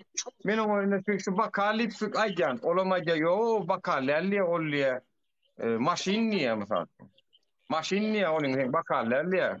Plasmas näme dälýär muny? Men näme gepleşen o zaman onunla? Nuri bir zat aýdym, men çıkaray. Yani şöyle biri yazdı, sos bardattırdat, men nasma deyip, yok iki adama söz verdim, aklımız men elimden var deyip, sen hem tanısam, senin macarın men elimden var, men ecemi.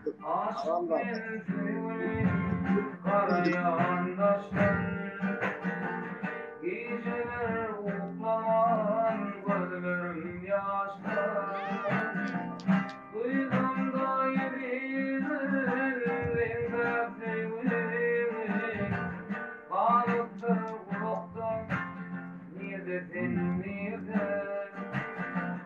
Duydum da yeminler, renk sevgilimi.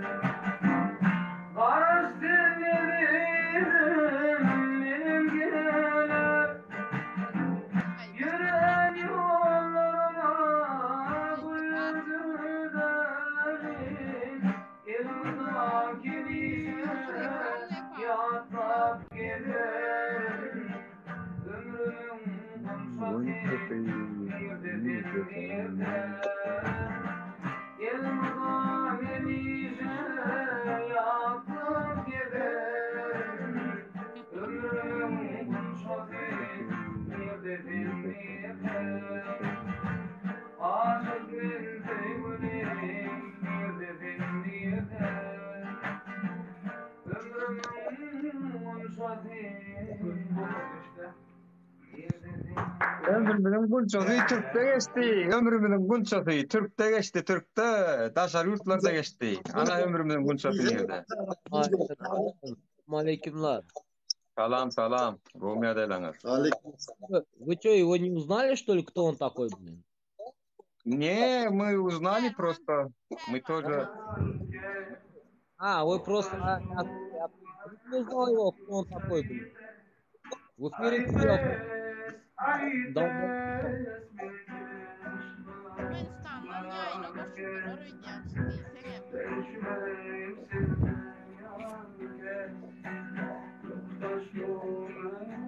değilsen Model olyan. Ha?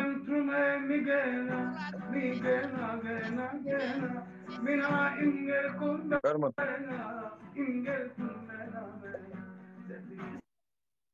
Mikrofonunu yaptım. Ne diyor?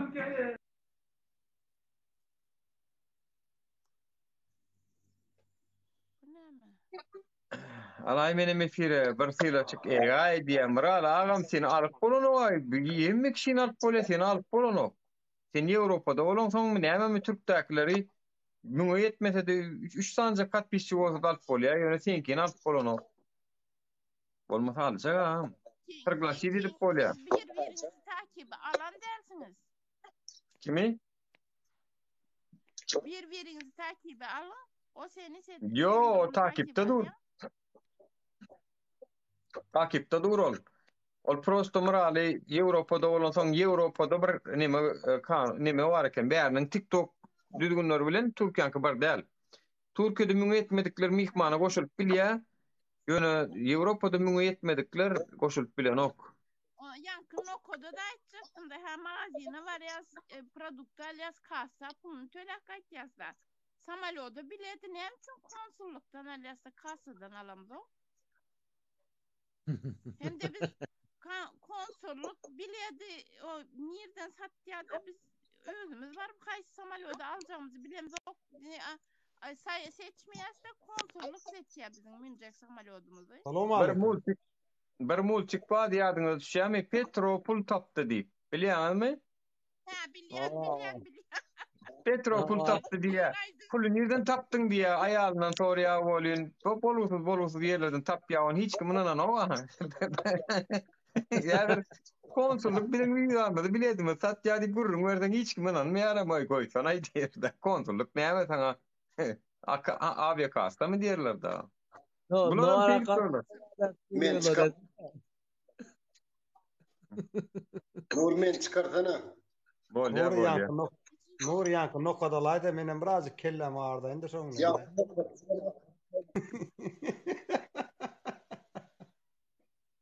Hemmeler gülýar bolduk. Siz barmaýaňyz. Ne? Kim aýtdy o siz o ýurdumyzy bir bir maşkala goýýar diýip. Kim aýtdy şonu? Ya otursan ha o 70 ýyl oturýar, ogly alty çoğlugy gyýdy oturýar. Hemme şu post oturup çykýar. Edeledibem tanıdık geçýärler. Kelleňizde de şänik döwüp gelýärler. Otursan. Конечно, opozisiýa ýoksa ýa ýurdun içinde. Ondan näme etmeli bolýar?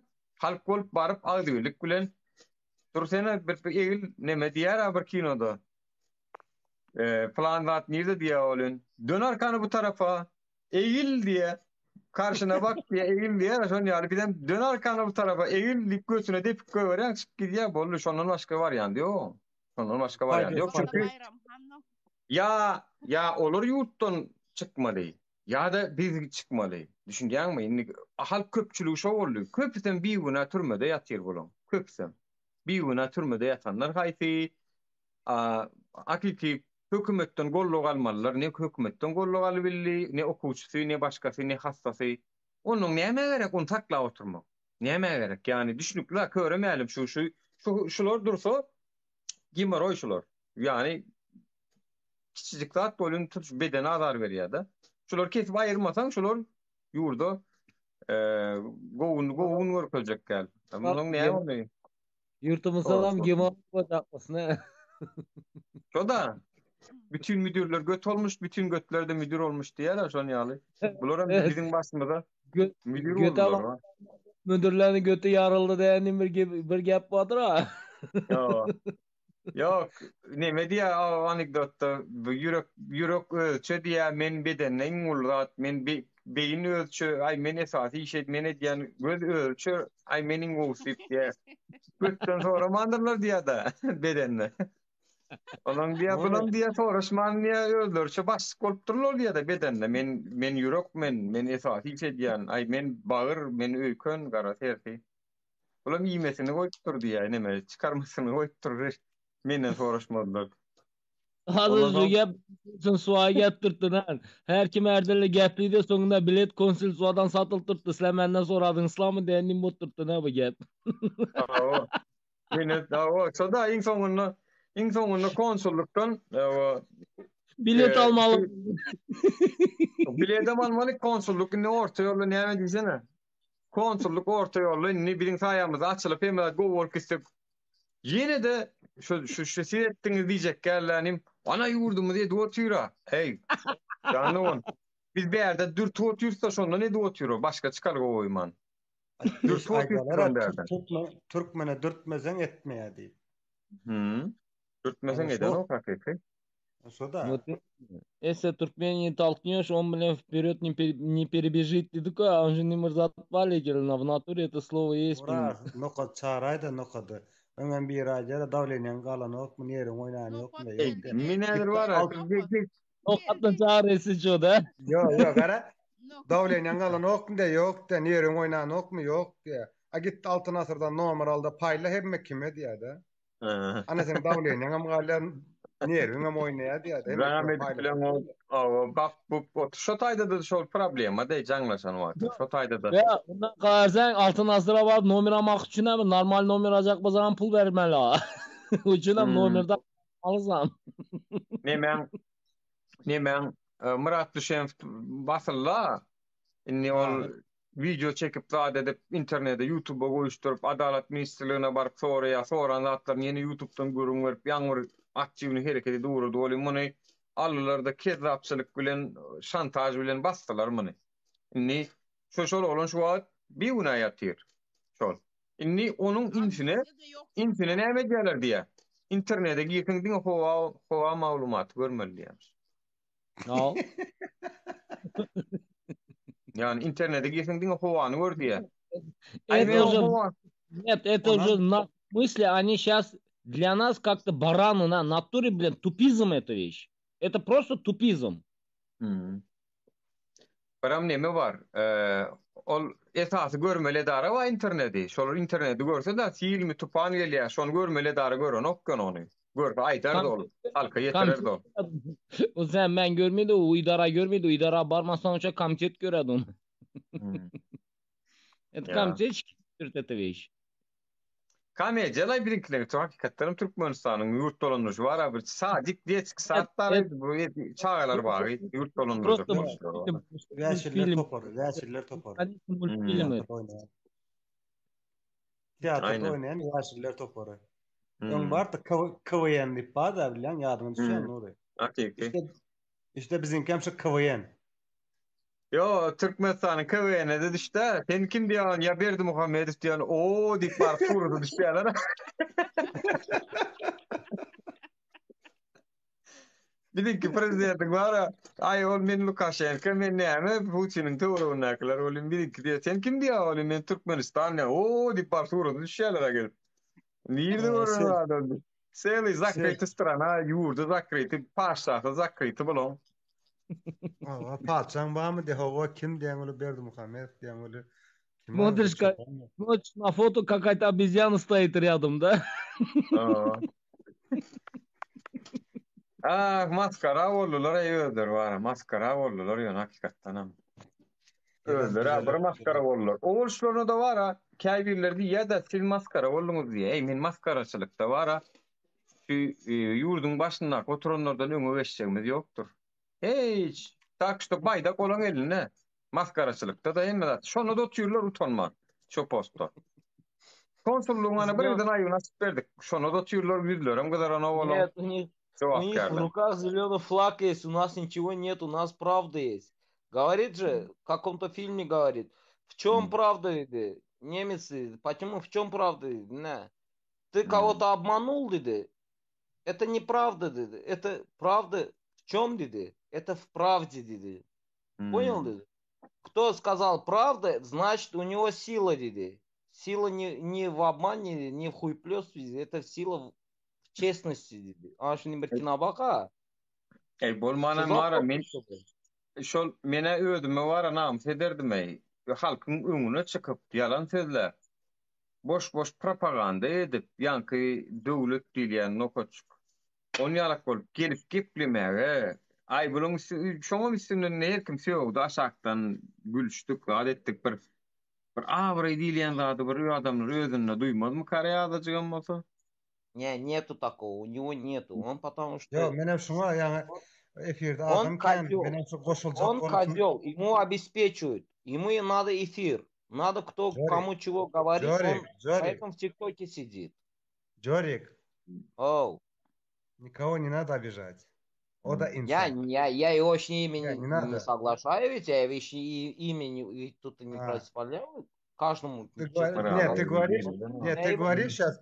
Нет, ты говоришь, сейчас козел, мозол говоришь. Что, интернет, горький бля мог ты тура? Twitter mi? Niye? Seyredin. Yani bir zat bilen ok, nol bilgin nol. Yani grubu gavarya bir sert bir dilde tupoy ve çıkyan hemme zat onot diyan. Mesela men anlayıp sizin boyunuz 1.50 diyenimde mana men boyum 1.50 değil 1.60 yaş diyen vakti men şonu 1.50 digin suud etmelidir ne şuna? Şun cogabına meselem çıktın hemme zat gowuduydy. Bir çıkıp sana doğruları aytsa men yankıyalak. Gördünüz mü? Bir soru. Bir logoda çözdüm. Gürlemen. Şu näme diýdim onu men bilemok diýe. Bilmiyorsun sen neyden aytacak hemme zat onot diýip. Я же внизу написал, он просто натуральный баран, вот и все. Я внизу написал, натуральный баран. Evet, biram doğrular suud etmek, bir zada bar diýmek, ýok diýmekden aňsat. Bar diýmek üçin, mesela üçin alarsın, inha bar diýersin, görkezersin. Bar diýersin, görkezersin mesele şöyle. Sen ýok diýmek üçin tutuşturmasan hemme ýerine aýlanmaly. Men görmedim diýmeler. Bular näme diýe? Ay mene görmedim diýe. Bankamatyň öňünde oçury dur adamlar diýen. Ay mene görmedim, hemme zat mene göremok. O son dolar näçe diýen on bank tüçeliden berip dur. Ay mene diýe çornu valüçükler görmedim diýe. Toy yani bulun kıyın aslında yok yani yalan diýme üçin tutmayan bir aýlanmaly sen. Ya halkda kötüçlük yok diýme üçin ya da işsizlik yok diýme üçin. Diňe çıkyp mesela üçin Sorokletde ýaşanysam çıkyp köşeňe seretmellerle tutuş hemme ýerine aýlanmaly. Düşünýärmi? Tutuşdurmasanyň her künjüne aýlanmaly sen. İşsizlik yok, diýip yok, bar eken diýmeli, ba bolsa. İşsizlik yok diýme üçin her ýerik baraňyzda işsiz adam tapmaly sen. Onu da vapşe mümkün değil. Iqtisadiyetin ösen yerine de minimum 2-3% işsizlik bolýar. Minimum 2% bolýar. Yani bular ay bizde diye işsizlik bağmaydı. O canım bizde nitoko ba 60-70 götürümde var. Yani 10 adamdan 6 adamsı 7 adamsı işsiz. O yok bir olmadı. Siz yani de menine şöyle nokada açsaktın da aptalımızda komşuyumuz 3 oğlu 2 kızı var. Şu 3 oğlunu okuttu, yokur okuyacağını okuttu. Bunlar bir sebep bilen bir yavrusuzluk bilen çıktı. İkincisine näme diýdiler? Bir da diýip çıkardılar, oşun problema tapdylar, bahana tapdylar, yere vazifesi gerek boldy, çıkardylar. Endi şolar hiç ýerde iş tap bilen ok. Nira varsa da krest dur. Nira var aýsyn, krest. Видишь, это уже, бля, несправедливость. Это вообще несправедливость. Hökümetin günäsi bilen bolýar arkadaşlar. Hökümetin günäsi bilen bolýan zatlar aýdyn.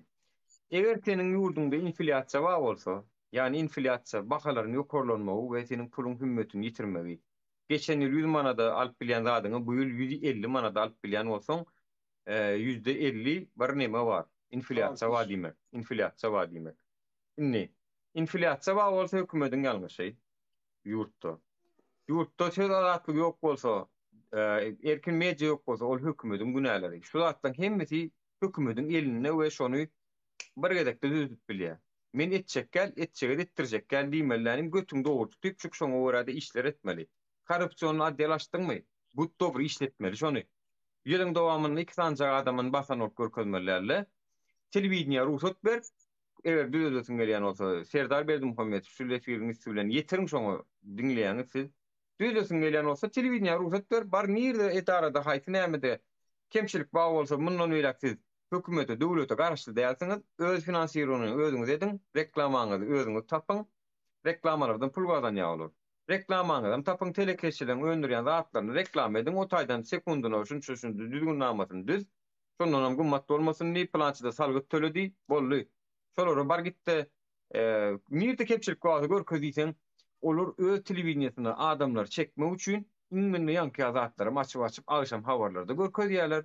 Bir ýerde awariýa bolan bolsa, oğurluk jüňürlügi bolan bolsa, zato näme uňalýar bi? Korrupsiýa uňalýar, zato adamlar mysal üçin. Men mysal üçin bir gerek Mara gittim 2 günlük, Mardan Aşgabat'a gittim geldim 2 günlük bir işim vardı. Gittim çünkü men bilýän Aşgabat'a halam yok. Barsam durasym gelenok. Çünkü şeýle boğup gelýär adamlary. Şu taýnyň nemelerini görseň, mafiýasyny görseň, hökümet mafiýasy bar taýda da. Gidip izme öýläkem şu 2 gün içinde ýolly erwet awariýa bolupdyr. Gaterwet. Olam okuwçylar, okuwçy wa içinde ýene wa ödem zynjyrlama 2-3 tane. Bir 5-6 adam ölen. Mara bardym soradym, şunu ýa bilýäňiz, eşitýäňizmi? Ýok, hiç kim bilenok. Hiç kim bilenok. Yani şu habarlar betirilip durulsa, birinciden bidirin ýa gat sürýändiň näme üçin radar goýýarlar, eýtdýärler, beýtdýärler. Yol ulug hadisasyny öňüne alyp bilenoklar. Çünki şu zatlar gizliýärler. Nämemiş? Altyn asyrmyş. Götüňe sok bolar ýaly altyn asyry. Bir sessiz ölümler käne bizde. Ol ýanky zatlar görkezmeseň, şafýorlar şol görünni, şol görýär, göz bilen görýär, bolun akkuratlyca sürýärler. Ünstek görüň awariýany görenden soň, belli bir wagt içinde akkuratlyca sürýärler. Görkezip dur. Daşy Özbegistana gitseň awariýa maşinlary ýoluň gyralaryna goýýarlar, görsünler şafýorlar. Prosto Nure. Edeni edip bolýar. Niyet bolsun. Ýadyňa düşýän bolsa 6 ay mundan öňme. Ýa gowragam geçendir. Bir polisiýanyň işgärnimi gaýyşnygym ýolda tutdular, ýadyňa düşen TikTok'a, YouTube'a çykyp berdi. Ýa-o, GPS mi? Näme etdiler şonu? Bilýärmi? Näme etdiler? Wezipesinden pes eldip, iň pesk dolurunuzda yeni işläp berýär. Her onu çıkarmadılar ha. Как это говорят, отправляет, там ППСником будет работать он. Если кто-то гаишником работает, он какой-то город переводит, там и ППСником работает он. Машинда гаишник походу. На своем служебной машине içki yeni falan filan orada бар. Пиво içipdir, don ýagdaýda. Я тебе теперь одно скажу. У меня было это. Yok. Eğer Türk'te bir ayağının oyunu giren. Ya o değil o pahod o başka. O maşinin içinde komite çıktılar tuttu ama hemen maşinin içinde pul, pivo, semiçka hükmedi maşinde gayı maşinin. Evet. Kumun içinde ya kumun içinde sazakların arasında durup düşürüp bir şeyler söyleyebilirler. O. YouTube adam çıkıp verdi ula. Olur var ha. Berendirler bir 10-20 dolar. Bolmasa nira ettin. Türkmenistan'a hedile. Pul versen günahına metçalar, pul versen vedipede verýärler. Bay. Kazananjasyn berendir. Borlay ona derek 10 saat işten olsa minde 18 saat işlerini yenlerden berendir. 7-24. O 7-24 işleyendir belki şoförler alacak bolunny. Pul vermeyen 24 saat işiyle bula. Özü işinden sonra mene 24 saat işiyle pul işlemek için. Ol bir hilek näliksene şu bir 10 tanak tok etekde 10 tanak tüýje bar, tok bar.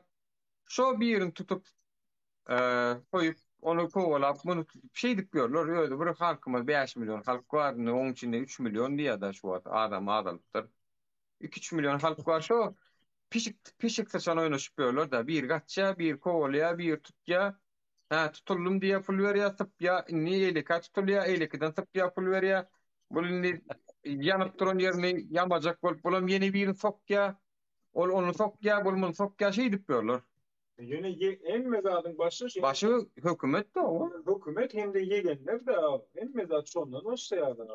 Yegenler var. Serdar Bey Muhammed bu yarı gene iyi çıkıyor oğlum. Sen yegenler sen yegenler çıkacak değil mi? Ay yani 10 yıl yegenler olan. Ay men arada olmaysam eğer hükümette olan birinci gaytam şu yegenler betleyeceğim şolordan başsan bilmel. Näme şu niten sen birine ruhsat bersen sen onun aşağından çıkabilmeyen adam. Sen onun aşağından çıkabilmeyen çünkü sen adın ver bir dene diş edecekler vardır. Sen şu televizyondan aydip bir kısan sanam şey deyip televizyona çıkarıp görkö diyegenini daýyň garnaşyň bir düzgünçülük etse sana bayarny. Garnaşsan biler ama vay bu ezi olmasırma jigim gidersin da sallat diýse näme onu. Kanun onu nemmek isteň bolmaly. Bunu Kur'an berdim men öýdem diýdi. Adamçylykdyr diýdim men sana şonu. Owa. Hiç etmöňiň. Serettin kanununy deňdir diýdim diýdi diýen. Hani kanununy deň bolsa. Kişen olup şo wagtki nemani içeri işler ministrini işten aýranna näetdi şonu? Gürlän. Näme? Ýok, mulik däl ol. Kurwan ulyň ýaňy bir prezidentlige gelip bir 2008-nji ýylda ýam içeri işler ministrini işten aýranna YouTube'da bar näme çykýetdi. Ha. Ýadyma düşýär o. Arada gördüm ne şonu. Adamçylykdyr diýen ol. Biziňem meňem diýdi 4 tane aýarlygym bar, çağalary bar diýdi. Ýadyňa düşýär. Bizde de var diýdi, dowan var. Adamçylykdyr diýdi ýöne. Näme kanun esasında şöyle duazy. Bulara diňe odan gurla diýim hala. O zaman astaýyş özüne nämelik diýen, özüne konkurent bolup biläjek adamlar aýranna şey diýýär. Aýranna. Şen 5 tane aýarlygy. Mulikov minister näçe ýyl oturdy? Başta 20 ýakyn oturdy. Ýok. O 20 diýen. 9-10 ýyl oturdy. 10 ýyl oturdy. Ondan köprek oturdy. Näme etdiler? O 4 sany ýegen üçin maşyny gaty sürtdi. Bahana o. Prosta bahana etdiler, aýyrmaly. Onu aýranlarna näme diýip aýyrdylar ony? Onu aýranlaryna 2 sany gaýyşnik bir ýerik radar barlaryna çykýarlar. Radar barlaryna da protokolsuz çykýarlar. Protokol çykmalar. Men gaýyp mala ýeliňe taýak aldym, radar aldym, çykdym diýip zat. Ýok, protokol düzülmeli. O protokol 3 tanesy düzülýär. Biri häkimlige, biri prokuraturada, biri özüne durmaly. Habar berilmeli.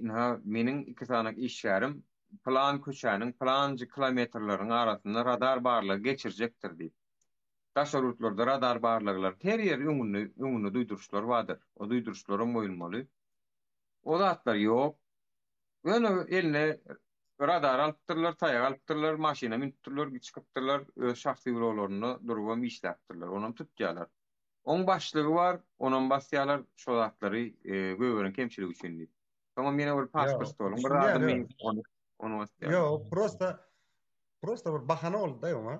Men aýdyrmyn şeýle Ljuboy gaýyny şu wagt protokoluň am dostlarda durmak üçin diýip soran.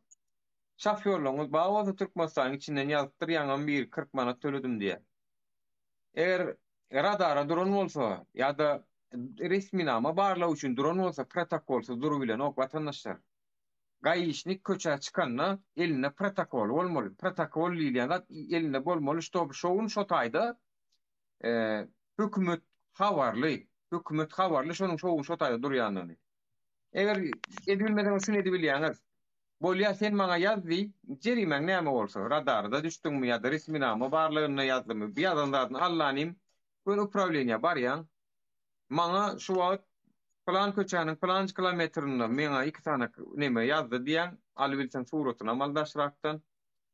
Şular diýip meni aldy diýen, näde suraty delilliýen. Şular protokol boýunça durmy ýa-da protokolsuz durmy. Men şunu anyklamana geldim diýen, welayat polisiýa barýanmy, upravleniýa barýan. Sorayan, şolar şu wagt protokol boýunça durmy ýa dälmi diýen. Eger protokolsuz duran bolsa, nimeçe ýetişmek erdin diýen ardan ýazyp Aşgabat baş prokuratura uru diýen. Ha, Türkmenistan İçeri İşler Ministerliğine değişti. Gulluğunun şu bölümünün işgärleri protokolsuz dur eken anykladım. Bunun protokol yok. Sonra değişti işgärler hem şu taýda nämäni görkezip bilmediler.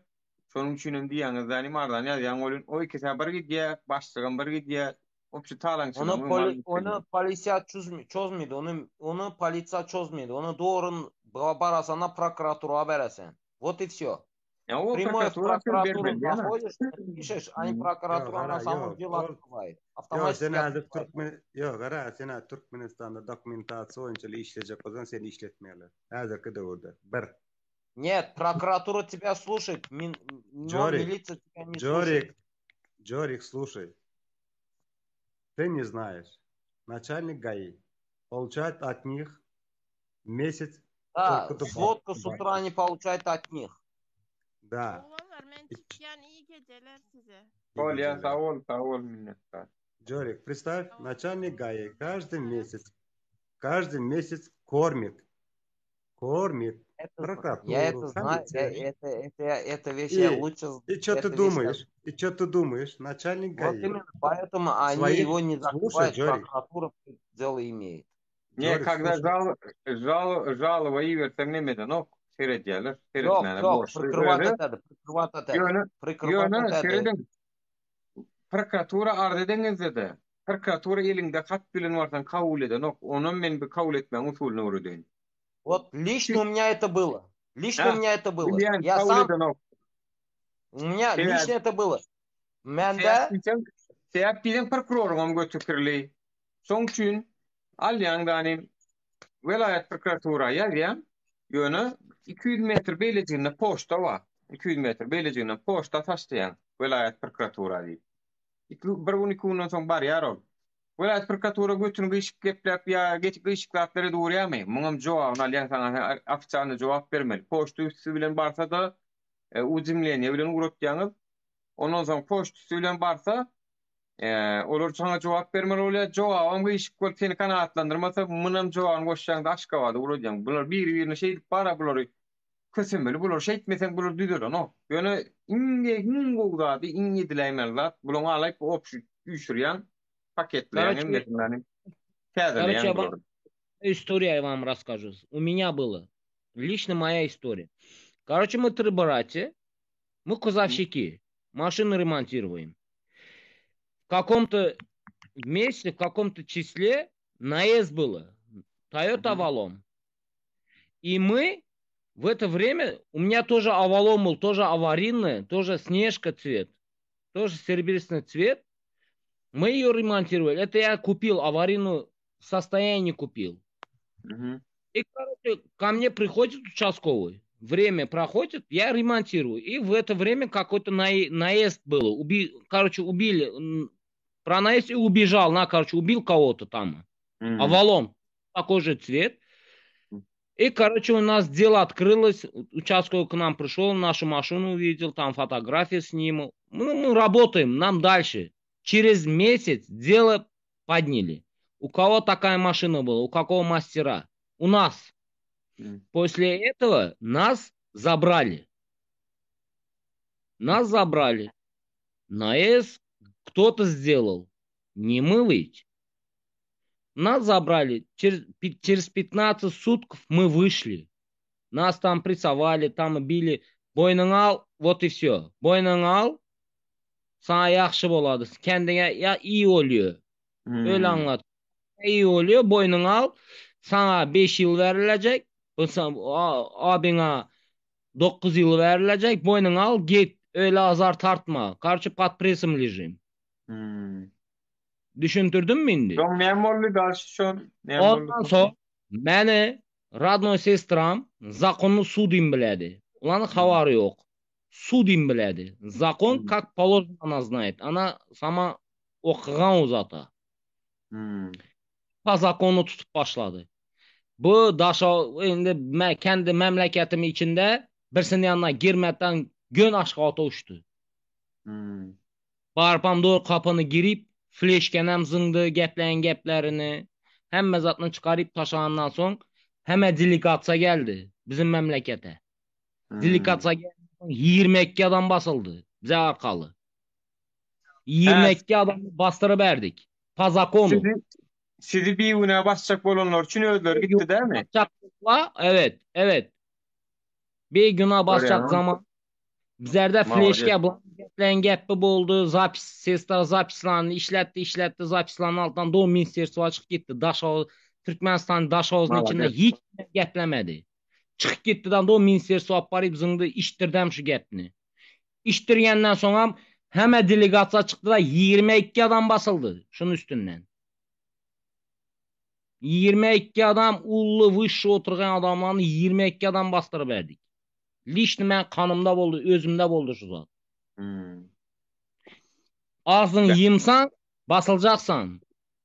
Göttüğünü tutsan, alıp çıkıp ulanı basacaqsan. Bizlərdə şunun zat. Likili bir sene bir timpelin vermedik. Bir sene bir tin, bir zat pazakonu işledik likili. Tolka pazakonu gitti sestra. Mən ülkeler basılsın dedi. Mən ülkemle naiz etken bolsa, dema basılsa da pazakonu basmalı dedi. Ülkelerim etmeyen bolsa pazakonu kim jalıp bergen bolsa, kim noet dela götürgen bolsa şulanı bastıraman dedi. O an prokuror çıktı sonra prokurorun şoförü basıp öldürdü. Prokurorun şoförü hem gitti, prokuror işten çıkıp gitti. Jorik. Bizlerde boldu şu zat. Jorik, это в каком году было? В каком году было это Ташаусе? В 2011 или 2010 было. Слушай, Жорик, я просто... Нургел, диск mi diye? Fonçik mi diye Нургел, диск mi diye? Ты это слышал, это было? Нет, вот здесь Мралы, бывший полицейский, он Мралы Гарагумный здесь пишет, он даже Ташауский, Мралы Гарагумный. Он бывший полицейский, он вроде бы знает эту историю. Пончик диye Нургел диск. По Ахтинским дороге. Вот и все. Они знают уже эту тему. Вот и все. Ну, он бывший полицейский, но он сейчас политубежище здесь находится в Польше тоже. Он знает, если он в это время работал, он знает всех, блин, там, блин. Перетискали мы, блин. Понятно. Это лично у нас, лично у меня у самого это было. До сих пор одна нога у меня 42, одна нога, блин, 43, блин, после этого, блин, пресса, блин. Слушай, Джорик, просто я не слышал, я сам там работал, да, в 2009 году я там туда пришел на работу, и в 2018 году оттуда уволился с работы. Слушай, когда твой начальник, если в Андрее ты работал? Ага. Твой начальник наезд сделал. Помнишь? Было такое. Вот в этот день, в эту неделю, точно в эту неделю наш лично этот я его проклинал. Дай Бог, чтоб ты сделал эту вещь. Лично мой суд в это время он меня допрашивал на втором этаже. Последняя отцепь. Последняя дверь. На втором этаже последняя дверь. Понятно. Ne kendileri kardeşim bir kanunçuluklar Türkmenistan'ın sağını. Evet, ken. Ben o zatlarını... Добрый вечер, Вендетта.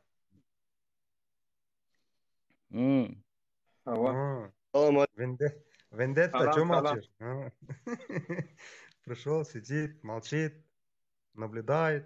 Ай, вы разговариваете, Жорик, малярщик. Ты как там кино говорят, помедленнее я записываю, да? Вот, ну нафиг, блин, вот такой вещи, блин, ребята, блин. Короче, Birin illeşsemedin panyatatına da düşünmek. Şimdi zapisi diyen de burada kelleğerler. TikTok'ta geliyorlar, gürlüyorlar, tank ittiler ne diyorlar hükümeti, tamam mı? YouTube'a koyacak diyorlar, koy maydak YouTube.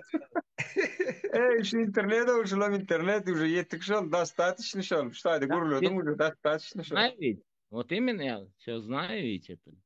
Yok, son YouTube'a koyacak diye tam limited tip bir baykara dip ön çıkış ediyor. Hükümeti yön yelme oylam. Pero öyle mi yelme pero. Sonra men YouTube'a koyacak diye koy mayda dip bara tormuz basıp reski power diye verip götüncüklep gayrı atet YouTube diyeyim diye. Haydi oğlum gel. Hükümet шталина мало отиралжаны. Тапат, не? Я хотел один вопрос задать Жорику. Салам алейкум, Жорик. Алейкум салам. Вот у тебя двое детей, дочка, сын. Ну да. Давно их не видел. Ты сейчас сам в Турции. Они там. Как ты думаешь, долго мы это будем терпеть еще? Вот это все. То, что мы от своих... Я тоже своих, я просто почему хочу спросить. У меня у самих дети там, внутри Туркменистана. Сколько нам еще ждать, чтобы мы могли, или они к нам приехали, или мы к ним приехали, там дальше здесь продолжали? Нет, слушай теперь, одну тему, не, тут одно скажу. Лучше я сам поеду, не. Детей я сюда не желаю, чтобы они сюда приехали. У меня там лучше, в Туркмении лучше, спокойнее у меня там, не, как-то.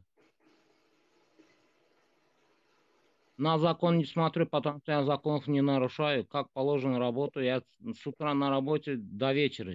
Я только работу свою знаю. Вот и все, детей прокормить. У меня такая, какой-то у меня... Нет такого человека, кто не нарушает закон. Ну да, нарушаем, может быть, нарушаем. Ну, без закона. Ну да, нарушаем. Без... Что мы нарушаем? То, что мы требуем свои права? То, что мы хотим видеть своих детей? Ну? Чем мы нарушаем свои права? Я свои права я не нарушаю, я никогда... Я тут тоже не нарушаю. Да, правильно. Я тут тоже не нарушаю. Правильно. Мы просто, смотри, мы что хотим сделать? Вот мы здесь работаем, живем, да, здесь. Не просто из-за того, что просто мы хотим здесь жить, а для того, чтобы обеспечивать свои семьи. Я просто устал, вот и все, не. Я просто устал от всех. Вот и все. Я устал, я хочу к детям.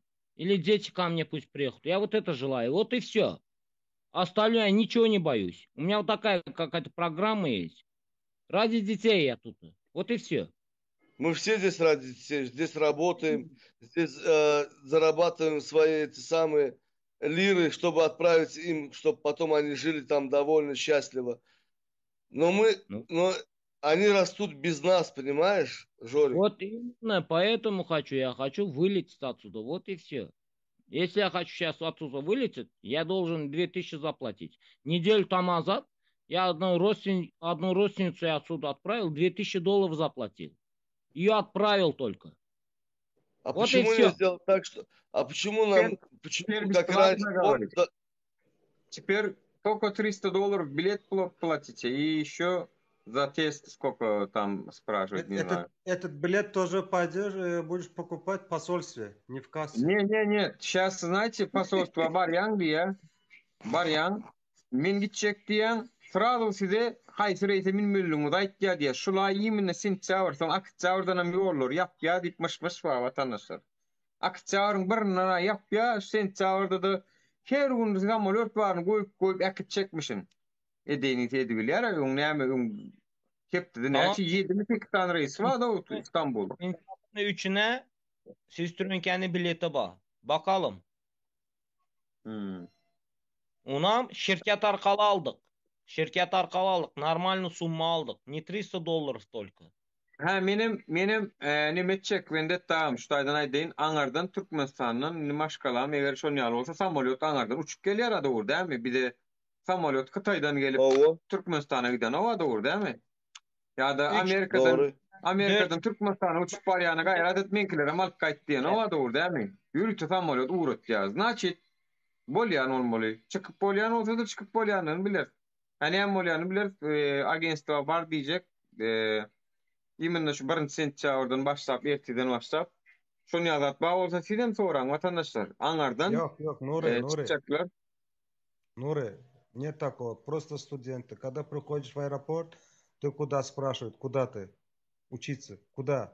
Турция, Белоруссия. Ну, за границу. Şu sentýabrda ütköşügrä goýdýan. Şu sentýabrda şu dünkü bolan gowşlardan, dağlardan soň ütköşügrä goýdýan. Biraz gowşurdum. Dün oňul bir student geldi. Aňardan bärik. Dubaýa uçunlaryň geldi berden. Men zan bir daha dedim, şu taýda bar ya, bir 10-15 gün dapros etdiler. Nirek barýan, näme işleýän, näme olam gorkuçyny aýdyp bilmedi Türkiýe gidýänligini. Owa, göwermerler diýip bara. Studentlerim soraýarlar. Studentlere de gün berenler. Näme maýt? Türkiýe barman. Türkiýe barman. Türk näme Siriýa motay, näme men düşünmedim o. Näme Türkiýe barman. Хуже Сирии. Сирии то лучше. Yo, Türkiye ne için barma mı alacak kolyalar? Turist budatlara internette gidip dur. Budatın territoryu yok. Aeroportundan, Türkmenistan'ın aeroportundan Siriye gidecek ben desen sen biletini hemen beredlerden uçur beredler. İstanbul'a desen hemen zadini beredlerden No'a gidip batırsan da senden istidle. Yok, oraya İstanbul'a gelen öyle onu ne Ullokan onu ne için Ullokan gelince Hoğun TikTok'ta gavat geldi utanman ne edip bulur yal halka yalan sözleyebilirler. Bir gelince videoda gavat geldi. Ansatçıya dik koydu. Bardım agentstadan biletim aldım. Bir turistik agentstadan vizam aldım. Aldım da Dubai'ye uçtum. Yalan. Yalan. Ullokan gelince ne edip utanman yalan sözleyebilirler. Когда в клетке сидит медведь, когда ему как положено надают пизды, он, блин, стоит, я не медведь, я кролик, вот и все, блин. Наезд, вот и все, это просто наезд. Это просто для рекламы. Nuri, ben Jorik Barştay'da, Nuri Seret, şu an ben dün yine yancı ortapır yine bir kaytalayın. Dün yine bir tapar seyrettim. Ön Türk hava yolları 1. sentyabrdan açacak diye. Luboy kişi şu an ucuza bilede giyirim. Seyredin. 1. sentyabr açacak diyen Türk hava yolları 1. oktyabrda geçirdiler. Sentyabrın sonunu noyabr'a geçirirler. Men pikirimçe var ya, şu taýda Jorik var, Bad Boys var, Nuri sen, vatandaşlarımız var, bir 90 adam.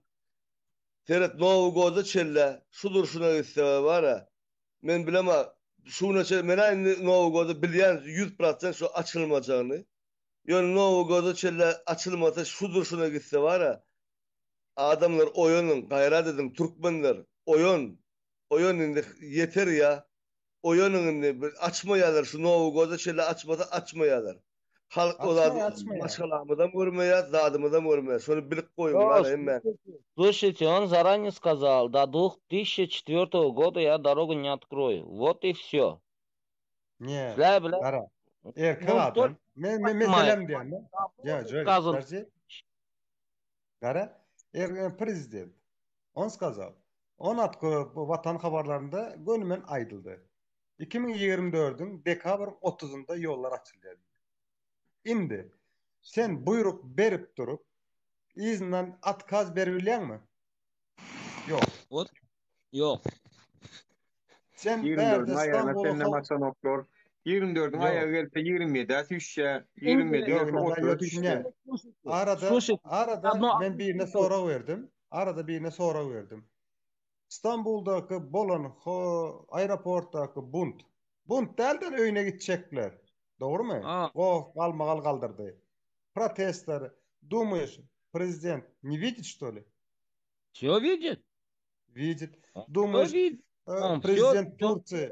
президент Турции не говорит ему? Говорит. Hemme zat senin nokadına çelle aydıp dur. Yöne?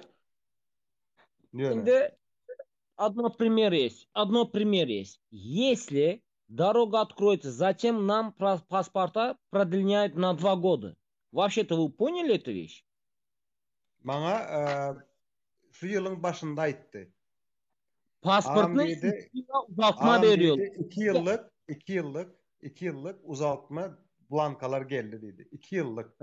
Neye veriliyor ona? 2002'de otursan 2004'te don sana pasporta uzatma veriliyor. Neden? Sana yol açılacak olsa sentyabrda yol açılacak. Değil mi? Onda sana 1 aylık verse oldu değil mi? Sen memleketine gitmek için. Jorik ondan başka seredin. Reislere seredin. Aşgabat, İstanbul, Türkmenabad. Aşgabat, İstanbul, Türkmenbaşı. Näme üçüp Aşgabatdan uçya ýerine golany ýa-da Türkmenbaşyda ýa Türkmenabadda. Bir vatandaşlar düşüneňizakmy şo bizi gorkujygyna şonu alanak Aşgabada. Gorkya Aşgabada ýa-da Türkmenabada ýa Türkmenbaşyda. İran'dan düştü. Kim biledi şunu? 2 reis İran'dan düştü. Kim biledi şunu? Yok, İran'a düşmedi. He, İran'a düşen benim lişni dostum İran'a düştü. İran'ın granitsasına üye vardı. Lişni şu zat men dostum men kvartiramda oturgan balat düşü işini. İran'a düştü. İran'a onu mu? Türkmen hava yollarından Türkmenistan'da samolyotla mende İran'a düştü. İran'ın granitsasından doğru ulan 3 gün beklep ondan sonra Türkmenistan'a girdiler. Lişni men kvartiramda boğan balaşı. Be? Yok, yine prezident vardı. Türkmen havada vardı. Ne prezident Türkmen havada vardı. 2 gün bundan. Ne için vardı? Mira vardı. Onu o samolyotu men aýsam Hytaýa orýaryk gonýar bular ha.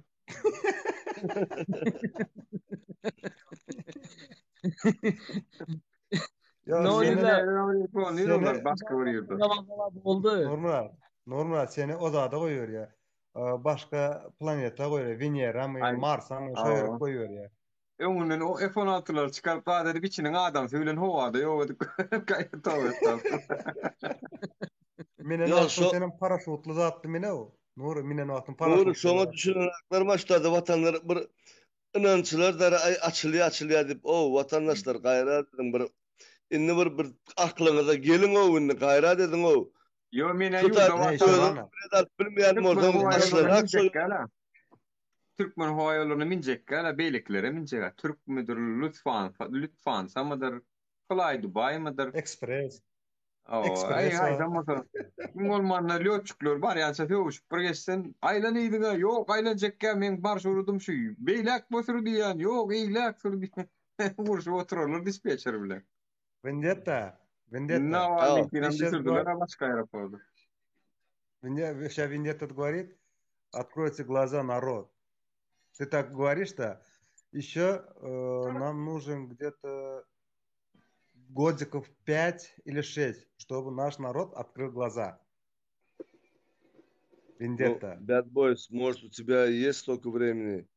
Меня фабрикасам долу uçdum diýenim. Dure. Bir adamın, 2 adamın, 3 adamın dolanın peydası yok. Yok, şimdi sen Aşgabat'a söyleyeceksen, Leopold, давайте, ребята, жить дружно, ne? Sünnetli bir gapleşmeli oldu in sonunda, ne? Leopold, давай. Dıyza çökönde de peydası yok şu an. Dıyza çökönde de peydası yok. Şu an et çegine de oturuyorlar. Ne mi deysen edeyse. Buğdayım bir şeyden sonra ordular. Yok, bulmanım häzir etmene wagtlar bar, in son koýundan oynasınlar.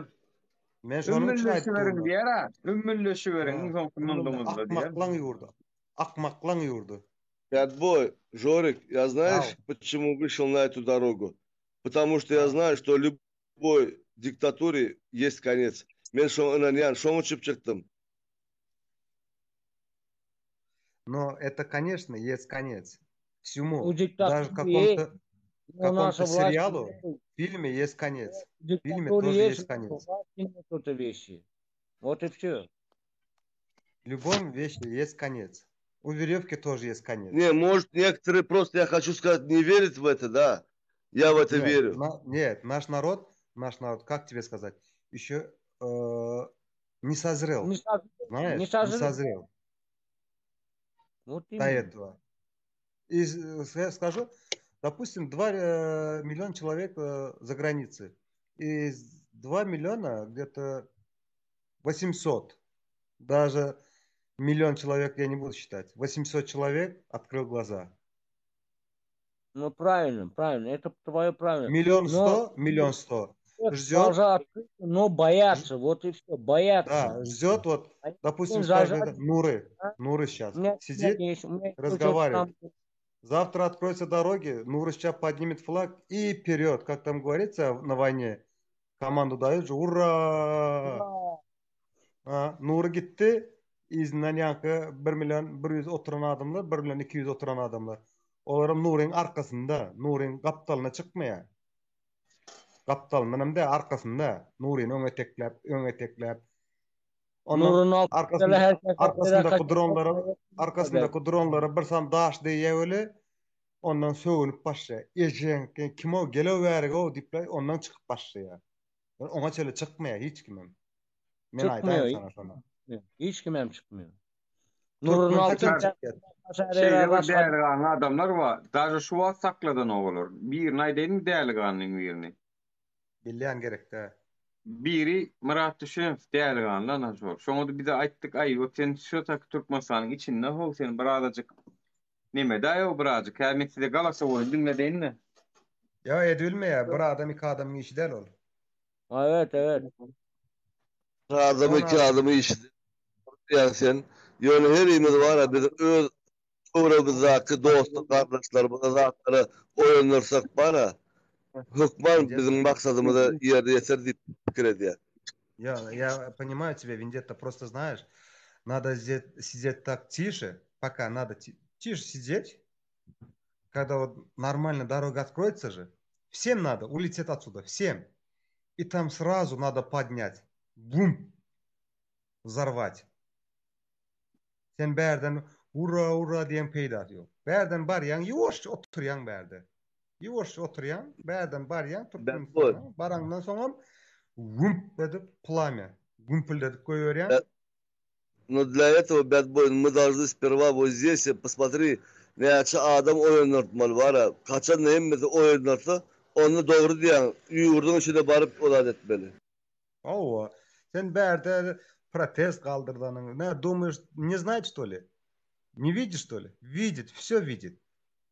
Kim protest kaldırıyor, kim katnaşıyor, kim guruluyor, kim ne hemme zadı bilip dururlar. Eredin şunu ne? Evet. Murat ilki ekskluzif hiç yerde dinledik. Gep keşemizde uğradıktı da. Aleyküm salam. Gomgost sağ oluyaladığına brat. Azar beriye, azar neyle görsenler internetime sürüp beriyorlar. Başka nemesi yok. Şumat gidip son yerden gidişime şumat kek tursun. Karayanık kara kuyuk ol. Başka entegra sesler çıkan yok. Eredin mi? Söyleme bol ya Murat. Google falan var ya tesin rahatı geçip durur arasında. Ben sen olsun. Kovuşcan tuğrunu sen var ama la değil. Otur adamlara yok mu ya kitabı kaçak olayım. Başta o iyi ormanda konstitüsyon okuttuğunu orada 36 sayfadan var saatlik o. Burada kan demet kısa şey kimin yazan kitabı? O diktatörlük demokrasiyi nemede ama yok. Kimde şu Amerikanski pisatelin. Böyle diyor benim. Цветная революциялар урнаманы урада нема olmalı, şonku olmalı diye oturun. Yine şarp, şon tapanok adamı. Kısası, hanım stol mu? Gelen o enterim. Yok, konstitüsyon diysen var ya, olayım hukuk dilini kent stolum sana var ya, filial açmana ben şu nemedi. Neme, ne açarlıydık la, şon stolu, ben neydi, soradım neydi? Eğer ona maydı ya. İzleyen normal isyan o internet var. VPN'ların yine bağırını yaptılar mı kan ya? Yadına minkin yaptılar mı?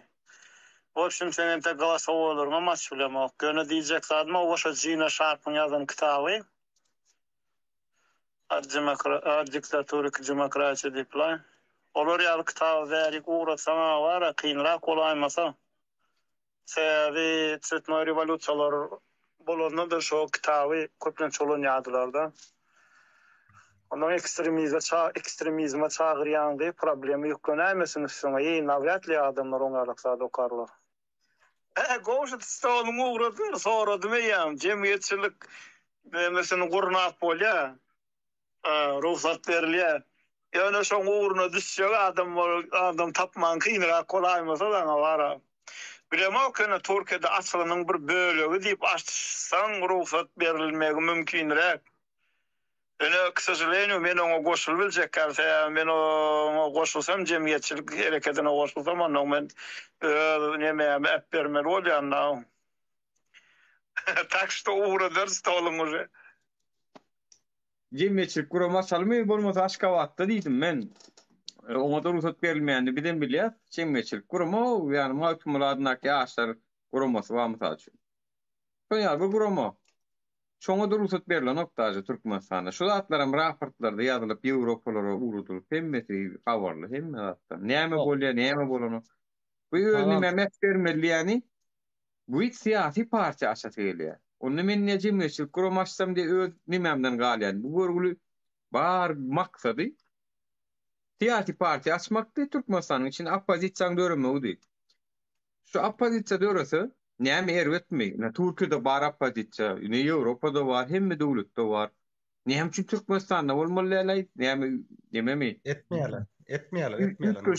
Köşük kelle işleýärmi bulan kelleleri? Gatşonýar şäherlik ýaly. O zat var, yok değil. Yöne şunu çalıştırmıyorlar. Anladın mı? Var o zat. Yöne çalıştırmıyor. Diýmek, ýa şu yumrugy görýän, ne yumrugy näteretden ýokarda yumruk wadyryn ha. Şoň bilen aýyrmaly diýmek. Başga warianty ýok watandaşlar. Şoň bilen aýyrmaly. Arada bir 10 numara 5 ýyllyk.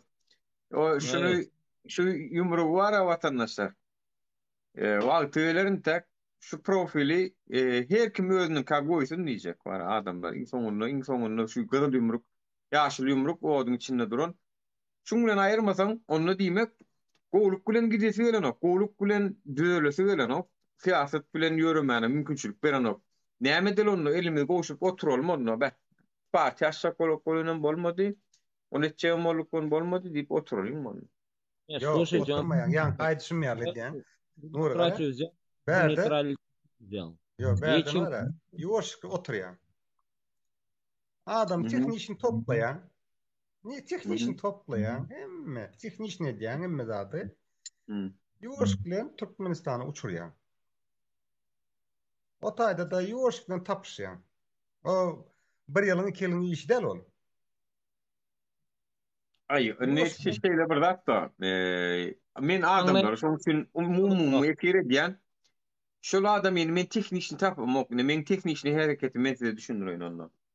Menin teknişni hereketim sır däl watandaşlar. Türkmenistan hökümeti bilen ede şu şahmat oynanýaly gün garşymda ol men küçtüm görýär, meni mümkin görýär. Şeýdi oýnaýan adam. Menin teknişni hereketim näme?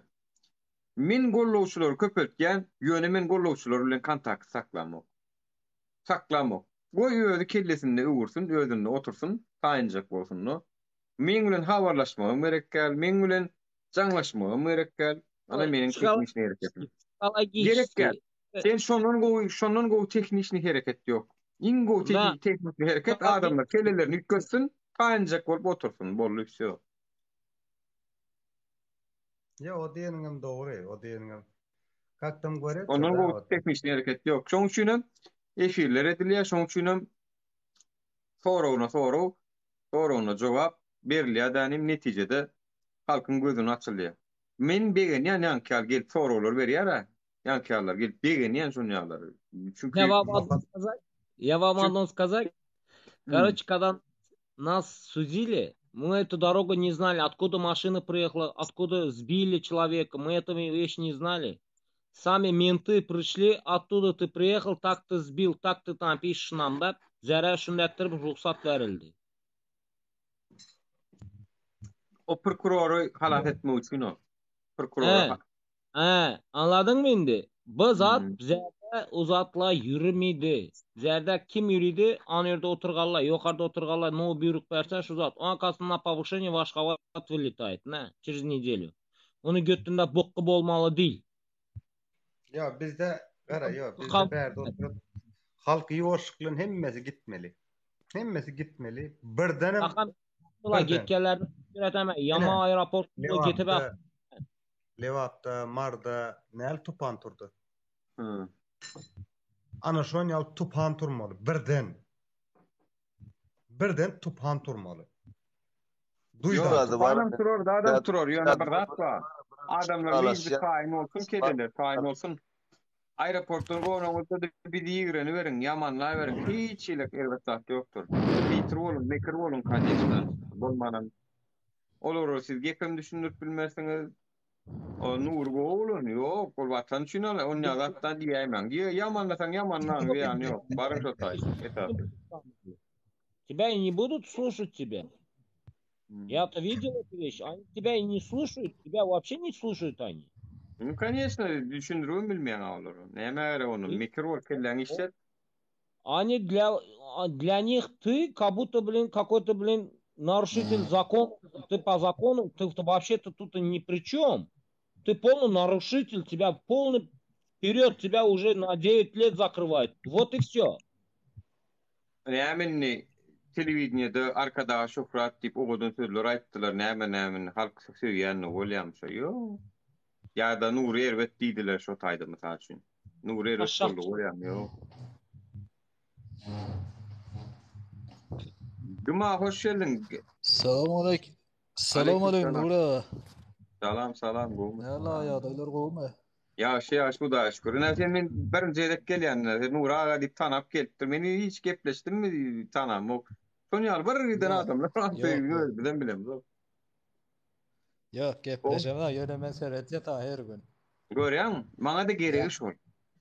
Görsün. Nokotları görýäs. Gatykän adamlar görýäs.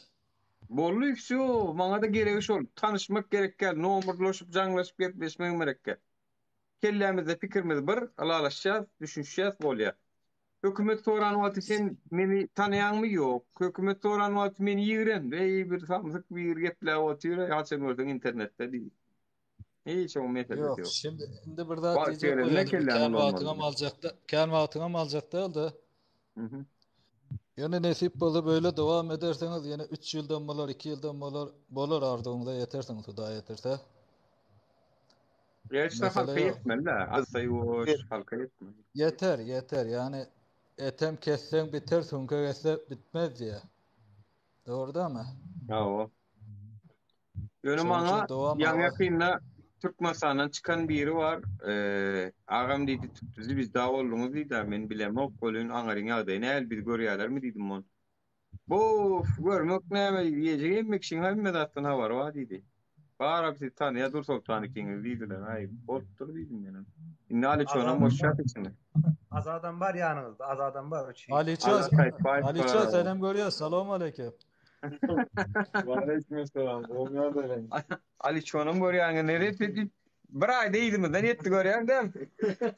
Ali çoğu maladiyas. Tamam aleyküm. Vatandaşım. Olmuyor böyle. Neden? Ne mi deli o artık? Kâvı ne mi diye? Bir zat tren raydan çıktı diye. Yok ne mazada sonuna durun Ali çoğu. Poyuz nemi demir yoldan çıkıyor da ondan sonra adam belli bir yere çeni savur ediyor. Ananın men patlamam giyce bir gün gidip barayam trenden düştüm pamoyum Frankfurt'tan bu yerden geliyordum ve yolda zamı kadetti de kelam men nimet bir örneğiydim o. Men nimet bir. Yolda gidip barayam ve oylan yan şolvursandı. Sen ne için dışarı yurtta yiyorsun yani? Öyün yok mu? Yok, var. Yani ayda oturmayın da hemimiz adın var diyen. Öylendin mi? Yok. Yaşın ne? 32, erkli birin 33 yaşayan. Ne hemen uğrunda yiyorsun? Kimin yani kim sebep şunu? Oturuyan, oylanayan hiç özümde günah tapamak da seyahat ne için? Okuma için Türkiye girecek oldum. Men almadılar. Kombinadın başlığı bilen naçanlık polisiyan oğlunu aldılar. Bilimli mi? Yok. Hatta men olordan bir neçe neme yok orada. bolya gullugy etmedim mi diýen, watana borjumy etmedim mi diýen, etdim. Iller 2 ýyl edýär, men 2,5 ýyl etdim diýen. Okujak boldum diýen $150,000 wzatka soradylar. Nime? Yuridiska. Men aýdýan men $150,000 berjek. Her ýylym diýen $20,000 berjek. $200,000 okuw tarýan menden nähilek jurist bolýar. Gerek ya. Daşar ýurda çykdym bolýar, okudum, geldim. Girjek bolýan bolanok, yani hiç kim alanok, hiç kim priznawa dedenok sen. Yoksa men öz bilimime gutardım. O anarda saranlarına mayda gelip sarak kampetmeleri. Ha, yok, sonunu getirecek. Bolya indi ola bolmadı diýeli normalni biznes urjak oldum. Aşgabatda jygıldykda magazinim bar, elektroborodovnya satýan, lustra. Hi goýanokda lewaply diýip. Bir gün pajarnysy gelýär, bir gün nalogowy gelýär. Ýöne gazananym, ştraf töläp ýatyn. Bolmady, gaýdyp geldim. Näme magazinimiz var.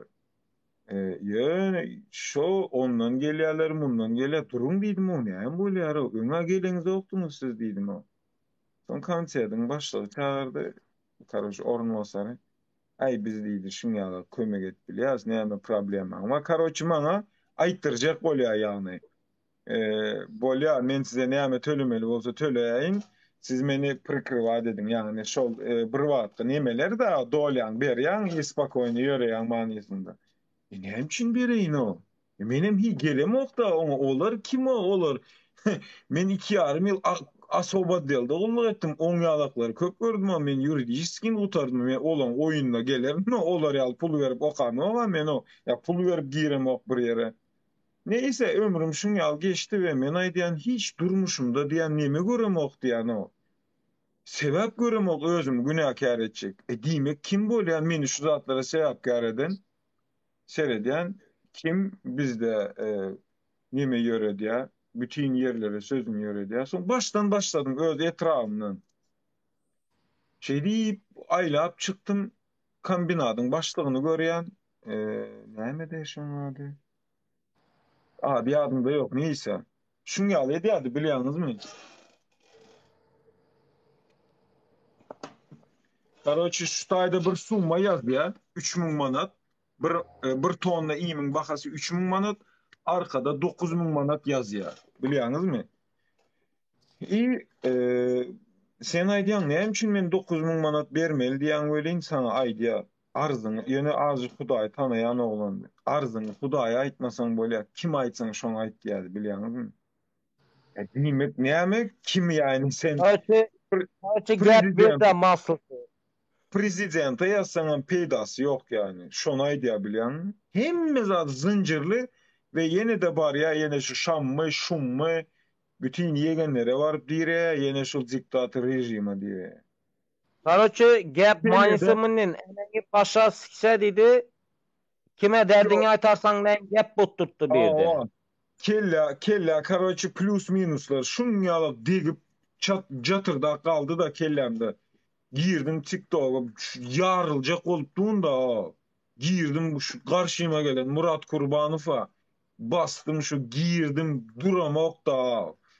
Takırdadıp ýatyrym. Hemme dinläp o aýdýan zatlarym bir-birine şu zincir ýalyk bagly, şuň ýalyk bir akurat edip aýtdym, düzüp.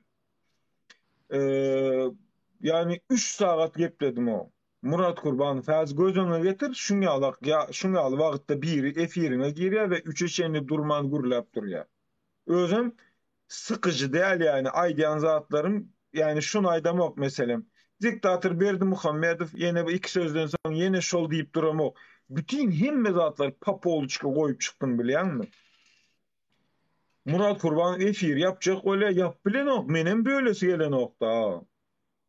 Son yüzüm aşak oldum karoç, paka açma gerek bolýan ýene näme diýip şo taýda durdurdular. İyi şey edip yani, iyi son men pikir etdim, yani men bu yola girdim ve diktator rejimi yıkmasam men azatlığa gowuşmaýan. Ve şunu pikir etdim. Şu at men $100,000, yani $100-200,000 bahsetmeyen, men zaten men tanıyan, men normalni biznesim zaten bardım, men onu alıp 200.000 dolarım bolsun deyip arzu eden adam değil yani. Pulun bolsa da iş saat örtmeye üstüne. Fikir ettim yani 1-2 milyon dolarım boldu diyelim de. Ecem yok yanımda, doğunum yok, karındaşlarım yok, kakam yok. Näme peýdasy var? Ve men şuňal dowam etmeli mi durmuşum? Yok. Polibom bu diktator rejimiň ýykylmasy üçin men alad etmeli. Ve şunun tapa aldyna bardym ýagny. Men eger pulum bolanda da men eger huzurly normal жизньde ýaşap bilmejek bolsam, men pulum bolsa da peýdasy ýok. Diýmek men näme etmeli? Diktator rejimi yıkmak için hakkımı, hukukumu talep etmek için alad etmeli ve bunu men näde edip bilýän? TikTok'ta çıktım. Netice yok. Hatice yoksa demek neticeye bakmalı. Dedim bir zat edelim oğlanlar. Ve şu arada da Dur Sultan'ı ve diğer arkadaşlarımızı darp ettiler, urdular bir dilekçe. Dedim bunlar o dilden hem düşünmeye demek. Biz bunların bütün ediyen işlerini dünya duyurmalı. Ve şey diyorum, anlayışı can ettim dedim, bir zat etmesek bu alan yok, ben geliyen dedim. Ve geldim Polşa'da. Entek bar, men projem gatı uzun yani. Bular var ha, ne el diyen size? Şunal dabi vaat ediyen, şunalık bir mecbur ediyen. Yani eğer kazanmak için sen inanman gerekiyor. Mesela şunu edelim. Bütün şampiyonlar men kazanmayan, mesela size şunu alaydalı. Habib Nurmagomedov. Bir neçe yıl mundan Dagistan'ın bir yerinde doğdu. Ve şol oğlan men çempiyon bolarım deyse, ay senden bir çempiyon olarmay deyip aydıp bilersin. Hemmesine aydın o. Mesela Mike Tyson birinci boyunda 7 sekundda knockout edende trenerine can edip aydiyalar. Trener onu aydiya bilen mi? Çoğunu o zastrelil što li diye. Hatta görünsünüz şu kinosunu. Yani bütün hemme zatlar anam bilen yola çıkılıyor. Hiç kim boş yere bir arzu etmeye, bütün şampiyonlar ananarak özünün gücüne trenirovka ederek yola çıkıyor. Doğru değil mi? Menim şu men bir alişer olarak, men bir jurist, men bir prostoy vatandaş olarak şu diktatör rejimi yıkacağıma gücüm yetiyor. Ve men gücüm yeterek şu yola çıktım. Bana çıkıp aydıp bilerler, ay sen derdi pustoy, parajnyak, hemme yerde aydılayan zatlar. O sizin fikriniz. Ama men özümü üverini. Men şunu yıkyan. Men diyenimde, yani men sizin yağlı vatandaş, yani biz şunu yıkyaz. Aydın. Day boh. Yani size şunu aydayın, eğer meni bir güç, men içimdeki ınam, meni şunu çıkıp, hiç zattan korkman, premo şunu çıkıp, tankid etmenini, diktatör diymenini, prezident diymenini, men saylamadık prezidentim diymenini başarayan olsan, fikir ediverin. Eğer men bir aylık, 2 aylık aktivist olup çıkıp bir topur plakat oňurup biz bir yerde Polşaň bir yerinde protest edip bilýän bolsak, eger men ýene-de 10-15 günden OBS'de çıkıp bularyň hemme zatlaryny aýdyp bulary maskara edip hiç ýurduň ýüzüne bakmaz ýaly edip biljek derejeye getirýän bolsaň, diýmek bar bir özgerişlik. Yürübe koçum kim kazandı? Ayıpsın abi. Biz böyle kazanacağız. Yani. Biz bunları hiçbir şey yapamayız desek zaten biz orada kaybetmiş olacağız. Anam mı paramızı bolmanam? Hep kim özün ananmar. Dağı ne? Men özüm anan yana. Sen deyip bilirsin bana çıkıp. Ey bir saç uzayın oğlanla nämet bilir TikTok'a çıkıp tırla ya deyip bilirsin. Biliyor musun?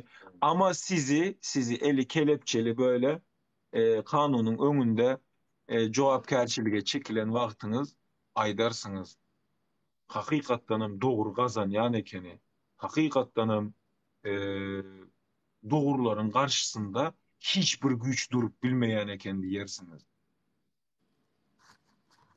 Tamam bizim gücümüz doğru. Tabii. Ben sırtımı Aliço. Ay. Şu olan vakanaydı de size misal getirip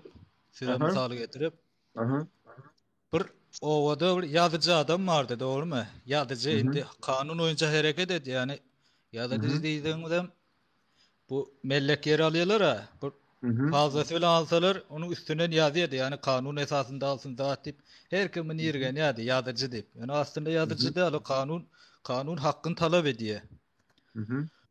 Sonra bu adam bir yerden yer alıyor bir şorluktan dağıtma. Ey diye sen bunu ekip bilmeyen istat olmayı berden deyip bunu neme dediler de boş hoşunu aldın deyip. Yani bağ ektiyen etti yetiştirdi bunu 2-3 yılda. Bağ oldu. Şu an bir ova meyve verip atıyor şu. Diyecek olan da adamın size hareket etseniz elbette bir meyvesine yetersiniz yani. Ya şuna da karşı men aslında hareket etseniz diymenize de karşı hareket etsek. Yani biz bir olalım. Bir olalım. Lidersizsin yani. Ya liderlik. Abi ben kendimi seyredin. Men şuna da karşı, yani men liderlik bir siz dedim yani biz men ajdar değil, men elime silah alıp çıkmak niyetim yok. Sizi var ya, sizi şun adı ne mi? Şun adına kagiz diyorlar. Şuna kagiz diyorlar, şuna da ruçka diyorlar. Buna da kelle diyorlar. Sizi şun bilen yıkyan o. Sizi pikir etmeyin o. Şakşakçılar bütün şutayda yazıyan zatlarınızı, hemme zatları zapisi duruyandır. Yattan çıkarmayın o. Pikir ediyen menberde yazanda emmeden işgärleri, mehemen işgärleri görüye, ama bu opozisyonerler, bu aktivistler, hak hukuk üçün göreşen adamlar görenok deyip pikir ediýäňiz mi? Siz aktivistler tankid edip bilýäňiz, bular vatan dönügi deyip bilýäňiz, ama biz size haramzada halkın hakkını yiýär ve diktator rejim bir maşgala tarapından yönedilýän Türkmenistan deyip bilmeýärse, bay gözün çıkarvam diýen bir maşgala ve yegenler tarapından yönedilýär. Al meni gowurda iýäy. Sizin bir ýoluňuz bar. Men on nemesinden berip bilýän size. Meni öldürýäňiz, Siralno size pakoy yok. Meni öldürseňiz Ýewropada bilmedim son bu olup uçkidaýmasaňyz Canlı bir bu da yayın. Onu bu da yayın. Вот что сила, скажи, деньгах, не сила, а правда. Сила в правде. Не в деньгах. Yani içinde bir azıcık anamım azıcık demeyin aslında, yani %100 Allah Teala anamın bolmalı ve ben doğruluğa ve Allah Teala, ya birinci Allah Teala, sonra doğruluğa, Allah Teala'nın adaletine hiçbir şüphesiz inanyan. Seyredin, men size bir zada deyin, Firavun var ya, Firavun. Çol yıkıldı o. Şu yıkılan diktatörler hemmesen bay. Saddam Hüseyin'i tut, Kaddafi'ni tut, bütün hemmesi o. Hemmesi yıkıldı. Yöne adalet ve doğruluk galiyandır. Vatanım galiyan. Men bäri çıkyan, seredin. Men özümün söz azatlığımı, ya ananın biz gurleşýäs da belki siz diňe şuňalak seredenizde ay o çurda durulýar insan haklarından bahsedilýär ýene bir zat diýip bilýänsiňiz, ýöne hakykatdan şu zadyň üstünde işler biraz kelläň agyrdy, bir okap, bir ilgini çekip şoň üstünde işleseň bir topar zatlar bar o. Bir topar adamlaryň belki hakykatdan bizde şulam ýok diýip biljek temalary bar. Yani yeter yetmezçilikler var. Bir topar yaman gaty kän o. Dile getirsen getir otur vermeli. Yine Yuvoş yuvoştan biz sizi kemireceğiz. Gemirip yok edeceğiz. Gemirip yok edeceğiz diyenim. Türkmenistan atavatan eziz vatanımız var ya bizim göğe kanımızın daman yeri. Şun başından sizi gemirip yok edeceğiz. Ama sizi ananım men içimden öldürtmek şunu mengize hiç saat geçmiyor. Men içimden var ya siz şey deyip boynunuzu büküp neşak adamları bastınız ha siz. Türme uğrattınız ha çağalarından ayırıp biliyorsunuz mu? Şolordan milyon etse beter olup yer yarılsa yere girsen deyip durur yağlığa deyip şey deyip ve elinizde kişen uğrayıp katalaşkan mindirip siz şu maşinlere minip görün. İçe gel, silk gel maşinlere. Dangır eden maşinlere. Nok adam şoförü dağı. Ya da adinoşlu kameralarda yatıp görün oğudan depe. Biliyorsunuz mu? Vitaminsiz dişiniz düşüyor ve siz cosnalarınızı bilen koparyanız ekmeği. Şu an bilirsiniz. Hiçbir aydılan söz boşuna aydılayan değildir. Şunu unutmayın. Türklerin bir sözü vardır. Keser döner, sap döner, gün gelir hesap döner diye. Her bir giyeceğinin gündüzü vardır. Her bir edilen işin cevabı vardır. Boş değil. Aliço. Aydın. Aliço. Ben Aydın. çıkacak da şu an işledim de orada 5 minut bir nemede salamlaşayım dedim. Spasiba. Nuraga, haberleşiriz. Ertir. Ya men bolgun tarzında men levattan daha yaxşı sağ olunuz. Tamam oturun, tamam işin uda çemen. Daha yaxşı. Birleşelim vatandaşlar seyredin. İnşallah. Himme aydın yani siz ilgilendirmesin seyredin. Men bärik çıktım ha, men bärik çıkan günümden başlamadı bu mücadele. Men aydı yana hemin işe de bağdı o. Şu 2-3 kelle olup bir ara gelsem sıraz şunu dile getiriyordum. Bilsin adamlar, eşitsin adamlar. Men ilk chat oğda yaşıyor Türkmenistan. Şolar bile biliyor size. Başka. Sağ olun. Daha Ali ben çıkarayım da Aliço. Daha yaxşı.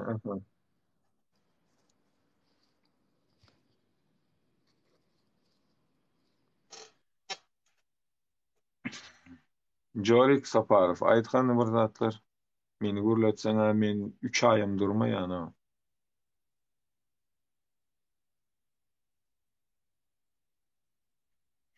Gelecek vatandaşlarımız var mı yoksa Aliço sen buldum sazdan. Yok men lewatdan.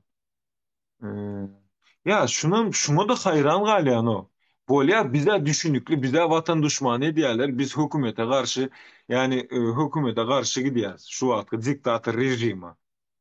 Bolya bizinkilere yüzünü açmaya gelip söz bilen tankid edýär ve namart da bulara öýüne adam uğradýarlar. Sırtından urýarlar bilýäňizmi? Kalleşlik bu. Ýöne tankid edýänler näme üçin yüzüňiz ýapýaňyz o? Şuna hayran galyan o. Nokatdır, pokattır, anarıdır, bäridir. Gele yüzün açıp birin erkek bolsan gele. Her şutaya normalni eger paryadışna adam bolyan olsan gelip diskussiyada. Yok. Siyasiz himmeniz var ha. Ine. Hakik şotayda koy, men elime koyup görkez oturmayın. Şotayda koyulan nokatçı da yok siz o. Düşündünüz? Eger ılımlı, bilimli adam bolyan bolsan, siz zaten bir kere gelip Türkmenistan gülala güllük diýmäňiz bilen siz eýam şotaya yazýanyz ullakan. Men körsowat diýip. Boldy, siziň bilen dalçy gürleşmäniň hiç bir manysy ýok. Eger elinde argumentin bar bolsa gelersin, ine şuňal diýip ortaga goýarsyň. Meňe görüşüm şul diýersiň. Aksini iddia ediyorsan da çıkar görköz diyorsun. Düşündün? Son ben sana çıkar görközenimde sen doğruluğunu kabul edersin. Hakikaten hem senki doğru diyorsun. Düşündün?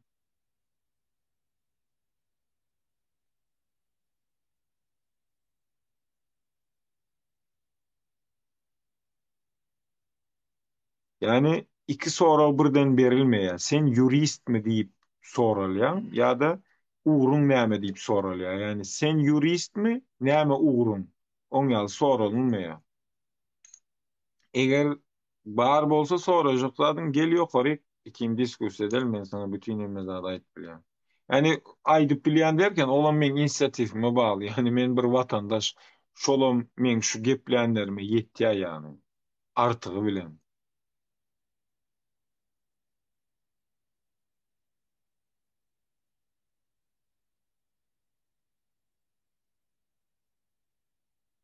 Olam şola, o öýüne gitjek bolup edi.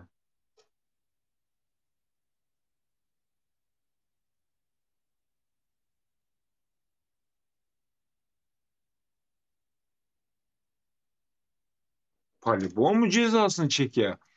Yani kanunlar, şul atılan şıltıklar, şıltık diyenim töhmet, ağır töhmet. Birine vatan dönügi diýmek, näme diýmek o?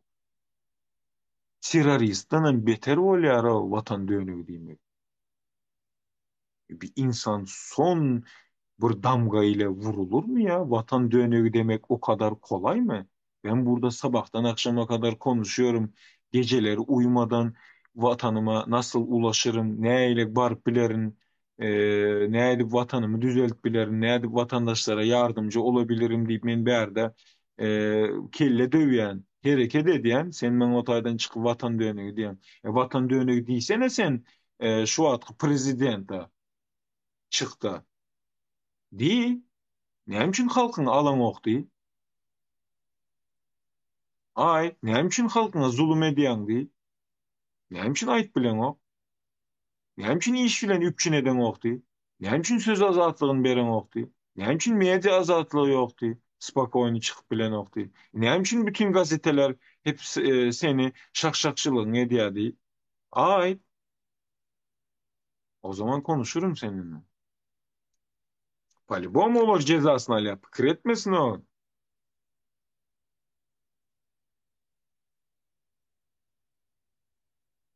Yani siz pikir etmeyin bir yerde çıkıp yüzün aydyan o. Hemmesinin yüzün aydyan. Çekinme yani o. Babaları gelsin. Ben onun için şoňuşyň aydyan. Siz men yanımda var ha. Bir denizde nohot ýalyk alýaňyz. Siz gelip bir yerde şakşakçılar, bilimsizler. Bilýäňizmi? Prямо şuňa унижать edýän sizi. Näme üçin? Bir adam geler, men çopan diýer, ýa-da men hiç gerek hiç zat bilemok diýer. Meňe görüşüm şuňa al diýer. Eger siz sizin eliňizde argument bar bolsa, başgaça düşündirip bilýän, sizinki dogry diýip bilýän bolsaňyz, meni inandyryp biljek bolsaňyz, döküm orta diýer.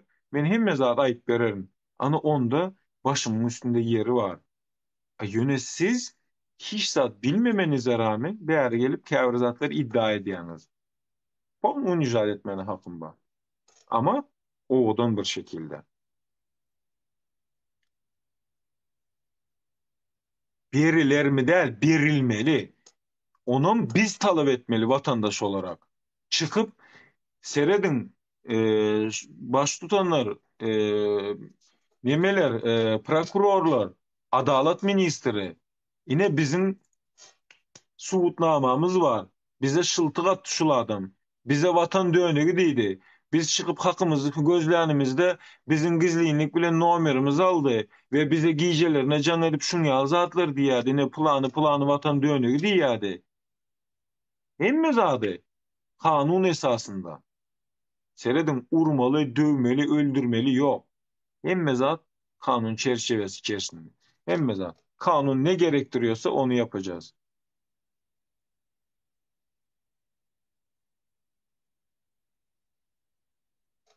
Bilmeýärler bilmediği için.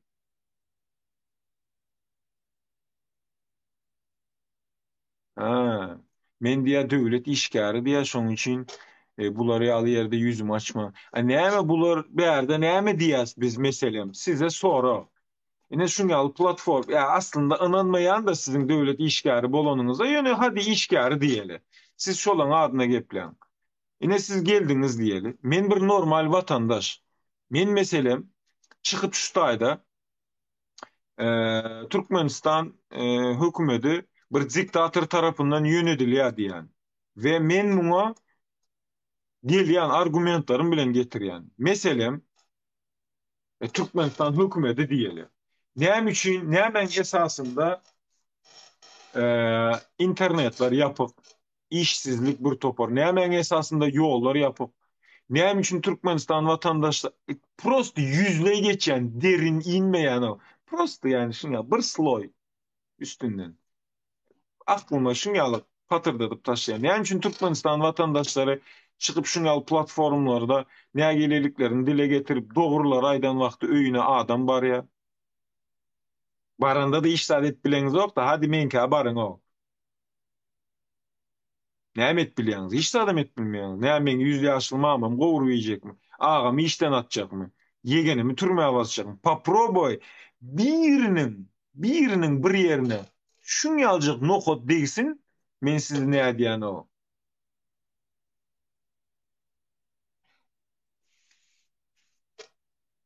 Aýdyňyny, näme üçin Türkmenistanyň vatandaşlary baran wagty siz şuňa oppozisionerler bilen habarlaşýadyňyzmy, näme diýýäňizmi diýip elinden telefonlary alynýarmyş.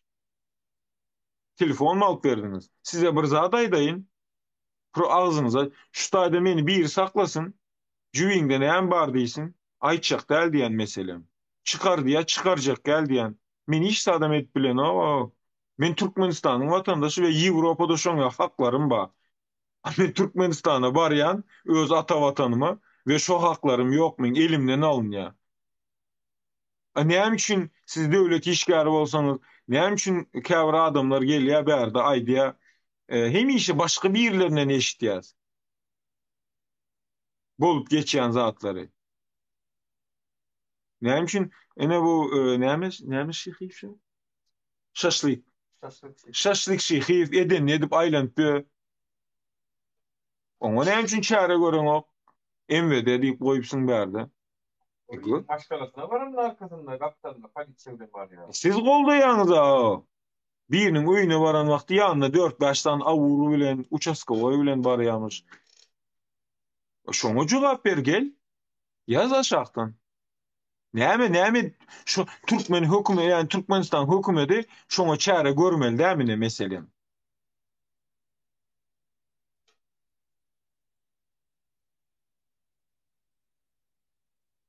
Kaziye tarafından tabii ki.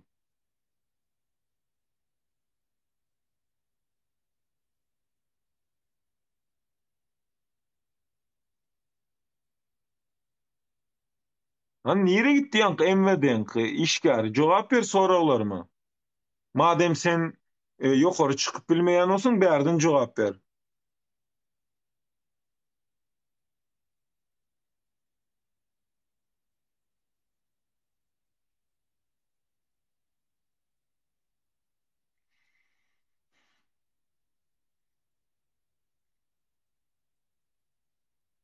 Ay siyasatta nämesini onu düşünmek kıyın can doğan o.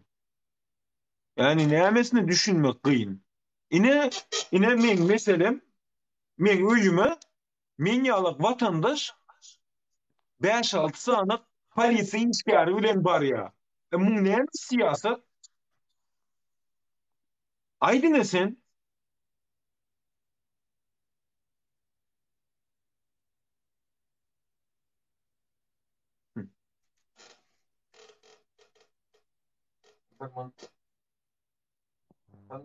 Nasıl men hasaım burada agdawalım. Senem reyting ýygnamak üçin gelýän anlaýyş. Näme bar şeýle men efirimde gelip. Bulam senka emmi yer senka. Menki ne blog ettirdiňiz diýerim. Allah razı olsun sizden. Sen men ýa-ýa topanma diýen. Var olan delillerini beýarak etdim. Ine. Mende var şunal deliller var. Yok canım.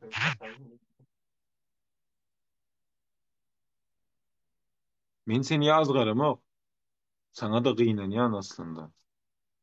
Senem eger aslında men kime gürläp durmaý? Senem bir organ işgäri bolsaň aslında ýüregiňde bir yazışlarından merhamet bara meňzeýän. Eger sen şu organy işgäri bolmasaňam seniň ýaly bir organy işgäri mutlaka bardyr. Tanaýanlarymam bar o. Yani Palibomu. Yo, yarın mı olayım ben de Türkmenistan? Yo, genel olarak diyorum yani bardır Palibomu. Şu keşke şoňal etseler diýmem duran bardır o. Yani indi sen şun ýalak aklyň bar da indi men Ýewropada bolup şu zatlary şoňa etmän aklym ýok da. Bar kanyşda. Hemme zat ýuwaş. Näme ýigit dura bara şat bolar? Sabırlı ýigit. Sabırly ýigit dura bara şat bolar diýem. Ya, näme diýýär? Если diye Allah с тобой, неважно, кто против тебя diye özüm. Allah şoň bilenmiş. Hakikatin tarapynda Allah ilki şonu bilsin. Şonu öwrensin.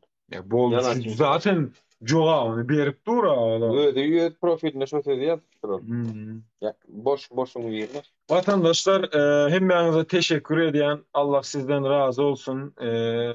Bizi silap yayınımıza geleniňiz üçin hemmeňizi saýgyla selamlıyorum. Allah'ın rahmeti ve bereketi üzerinize olsun. Allah Teala sizi öz penasında aman saklasın. Her bir vatandaşımız bizim için hemme zatdan gymmatlydyr. Sizi silayan ve hormat bilen ýene de bir safar salamlayan. Sağlıkta görüşelim vatandaşlar. Ertir ama o görüver ya. Jorik senem gürlemedin da bratkan. Bu derten gepleşen kalkayın ufirde oturup. Tamam yaxşı. Давайте. Sağ olun.